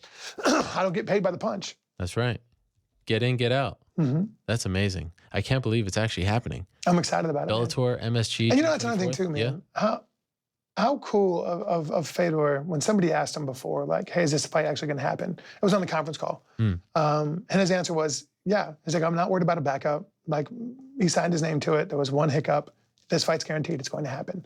Like, it just shows, man, he's just mad integrity. He's a really good dude. You still doing the sports talk stuff in Indy? You had that show, man. You had me on? Yeah, and then, tremendous. your boy Pat McAfee. Yes. I think I'm switching over to Barstool. Wow. Barstool, I think it's called Heartland, Barstool Heartland. Okay. I think I'm switching over to him, and we're gonna start doing some stuff afterwards. Just because I'm more of a, I don't do well with parameters. I do well with open fences, open borders. All right. So I do well. I do better in that situation. And you're still doing Bellator kickboxing? Yes. Yeah. Yes. As far as I know. I don't think I got fired yet. Well, I just saw you did you did the last one. Yeah, I did. And my company, Athlete. What's that? My company, my wearable technology. Oh, of course. Oh, you didn't tell us the name. It's called Athlete. And did you patent it? You got it all? Yeah, we have. We filed for a provisional. We're filing for our patents now. How do you spell that? ATHELITE. We're on Instagram and Twitter. Look at you, businessman. Yeah, Renaissance man. I'm telling you, it's obviously wearables are the wave of the future. But I think the pay-per-view model that we have, the money going out to the athletes, I think it's a really unique perspective, especially with remote viewing. I think that's a phenomenal way to take this to the different steps. Last thing before I let you go, because you have to leave. I think you have some other interviews. Nothing as cool as this. Nothing, obviously, nearly as big as this. Best fight on this card, not named Fedor Mitrione. Best card in Bellator history. It is. Which fight? Dude, damn, that's really difficult. And I'll tell you why it's so difficult. Because, the 3 title fights.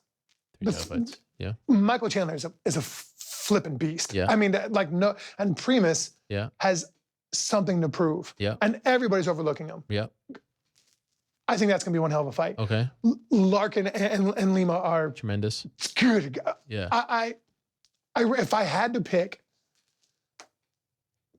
I might go Larkin just because he's been on a bigger stage, and the pressure might get to Lima, which I don't think it will.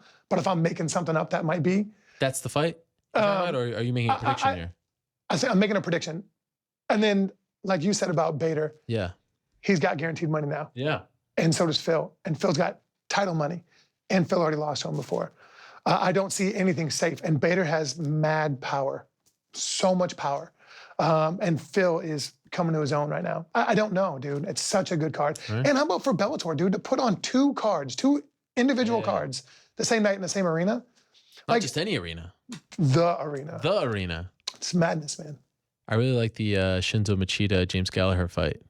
That's going to be a great fight. That is a great fight. I totally forgot about that. I totally forgot. It's going to be Is that the swing bout? No, that's on Spike. Okay. Because there's a swing bout that's supposed to be kind of Also, Heather Hardy. Yeah, Heather. This is good stuff. Yeah, dude, Mr. Coker's really going hard, man. Mr. Coker. And let's not forget about Mr. Kogan. He doesn't like to be talked about. He doesn't. Al Heyman. He's behind. Yeah, he is. He always gets mad when I bring him up. This has been a lot of fun. Thank you. It wouldn't have been the same. Even though you didn't respond to my text, I'm happy you came. Thank you. I'm happy you got to christen the new joint. I wish you the best. June 24th. And you got Gina up there too. Gina. Well, Gina holds a special place in my heart.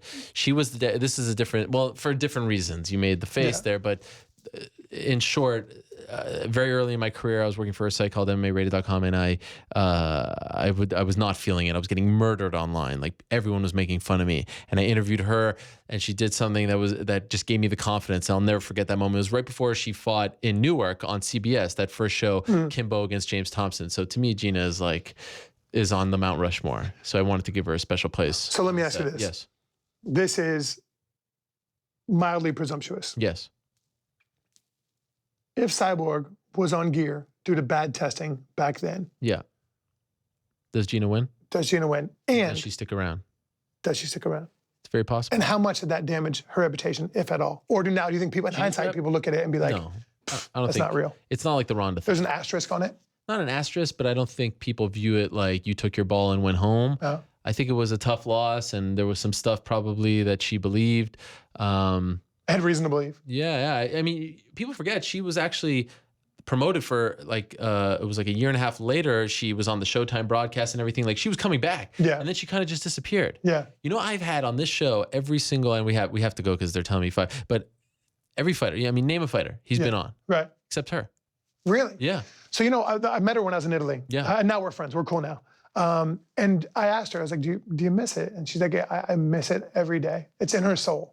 Like, she misses it. She coming back? I don't think so. I think she's happy with her life. But I think that she gets her work out of Kevin.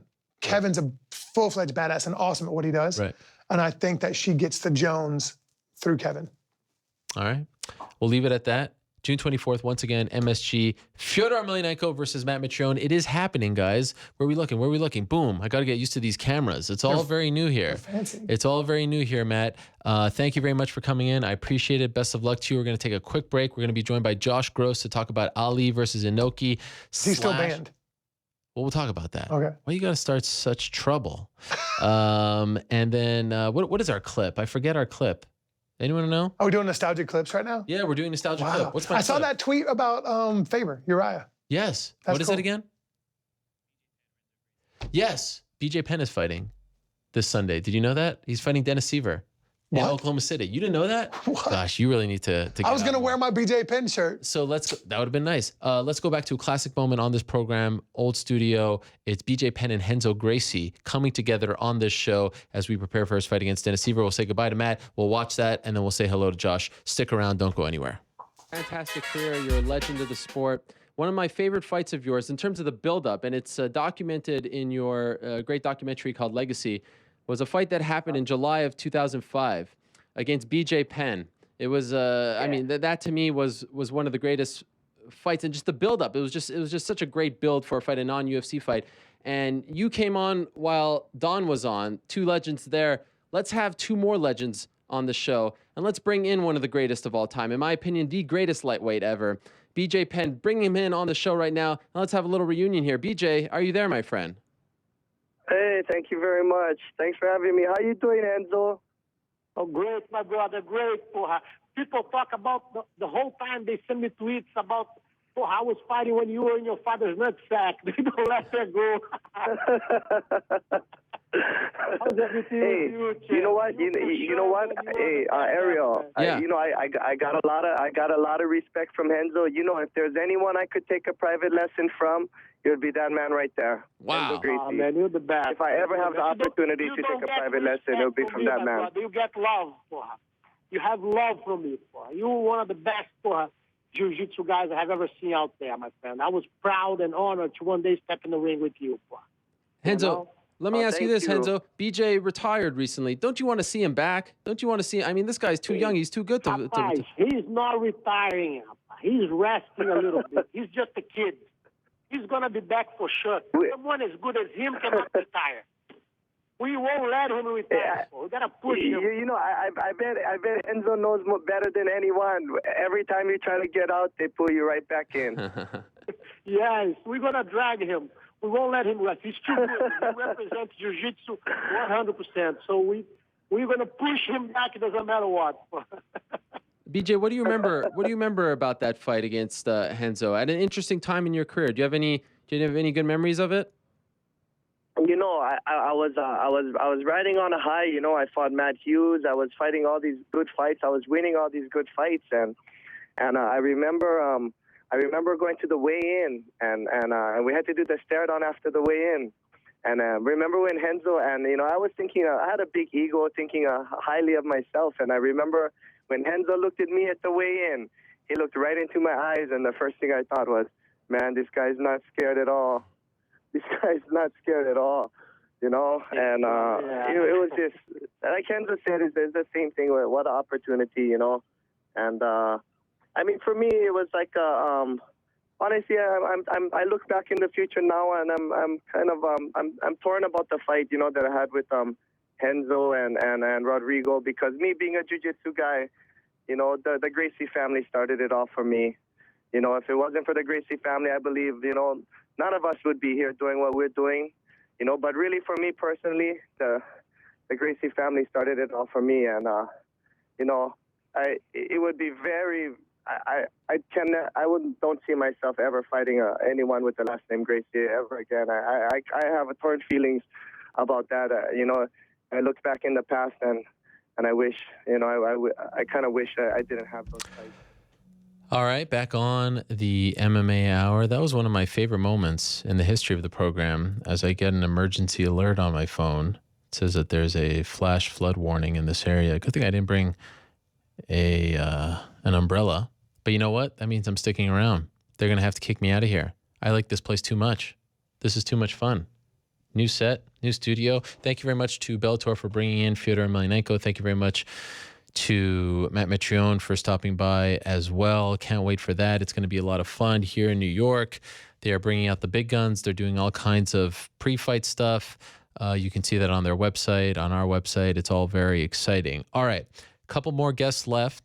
Very excited to talk to our next guest. He is a veteran journalist. He's been doing this for almost 2 decades now. But the reason I wanted to have him on the program this week is because last year, almost exactly at around this time, he came out with this book. It is called Ali versus Inoki. Of course, it is about the famous fight that took place on June 26, 1976 in Tokyo, Japan. It was Muhammad Ali versus Antonio Inoki, the pro wrestling legend. Now, in my opinion, and I actually wrote this in the article when we reported the Mayweather-McGregor fight on Wednesday when it was made official, this Mayweather-McGregor boxing match is the first time since Ali versus Inoki that 2 athletes from different combat sports are coming together to put on this sort of mega fight, if you will, this whatever you want to call it, freak show, whatever the hell you want to call it. This is the first time since that Ali versus Inoki fight. It is shades of Ali versus Inoki. And so I thought it would be a great opportunity, to talk to Josh Gross, who knows about the Ali versus Inoki fight better than anyone. And of course, who knows a hell of a lot about combat sports as well, because he's been covering MMA for almost 2 decades. So let us go to the Skype machine and welcome in the one and only Josh Gross. There he is, making his MMA Hour debut. How are you, Josh? I'm tremendous, Ariel. Congratulations on your new studio, man. It looks great. Well, you know, I thought I need to get some big guns this week. We've got, you know, a new site, new studio, all that stuff. Who bigger than Josh Gross to come on and christen the new place? That's what I'm saying. Everybody else is the icing, right? I mean, that's how I'm feeling about this show. I like what we're doing with the hair here, Josh. Is it a little long? I haven't seen you in person. What's going on back there? I appreciate that. Got a haircut last week. It was actually out of control, really was. I wanted to keep some of the length, but you know, I've been fighting this call for years. Shave it, get rid of it, get rid of it. No, man, I'm holding on for dear life, Ariel. I'm not sure if you saw, but LeBron James actually succumbed last week. Did you see that? You know, he probably wears it better than I did. More power to LeBron James. And nice of Matt Mitrione to mention that I was still banned. I appreciate that by Matt. Always nice. Matt, are you covering Bellator this weekend in New York? I won't be in New York. No, I won't be in New York. But I don't think, unfortunately, Guardian still not a lot of interest in the Bellator card. I tried to sell them on it, but they weren't too interested. Unfortunately, I'll be watching. All right. Well, it is great to have you on. And like I said, I thought of you right away when they announced this fight, and the book was fantastic. You were on the beat last year when the book came out, and I'm wondering if you feel the same way. Do you feel like this is the first time or the biggest fight since, as far as a mixed match? You know, I don't know if there's a perfect term for it, but since the Ali versus Inoki fight, is this shades of Ali versus Inoki? I think it is. And as the discussion has played out, you know, will it happen? Won't it happen? I've done a lot of interviews, people wondering about the connection there. And I think it's a perfectly natural connection to make. It makes a lot of sense. Not because of the styles. I mean, obviously this is a boxing contest. The other one, they were talking about a more open set of rules, even though that was all crazy. But you have these 2 giant personalities from different combat sports fields. And whatever you think of Inoki, I mean, to him, pro wrestling was combat sports. It was in that lineage, right? The wrestling lineage. So I think when you have these 2 giant personas, Floyd Mayweather, Conor McGregor, Muhammad Ali, Antonio Inoki, you can definitely draw parallels. I think that's fair. Are you surprised? You know, people have tried to do these things in the past. Of course, there was a famous one with Anderson Silva and Roy Jones. It never came to fruition. The UFC has always been reluctant to co-promote or to play nice with others or to loan out their talent. Are you surprised that they ultimately did this? I was never convinced that they would, but there's so many things afoot. I mean, you know, it's really about Conor McGregor is so unique. There's never been anyone like him in mixed martial arts.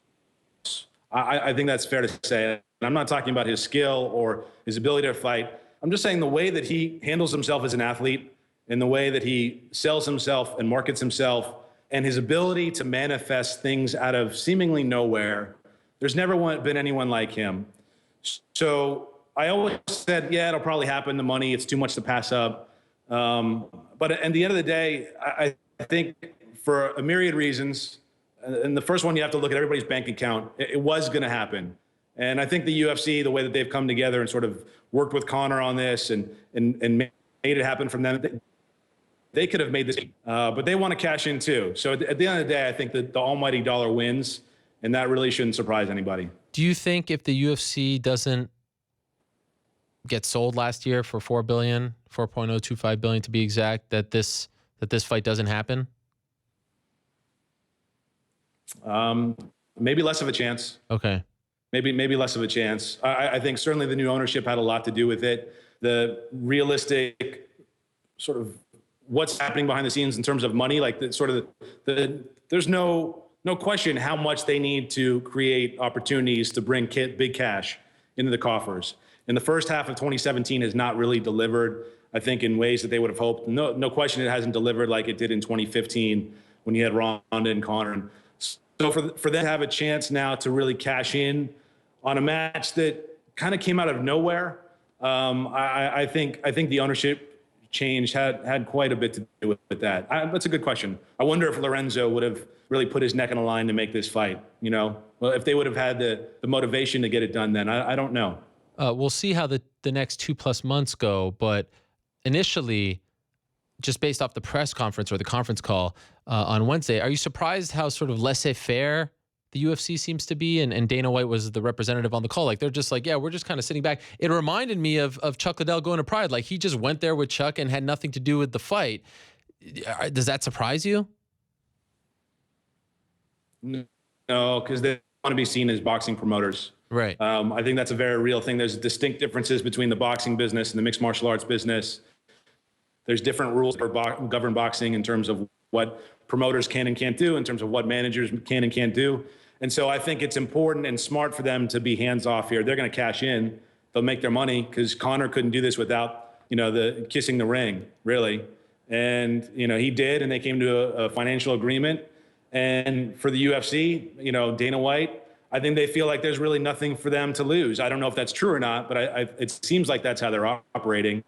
And the fact that they're taking a hands-off approach to the promotion, that doesn't surprise me at all, because I think if they took a more proactive approach, that would start creating it be problematic in terms of their business. And the Muhammad Ali Boxing Reform Act is a real thing, and all of a sudden, you're operating as a boxing promoter. There's different sort of expectations for how they would need to operate, and I think they want to stay away from that. The media landscape very different today than it was 41 years ago. But can you tell us from your reporting, from your research, from all your interviews to, leading up to writing this book, how big of a deal was Ali versus Inoki here in the United States? It took place in Japan, which of course sort of hurts the promotion a little bit. This fight, the Mayweather fight, is taking place in Vegas, but like, was the world captivated like they seem to be about Mayweather and McGregor? No, I think it was different. First of all, anything Ali did drew immense media attention. I just made a comparison to Conor McGregor as sort of a unique character in mixed martial arts. I've never seen anyone like him. As big as this star is, and as much as it'll grow after this Mayweather fight, and as big as it'll ever be, what Muhammad Ali was when this fight took place was another world, a completely different stratosphere of fame. He was the most famous man on the planet, okay? Maybe the Pope. But, it really was Muhammad Ali driving this 8 months after the Thrill in Manila. I mean, he's at his pop culture peak. This is the most famous, worldwide famous Muhammad Ali that we saw. So in that respect, I think the amount of media attention that he received was pretty large. Now, it wasn't on the sphere of what he got for the third Frazier fight. A lot of media considered it a joke and a farce, but he still got a lot of the daily newspapers. Every day in the sports section, they were covering this match. The age of the internet has given rise to a new form of media, a different type of media where anybody can step in. The barrier to entry for creating content is nil. So you had editors making decisions. We have to cover this. This is Muhammad Ali. And they did it in a big way. But I have to imagine the breadth of coverage, the intensity of coverage, because the way that media has shifted and how people ingest content now, mobile phone, you can get media any way possible you can imagine. I think we're going to be so inundated over the next 2 months with Mayweather-McGregor that even if the fight turns out great, I'm not sure it's going to be able live up to the expectation. I think there's just going to be so much thrown at this fight over the next 2 months, a real sort of weak time in terms of the sports period, right? There's not a lot happening this summer. You don't have a World Cup.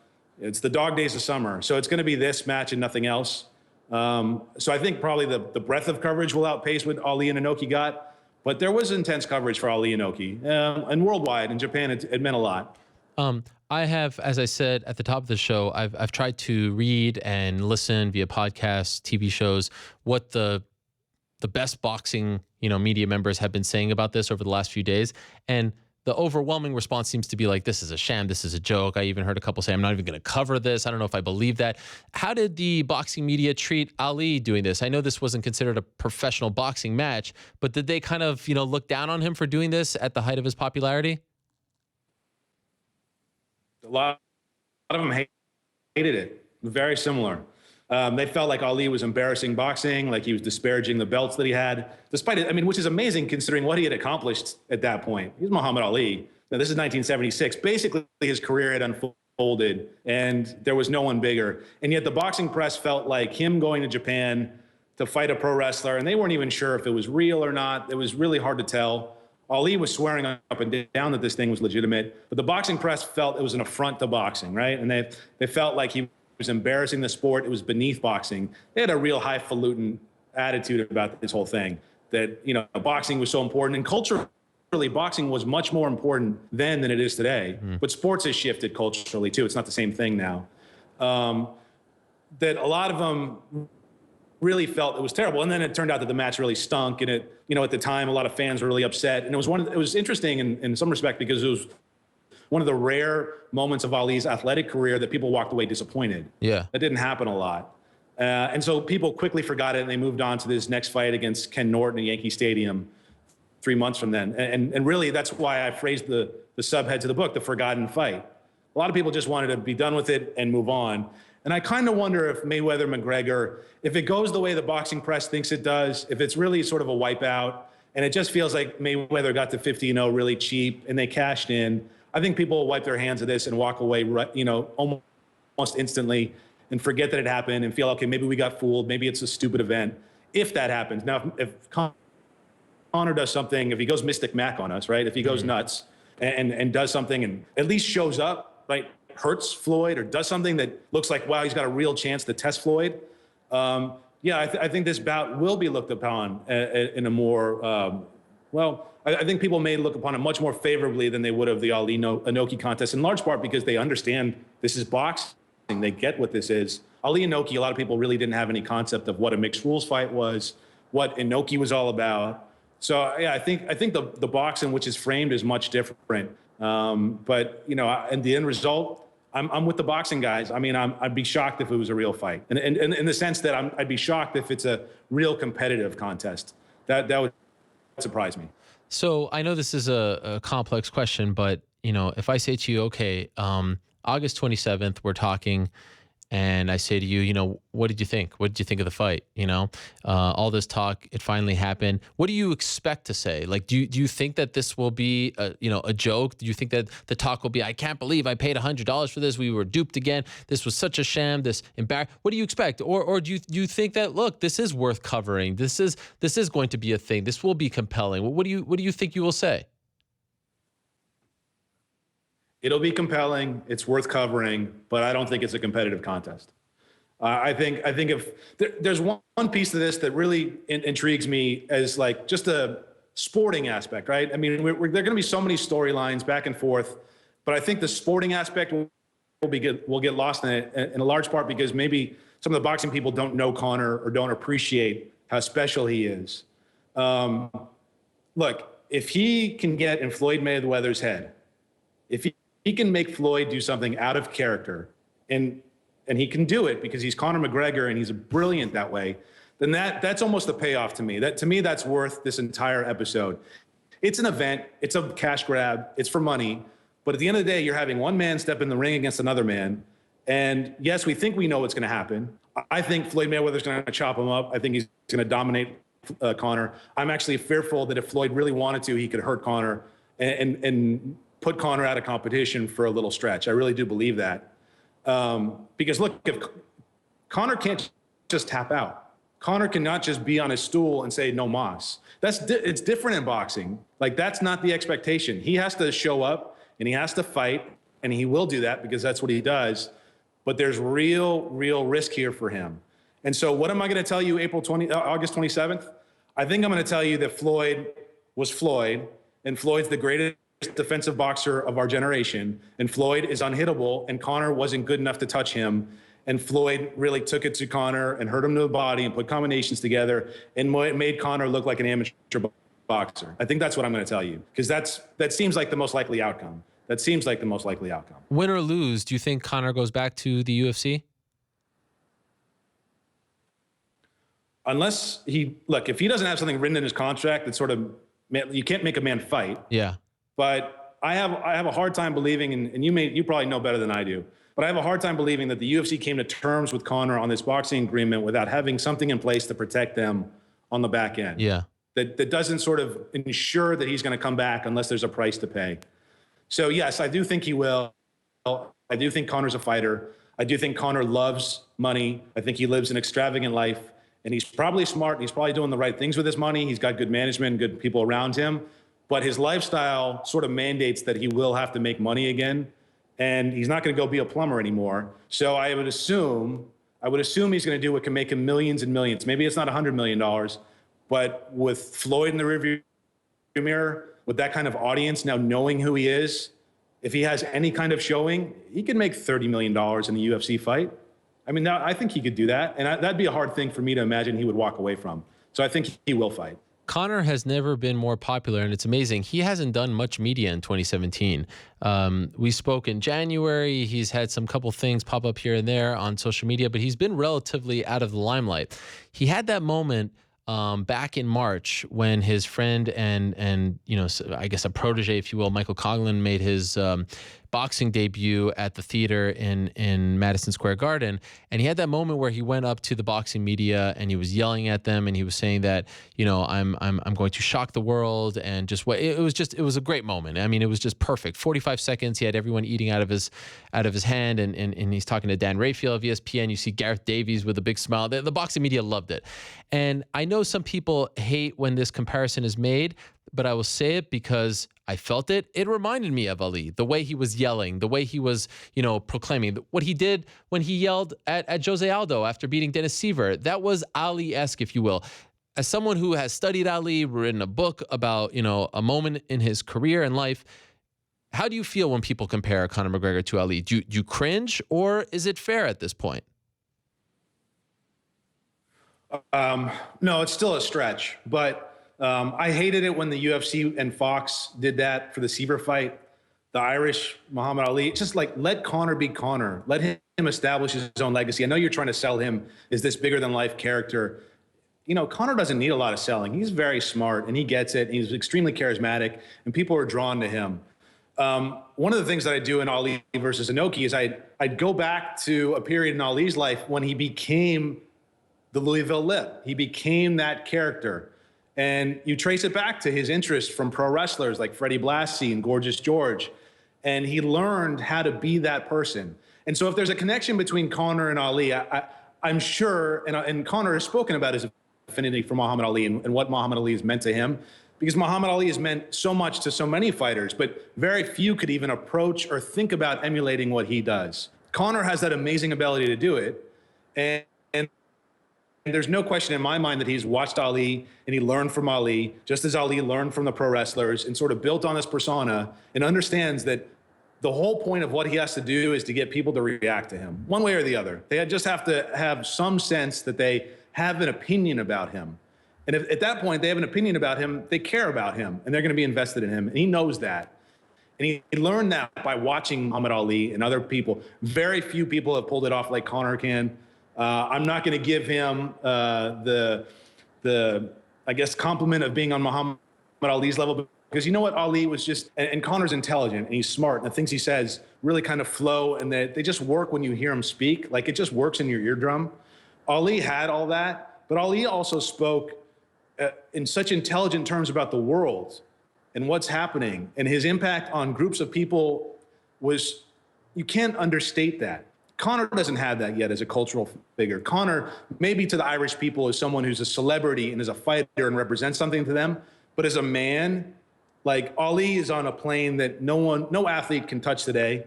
And I don't think any athlete really is neither capable or interested in touching where Ali was in terms of how he was perceived and the stances that he took and the difficulty. You know, look at the reaction to a guy like Colin Kaepernick, who's nowhere near the in the success story that Muhammad Ali was, but he goes out and speaks his mind, and a lot of people just crap on him. They hate on him, and that's all we hear is that narrative. We don't really listen to his words. Most people don't listen to his words because we're in a different place in time. And so as much as Conor and Ali are connected in terms of their verbiage and the way that they can come across and really, you know, the way that they can really sort of move an audience, move a crowd, I think you still have to separate them in terms of what they said and the importance of what they said. Yeah, that's very well said. I mean, from a cultural perspective and his influence socially, there's no comparison right now. I was strictly speaking about his promotional skills and the way he gets under his opponent's skin. It's close, Ariel. It's close, but I'm not fair. You know, it's still Ali, right? It's still Ali. Absolutely. And of course, Conor has a long ways to go. But yes, absolutely. There's no one like Muhammad Ali. Let me ask you this. From a promotion standpoint, like the fight was a dud, right? Ali versus Inoki was a dud. It did not live up to whatever hype there was.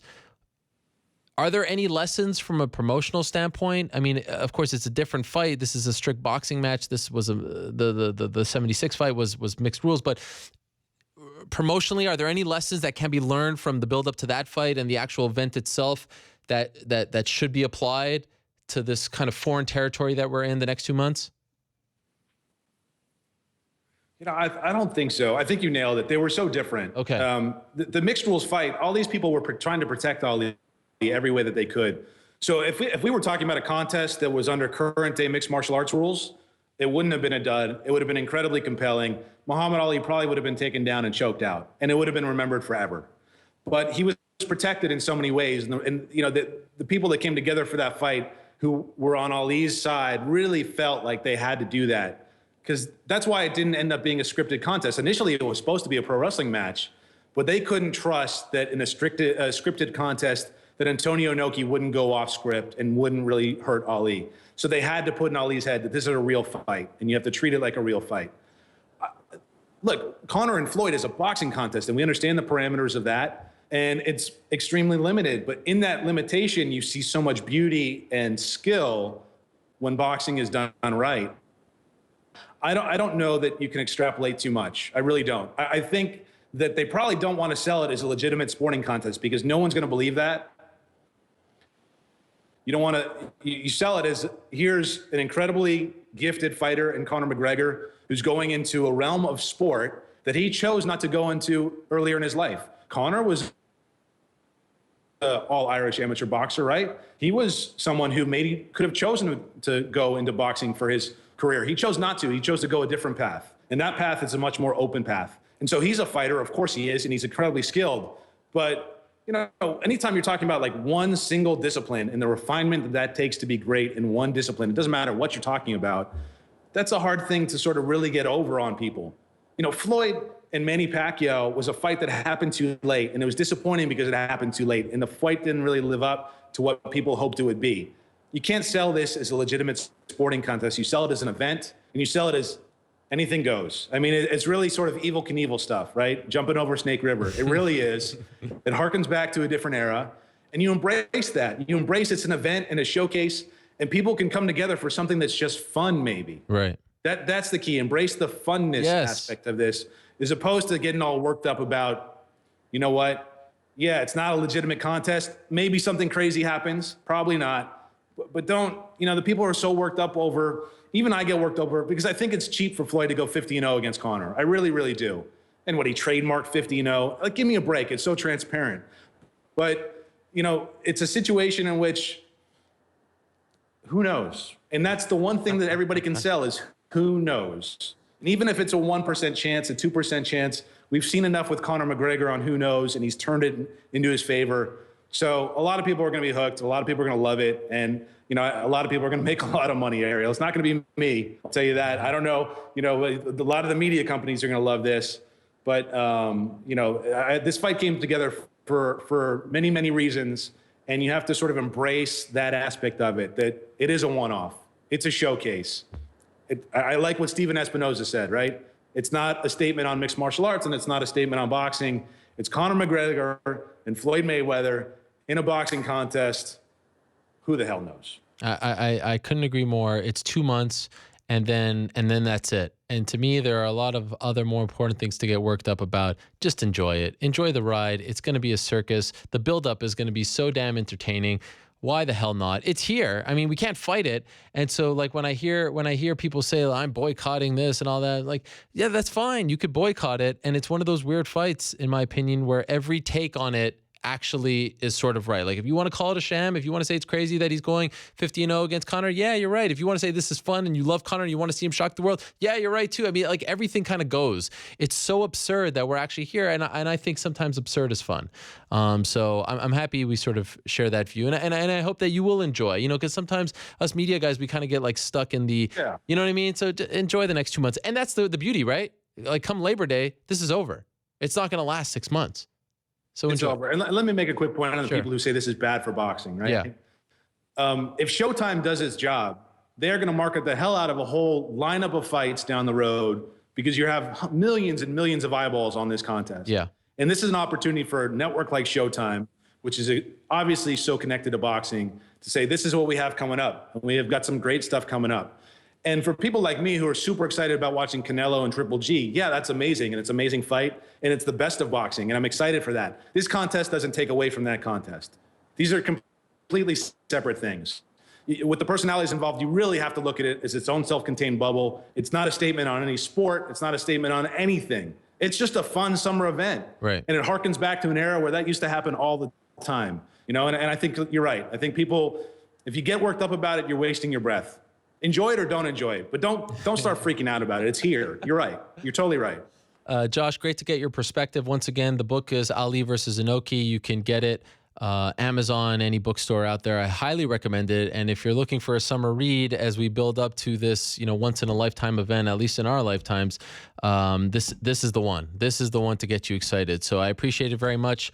Congrats on the book. I've told you this before, but I really enjoyed it, and it was great to have you on the show for the first time. And I hope that I'll see you somewhere down the road as far as this promotion is concerned. Hopefully our paths will cross, perhaps even in Anaheim for UFC 214. Great stuff, Josh. Appreciate it. Thank you so much, Ariel. Congratulations. Always great to chat with you, man. Thank you very much. There he is, Josh Gross, the veteran mixed martial arts reporter, author,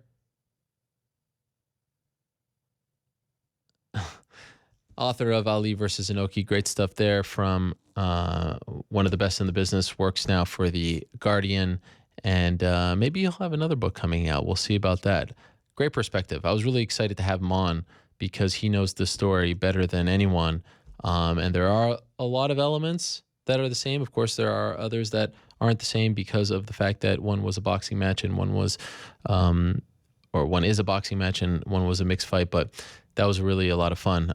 In a couple of minutes, we're going to be joined by Kevin Lee. Kevin Lee is headlining the UFC's return to Oklahoma City on Sunday. So it's Bellator on Saturday, June 24th. It's Kevin Lee versus Michael Chiesa, UFC Fight Night, Oklahoma City on Sunday. And this, in my opinion, is actually a really good card. It's on FS1, and it continues the UFC stretch of 11 events in 11 weeks.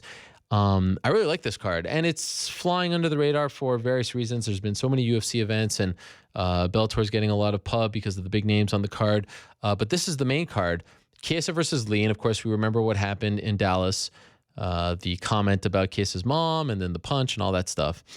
And we have in the co-main event, Tim Boetsch versus Johnny Hendricks. So Hendricks looking to continue his winning ways at 185 pounds. Felice Herrig, who's coming off that win over one Alexa Grasso against Justine Kish, who hasn't been terribly active, but she is still undefeated, 6-0. Joachim Christensen against Dominic Reyes. Alex Garcia versus Tim Means. And then the return of one BJ Penn against Dennis Seaver. That's the opener on the main card. And this is the fight that we have been talking about for quite some time. This is the fight that we wanted to see BJ in. And so it's a more, it's a more suitable opponent for where he's at in his career. Also of note, Clay Guida versus Eric Koch. Carlos Esparza versus Marina Moroz, and the return of Darrell Horcher against Devin Powell. How about that? Darrell Horcher hasn't fought since that fight against Khabib Nurmagomedov. Remember, he took that fight on very short notice. He has a great story. You'll be learning more about that later in the week on MMAfighting.com. Jared Gordon returns against Michael Quinones. They were supposed to fight in Dallas. So top to bottom, Marvin Vettori's on the card, Johnny Case. It's actually a really solid card. And speaking of the main event, let us go to our Skype machine and welcome in our good friend of the show, one Kevin Lee, who is headlining against Michael Chiesa. He's doing a lot of media, and we were supposed to have him there. There he is. Kevin, how are you? What's going on, my man? I'm glad to finally you consider me as a friend, not just I appreciate the way that you approached it. What? Too, so I appreciate that. Am I wrong? Are you not a friend of the show? And no, you're totally right. The folks want me to give you a hard time. I tell you that. You got a lot of haters just like me. I love it. But that's what happens. That's what happens when you out there succeeding. Folks are gonna hate you. So I respect it. Where are you now? I'm in the UFC PI right now. We just got done doing some got a lot of media that I got to do. So just got done doing like an hour worth of media. So, we making it happen. Wait. But I'm in the UFC PI. I've been here since 10 this morning. And like I said, when they first unveiled this building, I told them, don't give too much free reign. I live here, baby. I'll be around this bad boy walking around in my boxers all day. So I've been here for over 8 hours. I've been in and out of here for 8 hours a day. So the folks around here know me very well. I want to ask you about that. But first, what were those glasses that you had? Are those what is it? What is going on with those? Oh, yeah. You feeling them? Damn. I did Fox this morning, and they really, they really caught on with it, So, hey, I got to give the folks some style. Like I said, This fight is the polar opposite in every way. Michael Chiesa, the man still rocks a mullet, so I gotta make up for both of us. I got to give him 2 times the style for him. Give me a little scroll up on the camera there, so I could see your eyes, because I could only see kind of like. There we go. Yeah. Now we talking. Wow, look at that. There you go. Something a little better. Look at that. You're looking like a young DJ Jazzy Jeff. Remember him? There's, the 90s are back. Man. That's right. I'm a 90s baby. I'm 24. 92, so I gotta put on for my generation. How many, like you did all this media today, how many people asked you about the punch? Like how long are you talking more about the actual incident than the fight itself at this point? Yeah, everybody want to know about it, but to me, I move on to the next as soon as it's done. As soon as I walked in as soon as they kicked me off the stage and we walked in the back room, I was done with it. I was over it. It is what it is. It's done. So, I'm on to bigger and better. So I'm actually here to talk about the fight. Let's get that up out the way. I'm done talking about that. You're done talking. That wasn't even a fight. The man don't want to fight. The man showed that he don't want to fight. He showed me that he don't want to fight when he pulled up security in front of us. Ain't no security around me. I'm out here and I'm out here to get it. And I'm here to take your head off with it. Do you regret that it happened, or can you admit the fact that it was actually good for the fight? It was good for the promotion. Yeah, it's good for to me, I'm not worried about, like, people think that I am, people think that I'm worried about the promotion. I'm not worried about the promotion. I don't give a fuck about it. Like, if we fight in front of 5 people, or we fight in front of 5 million people, it's not gonna make me a difference. I'm gonna beat the brakes off the man, Like I said, I was down in Brazil. I was screaming at Francisco Trinaldo in the hotel lobby with no cameras around, and the man don't even speak English, So, for me, I take these fights very personally. That's what I do. I talk shit. We get into fights. So, for me, that's what I'm worried about. I'm worried about the actual fight. I don't give a damn about the promotion. If people want to see it, if they don't, I don't really care if people love me, hate me, whatever. Like, you going to do what you going to do. I'm going to do what I'm going to do, and we going to see how it happens. And just for the record, you weren't reprimanded in any way, right? I mean, nothing happened as a result of this punch. No, not yet. I don't think because the UFC understands, like, that he ran up on me, Right. He was the one to stand up and say, I'm gonna slap the shit out of you. When you do that, like, you gotta like, if I do that, if I say I'm gonna slap the shit out of you, I'm slapping the shit out of you. Like, I don't care who hold me back. I'm slapping the shit out of both security guards. and then I'm gonna slap the shit. I slap the shit. Like, I'll burn down the building if I got to. If I really feel like I get to that point. He's a grown man. He should handle his emotions a little bit better. That's on him. That ain't on me. So I'll leave it at what it is. This is your first UFC main event. Is a part of you like, yeah, it's about time. It's about time. Like, here I am doing my thing. I've been talking. Is that how you feel about this? It's the first of many, baby. From now on, it's 5 rounders. I've been saying it for a long time. I'm built for 5 rounds. I get stronger as these fights go on. When you get to those championship level fights and you get to those championship level rounds, you really see the skills shine through in those 4th and 5th rounds. So, I'm a championship level fighter. This is where it's going to be. The media and all that, like, yeah, it's cool. It's fun, like talking to all y'all, more guys like you call me their friend, I guess. Well, friend of the show. Guess I'm but, I'm a friend of the show, but yeah. So you're saying I'm a Johnny come lately. I like it. You're saying I'm a Johnny come lately. Like I said, I'm more into the fight. So, Sure. I like the 2 extra rounds. I'm built for them. So, we gonna keep it around. I'm a headline this card. The testing I'm gonna draw part with them. I'm a headline the card in Detroit when they go down there, and I'm giving Khabib 6 months notice to get his ass down there. Oh damn. Oh, so that's the word that came out. Combate reported that last week, December 2nd, I believe it is, in Detroit, the new arena, right? Little Caesars. December 2nd, Little Caesars Arena. I'm gonna have the whole Pistons in the front row. They'll be with me the whole weekend. So we gonna get it done. Like, if y'all like the press now, like, boy, you should see me in Detroit. The folks love me. I'm gonna bring the whole city behind me. So we gonna throw massive block parties. I'm gonna pull off I'm gonna pull off some little Uzi Vert and do a little crowd surfing after the fight. Wow. And you're saying Khabib is the fight that you want? That's the goal here? Yeah, that's the fight to make. I said it even after March. They should have made that one for this one. The man don't want to fight. He's trying to hold on to that little imaginary O that he got. Don't make sense. But, the man don't want to fight. He don't fight at all. He ain't fought in over a year. By the time we get it done in December, it's going to be almost 2 years before the man has fought. And that was after a 2-year layoff or whatever he's had. So, the man has shown that he don't want to fight. I gave him 9 months notice to show up in December. Wow. On top of me taking a fight. So I'm going to take this fight this Sunday, and I'm still going to show up in December. So the man better show up. If he don't, then we'll move on. We'll fight Tony Ferguson, or I just got done doing this media over here. I talked about them. I think the move to make is to open up the 165-pound division. I don't see why they're holding it up. I think that's what's going to happen after this one. You got 150 guys at lightweight. You got 150 guys at welterweight, all fighting for one title. Open up another division, make them 165. You can easily fill up a top 30 in there, and all those guys will be top 10 guys. So, I think the 165 division is the way to go. Wow. When they open it up after July, it's going to have a number 1 contender fight, and that's what I'm going to be. Is that what you're hearing? That's what I'm pushing for. Oh, okay. That's what I'm making happen. Right. Look, it's only true if you say it's true, that's right? True. That's true.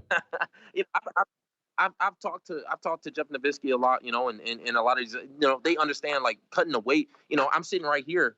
We can step on the scale right now. I'm 180 pounds. Wow. When I get down on Saturday, I'll be 156. I'm a professional. I'm gonna get it done, but I'm shaving years off my life doing that. It's retarded. When you look at Chiesa, I guarantee you he's the same, if not bigger than that.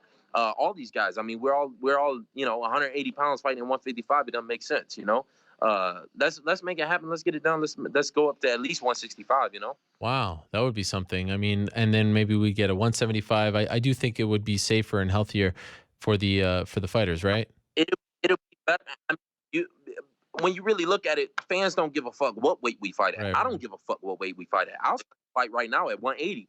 As long as 2 men are weighing the same, like, they should go ahead and get it done, get it in. So, when you really look at it, fans don't care. Fans don't care if you lightweight, welterweight. Like, who gives a damn? Like, this fight sells itself. You got a country boy from Spokane, Washington, or wherever the hell he's, the middle of the redwoods, driving an old beat up pickup truck against young flashy boy that might walk around with a couple grand on his body, living in Las Vegas and driving a Benz. So the fight sells itself, and that sells it at 180, 170, 155, 165. It don't matter. It's the fight is the fight. So let me ask you about the Performance Institute. You live in Las Vegas. That's where you train out of these days. Since it opened, Yep.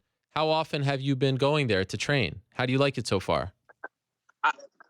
I've been there I've been here 8 hours out the day. I treat this like a 9 to 5. The folks are getting tired of seeing me around here. Because it's the recovery aspect. Everything that you can ask for as far as recovery wise is here. And the more you recover, the more I can train. I bring out all my training partners. I flew in 2 guys, and I already had a couple guys that were already here in Vegas that were down to help me train and that mimic Chiesa. I even tried to get Dave Jansen to grow out a mullet. He wasn't really about it. But I did bring out Cody McKenzie, who already has a mullet, right. so I get used to punching that beard. Aren't they former training partners? Yeah. Cody hates him, man. I guess Cody used to train him, and the rest of the guys I had to pay, Cody was like, "I'll train him. I'll train you for free. I'll pay you. Like I want you to whoop his ass." I guess he telling me he's a bitch, and I already knew that anyway. I knew that from the press conference, but he's a bitch, so we gonna get it done. Well, so you think anyone who's on the fence about the Performance Institute, this has been a great thing for you. You're going to keep using it. Oh yeah, absolutely. Will be the way that I structure my camps. Outside of training camp, I'm still over at Extreme Couture. But I've been getting away from doing that team aspect. It's all about the individual. It's all about the fighter. I'm the one paying the bills around this motherfucker. So wow. I make sure that we get done. This is the way that I think training camp should be set up. I bring out my own trainers. I bring out my own training partners, and I get it done. I just had the freedom of living here in Las Vegas. It makes it a little bit easier on me, but I'm gonna do it regardless. So you were just in Montreal, my hometown. Your brother won TKO, right? Yeah. The promotion TKO. Yeah. What's his record? Yeah, he right now he's won. That was his first pro win. Wow. But he's getting he's getting that experience out there. You know what I mean? That's what it's about. He fought a tough kid that was from the hometown, and he was never in danger. Right now, it's about him staying. He's only 20 years old. It's about him keeping his head low and getting out there and getting that experience, because that's what really proves everything in the fight game. When I was his age, he's twice the fighter that I was at 20. And that's what I was doing. I was down, keeping my head low up until I was like 22, 23. And then you start to, get a little bit up there, get a little more confidence about yourself and get it in. So that's all it's about, is the experience, fam. How many brothers do you have? I've got 2 brothers. I've got one that's he's the younger one. He's 20, and I've got a baby brother that's 16, the one that I've been talking about. Yeah. So you talked about him in Dallas. So he's getting out of jail on Friday or Saturday? Yeah, apparently he's getting pushed back. It was supposed to be on Friday. I just went to see him a couple weeks ago, and folks, I mean, it's gonna be some bullshit always. So hopefully, I'm still, look, fingers are still that Friday is supposed to be the release date, June 23rd. So the fingers still crossed, but we never know. You never know playing around with shit like that. He shouldn't be in the shit in the first place, and that's what I told his dumbass. So, like I said, this is what I'm doing it for. This is the reason why I wear the $3,000 glasses and stuff like this, is to show them kids, you can do the right things, and you can be a champion at 25, and not locked up, like not doing some other shit at 25. You can either do 25 or you can be. Or you can do 25, you know what I mean? Yeah, and so that was you were talking about how this was, a motivation for you and all that. Is it a bummer that he might not get out before the fight? It seemed like it was all coming together so perfectly. Yeah, it was gonna make sense, you know what I mean? Either way, he couldn't travel, so he wouldn't be able to go to the fight. Okay. But he could at least be able to see it with my mom and dad. But either way, he's gonna be able to see it.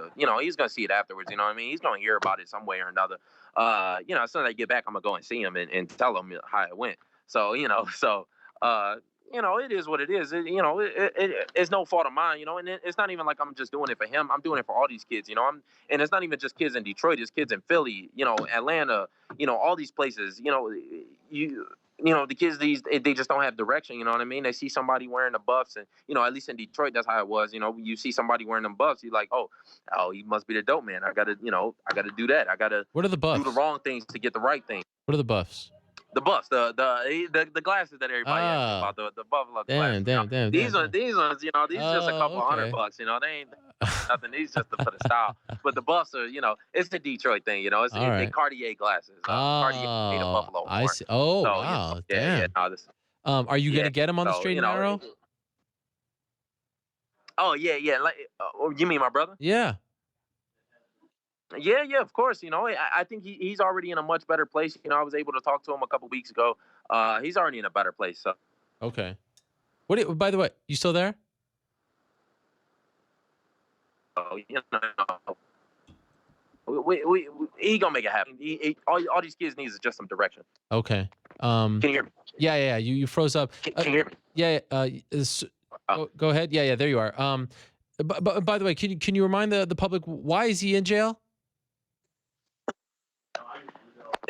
I mean, I don't really want to talk about. I mean, he's 16. You know what I mean? Yeah. So he's just doing stupid shit. You know what I mean? He's in jail right now for. He's in jail for Grand Theft Auto. Okay. It was stupid. The boys that he was with, they got a lot more time. I was able to buy him a good lawyer, and he's locked up, but he ain't in prison. You know what I mean? Okay. He's 16. He'll get out.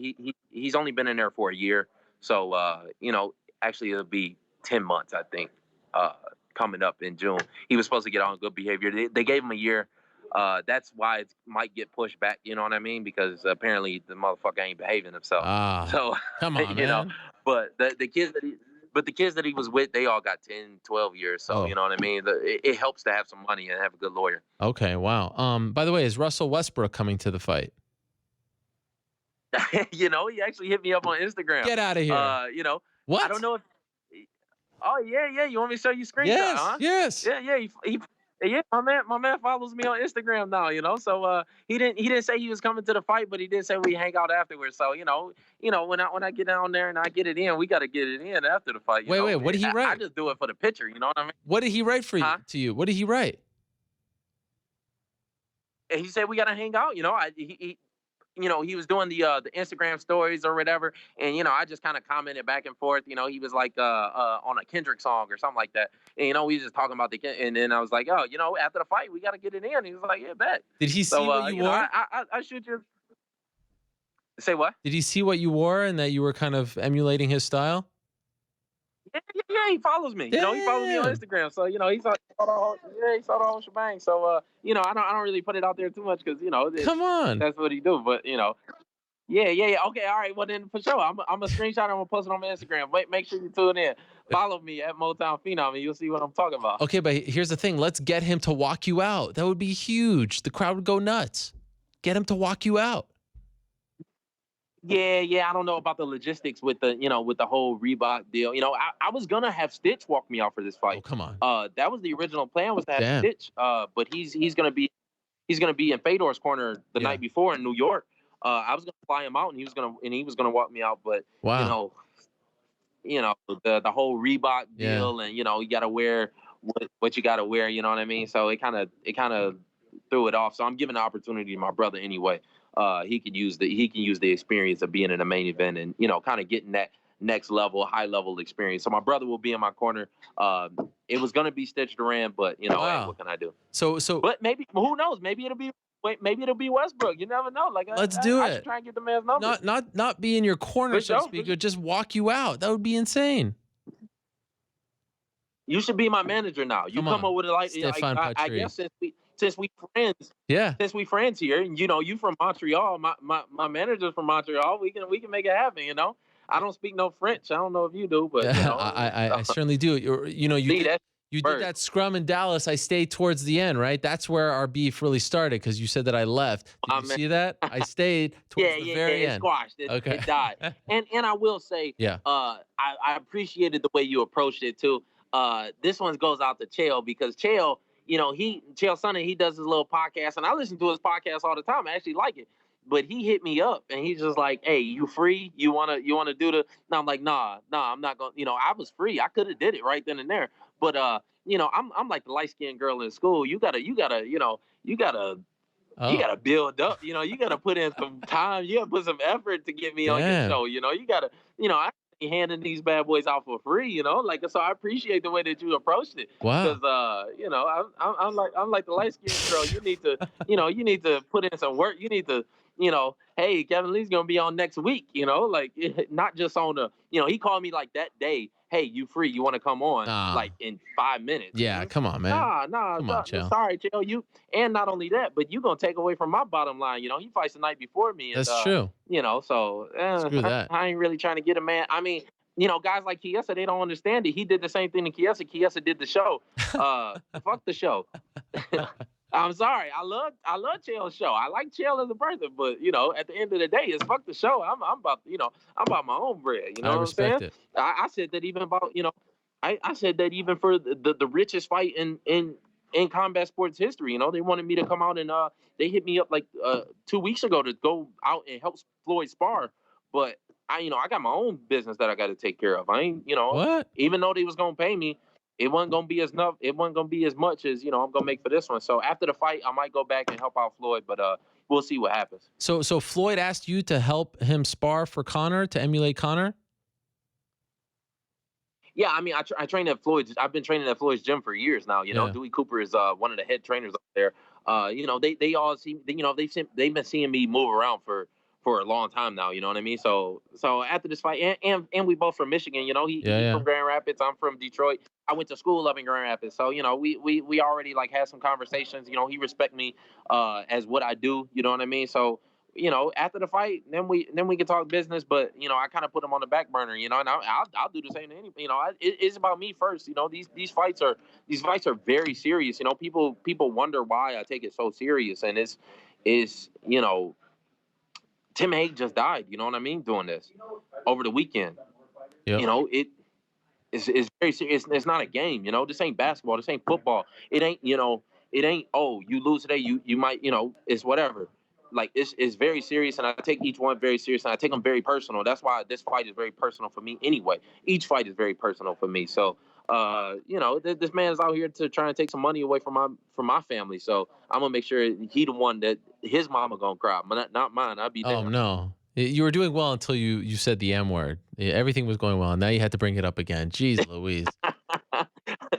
Yeah, I mean, people, I don't understand, like, what's so PC about today, Like, I even said, like, when I was making fun of his mullet, and then he said, Amanda Nunes, she's got a mullet too, and I was like, oh, well, you dressed like a fucking Brazilian lesbian, like that's what she is, Like I wasn't saying it like, yeah, I know, I understand now that's people are gonna have, but that's what it is, you know what I mean? That's what she is. So to me, like even when people call me, I get so much hate online, especially people call me black. I'm like, I am black. What else am I? You remember a couple years ago, when I was calling Sage a white boy, people was giving me the business for it, and I'm like, well, what else is he?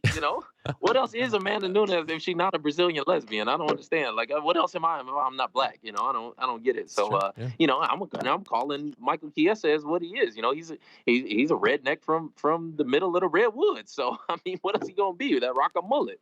Who else rock a mullet besides a redneck? I mean, what else you gonna call him?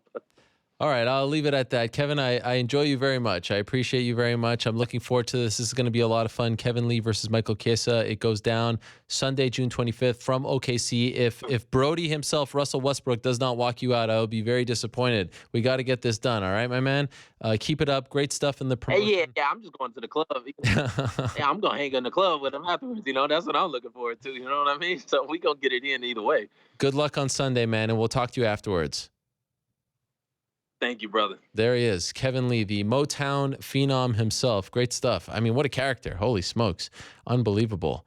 A lot at stake for him on Sunday. If he wins, you can bet that they're going to put him on that card in Detroit, and you can bet that he'll have a big fight on that card. So we shall see. Okay. Wow, look at us. We are going super overtime here, but it's time now to hear from Mr. New York Rick, right? Is he still there? Where is he? Wow. Hello. You didn't go home yet? I look like a Blue Man Group. What's wrong? Oh, there we go. What do you think of my new digs? I'm just laughing. It's like, are you afraid of the dark? I'm at the campfire right now. No, this is pretty good. This looks good to me. What do I think of the new digs? The studio's awesome, obviously. Did they let you come in here before? No, they sectioned it off. They were like, that's right. don't come in here stepping all over Mr. Helwani's new stage. Yeah, well, it's good. My set. Oh boy. What? What'd you say? Oh boy. No, about? nothing. Just keep going. Oh, I said my studio is brand new. Yours is the same. Nothing's changed back there, right? Yeah. Yeah. No. All right. Well, is that a dig? What are you trying to say? No. I just wanted to know. I wanted to set the record straight. What happened was they knew to get mine right the first time. That's right. And right. Yours, they were messing around. Okay, so we've gone a little over, but I did, in fairness, alert Alex, who's sort of the arbiter of the time. Yes, that I would go a little over. But let us not waste any time. Let's go to everyone's favorite segment. No. What? We're gonna punt on Rick's picks. No. No. I want a quick version. We're gonna do a quick version, but we're not. This is not the official. I don't want to roll out the song. I don't want to do it that way. No, I want the song. Give me the song. Come on. Okay, hit the song. Give me the damn song. Yes. Punting? Are you kidding me? We're not punting on anything. This is a big deal. Listen, they told now we me get the side angle. Already know what it is. Rick's Picks. Ladies and gentlemen, boys and girls. Oh yeah. It's the moment All the you've all angles. been waiting for. It's the new craze taking the world by storm. Live from the Vox Studios in beautiful New York City, it's time for I have to tell you, I could be in any. You mood wanted to get rid of that? and just seeing you dance like that always makes me so happy. Listen, like you bring it. I have to thank you for that. You always bring it with the Rick's Pick song. I got all these people saying like, oh, we need a big show. We need a big show. It's a brand refresh. It's the new set. They asked for a big show. I thought they meant a super long show. So I'm giving them a super long show. I think we delivered on a big show. Yeah. I'd say we did well on that one. I mean, we had Josh Gross on, for God's sakes. We had Josh Gross. We had our boy Matt Mitrione back in studio. We had Fedor. Yes. They all heard the show. Give us Rick's picks. What do you got? I've got one pick for this week. Oh my God, this is disappointing. No, listen. Want to do a real version, but for this week, gonna complain afterwards. I didn't get enough airtime. Here I am, ready, willing, able. Go ahead. And the Rick's pick for this week is from SB Nation and MMA Fighting. There's a video on MMAfighting.com where SB Nation's cameras talk to everybody from the Michael Chandler Camp family about kind of his journey to MMA, his journey to Bellator, his journey to championship gold. And we have a teaser that I want to roll out in full for that. And then you can see the full version over on MMAfighting.com. So let's roll that teaser.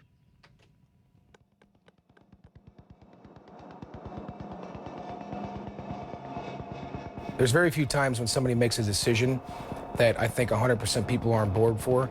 And when he made a decision to MMA, I don't feel like there was one single person that doubted that that's what he should be doing. He said, I got to call me. I know this is what I need to do. I got to fight.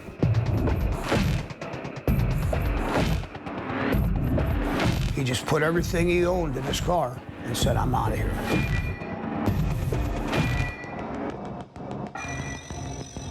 And that's when we knew he was committed. He just gave it all, everything up.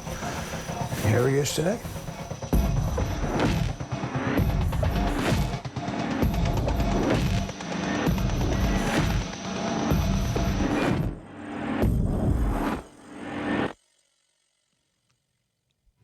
Damn. Powerful stuff. Chandler fighting on Saturday. Awesome. So go check out the full version over at MMAfighting.com. Yep. We also have a training camp video featuring one Aaron Pico. A bunch of cool stuff on the brand new MMAfighting.com. New logo, new avatar on Twitter. What do you think? You love it? Not only did we get a new set, the whole site got a refresh. A new era, a new day. Yeah, I love it. You know, the closer we get to the Cavs colors, the better. I'm all about it. Yeah. Some people said it was the worst because I don't know. I'm the colorblind. newer. Yeah, you are. When the initial version had some maroon in there, and I was making a joke, and you thought it was pink. So I realized very quickly that you have absolutely no sense of what color anything is. Okay, well, let me quickly say this. We talked about Tim Hague with Matt Mitrione, an unspeakable tragedy, passed away yesterday. Canadian fighter, former UFC fighter. He was boxing. I mean, just a nightmare, an absolute nightmare. And you can really see how much it touched Matt. And, I've actually done that before, twice, texting someone who has passed away. I don't know what compels us to do this, but I appreciated what he said about Tim, and you could just see how much it hurt him. There's actually a GoFundMe page that has come up in the last 18 hours, raised by 207 people. Their goal was $20,000. They're currently at $20,073. So kudos to everyone who has donated. And it's GoFundMe.com/Tim-Hague-Memorial. Tim-Hague-Memorial. The picture of on the site is of him posing with a younger boy. I'm not sure if that's his son, but it's just heartbreaking stuff. And hopefully there will be an investigation into whether or not everything was done correctly. And what more can you say? And it was kind of a very sad weekend in mixed martial arts, because on Friday, and I wanted to say this again at the top of the show, and I'm very upset that I didn't remember to do this. So again, I was kind of caught off guard, but Matt Hughes was involved in an accident. And the reports have been a little conflicting, but all we'll say is that we're really pulling for Matt. And he was just on the show 2-3 weeks ago. Seemed to be in a great place.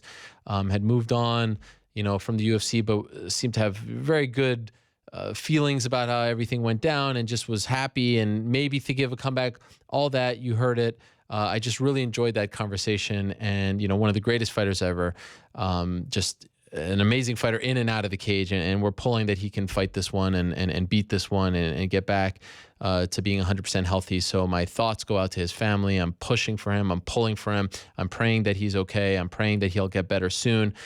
Just all sending positive thoughts towards the family of Matt Hughes, and want to send our condolences and best wishes to the family of Tim Hague. I mean, just hearing those two pieces of news in the span of 12 hours was a real... was really heartbreaking. It was gutting. So very sorry that it didn't, there wasn't a happy ending to the Tim Hague story. There was a moment where we thought maybe there were early reports that were erroneous, but just was so sad to read that. Pulling for you, Matt, pulling for Matt Hughes. Hopefully he'll get through this, and he can, join us at an MMA event, come back on the show, talk about things, and just get back to being 100% healthy. So wanted to say that. I actually wanted to say it at the beginning of the show, but I really wanted to say it before we said goodbye. Any things you want to say? Any things you want to throw out there before we call it a day here first? Yeah, how much money are we throwing down on Conor McGregor? Oh, yeah. What do you want to say about that? What is the line?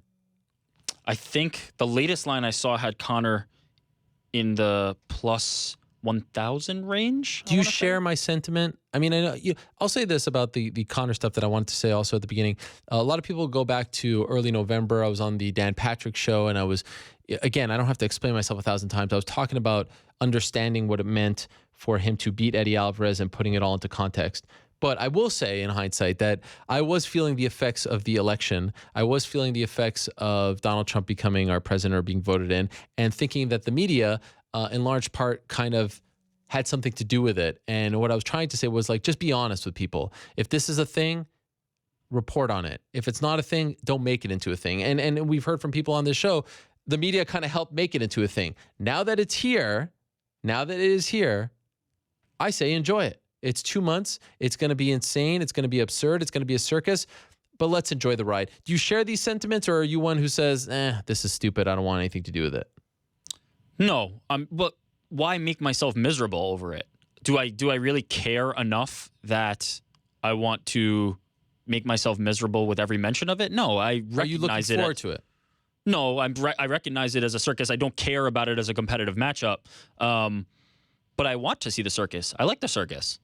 I just, if anybody tells me that it's going to be competitive, I'll simply disagree. That's all it is. But am I going to, talk about how it's going to stain either sport? No, because it's not. And I think, the point Stephen made earlier and you pointed out is apt.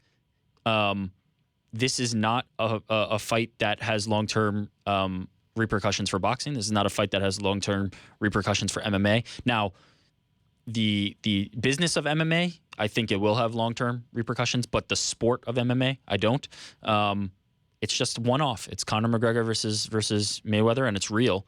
And I'm gonna, enjoy the ride as it happens. But if you're gonna ask me if I think it will be a competitive fight, no, I don't.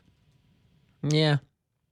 But does that matter? I don't care. I don't know. I don't really care. Look, if you're paying $100 and you're going to be disappointed, or you think you will be disappointed, then don't pay for it. Yeah, exactly. If you're paying $100 because you think that it's going to be a competitive fight, I'm sorry, you're a sucker. You bought in.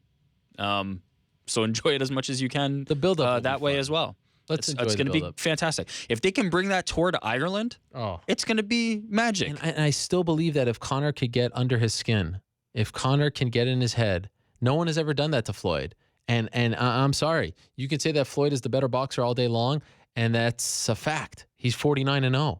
But trash talking, mind games? No, McGregor will eat him up in the trash talk. Eat him up. It's not even close. Yeah. It's not even close. Floyd is actually kind of overrated at this point. Floyd is great at selling fights. He's not quite a great trash talker. Look at him over the last couple of years, like the Money Mayweather and the plane fighting. That guy's gone. He doesn't do that anymore. He doesn't talk that kind of smack. If Conor he gets into is him 10 if he years gets ago. if he gets into a war of words with Conor McGregor, it's not going to go well. And you know that's going to happen. That has to be part of the game plan. I just don't think it will. I don't think it will have any effect on what happens in the ring. But I do believe that verbal sparring, Conor McGregor is going to win that battle. And then ultimately they'll get in the ring and McGregor. Like I said to Espinoza, I can't wait for every little aspect of this fight. Yeah, from the Barker videos to the press conferences to the weigh-in. Like everything is going to be. We have never experienced anything like this in our lifetime, and there's a very good chance that the MMA media will never experience something like this. And it's interesting to see the MMA media's reaction. I think most of them are like you, just saying like, yeah, no chance, but yeah, we're going to enjoy it. The boxing media is not happy about this at all. No. And I get it. It's their sport, but they're like, this is a sham. Well, because it's taking place in a boxing ring, that changes the nature of it. Right. If it was happening in an MMA cage, I think there'd be a different reaction. I really do. I think the stance of people on the side of MMA would be different if it was happening in a cage. Yeah. Well, it's going to be fun. Will you order it? Of course. Yeah. I'm all in. We'll have plenty of time to talk about that fight as we approach August 26th. Jermaine Durandamy stripped earlier today. She gave me a statement. Yeah. She said she had no idea that it was going to come. I think, if I'm being honest, I think what she meant to say was she didn't know it was going to happen today. I have a hard time believing that she didn't know it was going to happen, period. But you can read the statement. It's on our website. Yeah.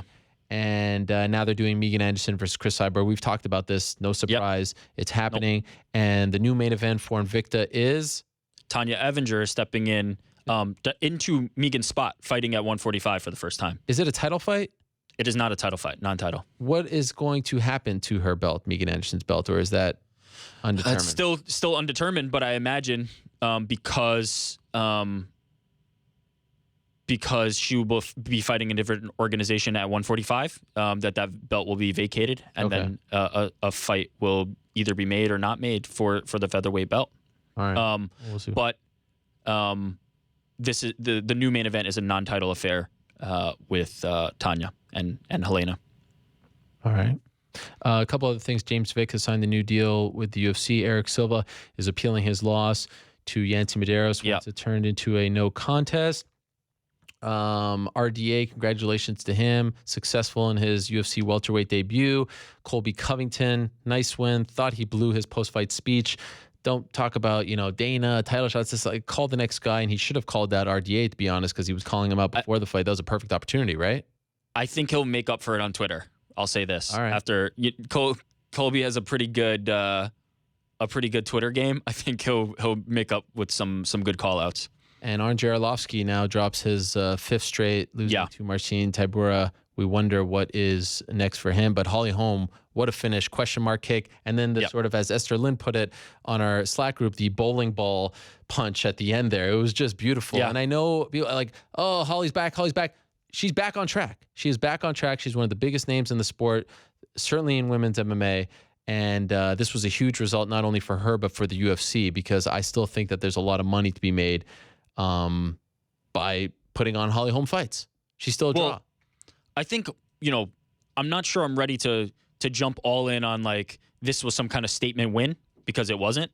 But if she hadn't done this, if she had looked less than this, if she had looked less than impressive here, I think it would have been a statement. I think there would have been an indictment to make. So I think she did it. I think she did what she needed to do. Yeah. But I'll also say this was the perfect kind of fight for her to get back on track. 100%. So there's nothing wrong with that. No. This is actually something that we need more of. This is not insignificant, but it's also not very significant. It was exactly what was needed. It was what the doctor ordered. Would you book GDR versus Holm next, or would you need some separation from that? I think if I'm either one of them, I'd probably be okay with that. If I'm Jermaine, like GDR needs to kind of move on and fresh start. I think, well, she clearly wants to drop down to 135, but I think that would be a fine fight for both of them at 135. Does BJ Penn win this weekend? Oh boy, why would you do this? Will you watch it? I'm not watching. I said yes. I said I'm not. Yes. Do this. Do like a live thing, like an Instagram live or a Periscope. I'll do an Instagram live of me doing dishes as that fight is happening. Are you going to Bellator? If Bellator wants to have Wow. Well, no Rick's takes, no nothing for Bellator, huh? No love. They didn't give it up. Damn. Well, what about what was that company? DraftKings. What about them? Come on, the biggest fantasy name in the game. Yeah. What was that company? The Dream Maker for Brian Keller. That's right. Okay. We're out of time. Damn. Now I was just getting into it. I was kind of flowing. I was kind of rolling. I gave you. What more do you want? There was a lot of stuff going on, as you know, before the show. I didn't want to do a half-ass Rick's picks. That's what it was. Okay. So next week it's going to come back. It's going to be better than ever. I'll say this, though. You people are slacking on sending me stuff. There's some people who I can rely on, but send me everything that's happening in the world of MMA, the latest and greatest. Even if it's something I've seen already, send it. I'm interested. I want to know. I can't see everything. Send it to me on Twitter, on Instagram, so it can be featured on Rick's Picks next week.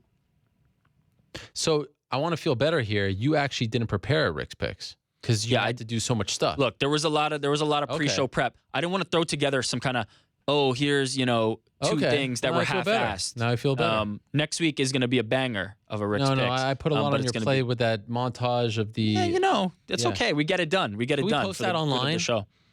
Yeah, I have the file, so I'll get it to our team over here and see where they want to put it up. But yeah, we can get that posted online. Last minute scrambles, and I come through in the clutch. That's how I do. That is true. Well, it's been a good day for everyone. It was a great show. The new set looks awesome. Now I'm going to be on the screen. I like this. This is better. Nice and big. Yeah. Look at this. It's a 2-shot now. Yeah, it's great. Me and you. It's great. It reminds me of that old show IMAX. Remember that? Max Kellerman? He was on. There was another guy. I think it was Michael Hawley who was on screen. Is that post Around the Horn? No. Way before. Way before. Yeah. Okay. On Fox Sports. I can't feel my buttocks. It is so numb right now because I've been sitting for so long. This might be the longest show in our history. It is definitely the longest show in our history, but you got some breaks in there with the in-studio guests. I just want to say you've, though, you've sat on your butt. Hours. You've sat on your butt for 4 or 5 hours before straight without moving. I just want to say though, I could go longer if I want to. Not if I want to, if I had to. Yeah, well, I'll talk to Alex. We'll see what we can do. Maybe let's just read through every single take on Floyd Mayweather versus Conor McGregor. Yeah, right. Just they're list all right. them off. They're all right, by the way. And if you don't, if you did like this set, you're gonna love the MMA beat. We've got a new set as well. Yeah, teaser. You're not allowed on that set because you said that you're too busy to be on the show. But listen, it's all new here at MMA Fighting. I think it's more accurate that I've declined to. Yes, you're very busy. I'm very busy. I don't have time to do the MMA beat and shoot the S. I've got stuff to do, Ariel. All right. Well, congratulations. It was a great show. The new set looks fantastic. I think, I don't know how much you've been looking at the feedback, but I think everybody else kind of agrees. They're excited about this new set and how it looks. So we look forward to bringing the show to you every week like this. All right. And we shall leave it at that. Thank you very much, Mr. New York Rick. Thank you very much to everyone in the back who stayed a little longer. Thank you very much for all your hard work in getting this done. Everyone who worked on the set. It has been a long process, as I said at the beginning of the show, but so happy it's here and so happy with the final result. You can hit my music. We are here. The time has come to say goodbye. What a fun show. I was so happy to get all the angles of the Mayweather-McGregor news. I know that some of you may think that this is a one-sided contest, that there is no chance in hell, but I love a good spectacle, and it was just a lot of fun to hear from all the major players involved. Now, there's still a lot of information that has yet to be revealed, but it was super cool to hear from everyone. I really enjoyed it. Such a fun time. Beautiful day in New York. Look at that. Great view. I want to thank everyone who tuned in on this Monday afternoon. I want to thank everyone who wrote us. A lot of great feedback. I didn't get to read it all, but I really appreciate everyone's support and feedback. It has been a lot of fun getting ready for this show and doing this show, and I do hope that you check out the new MMAfighting.com because a lot of work was put into that as well. Great job by everyone involved. Thank you very much to Audie Attar. He did the interview at 1:25 a.m. China time. I appreciate him staying up for us. Thank you very much to Leonard Ellerbe. How fun was that? CEO of Mayweather Promotions. Thank you very much to our old pal, Steven Espinoza. That was great to hear from him and get his insight from the TV perspective. Thank you very much to one Owen Roddy. Really looking forward to his video blogs whenever they come out. Congratulations and thank you to one Mike Goldberg, who will be calling the Spike action on Saturday from MSG for Bellator. Thank you very much to Fedor Emelianenko and Tanya. Thank you very much to Matt Mitrione. Thank you very much to Josh Gross. And thank you very much to Kevin Lee for stopping by. Good luck on Sunday. Back next week, same time and place. Till Peace. Somebody.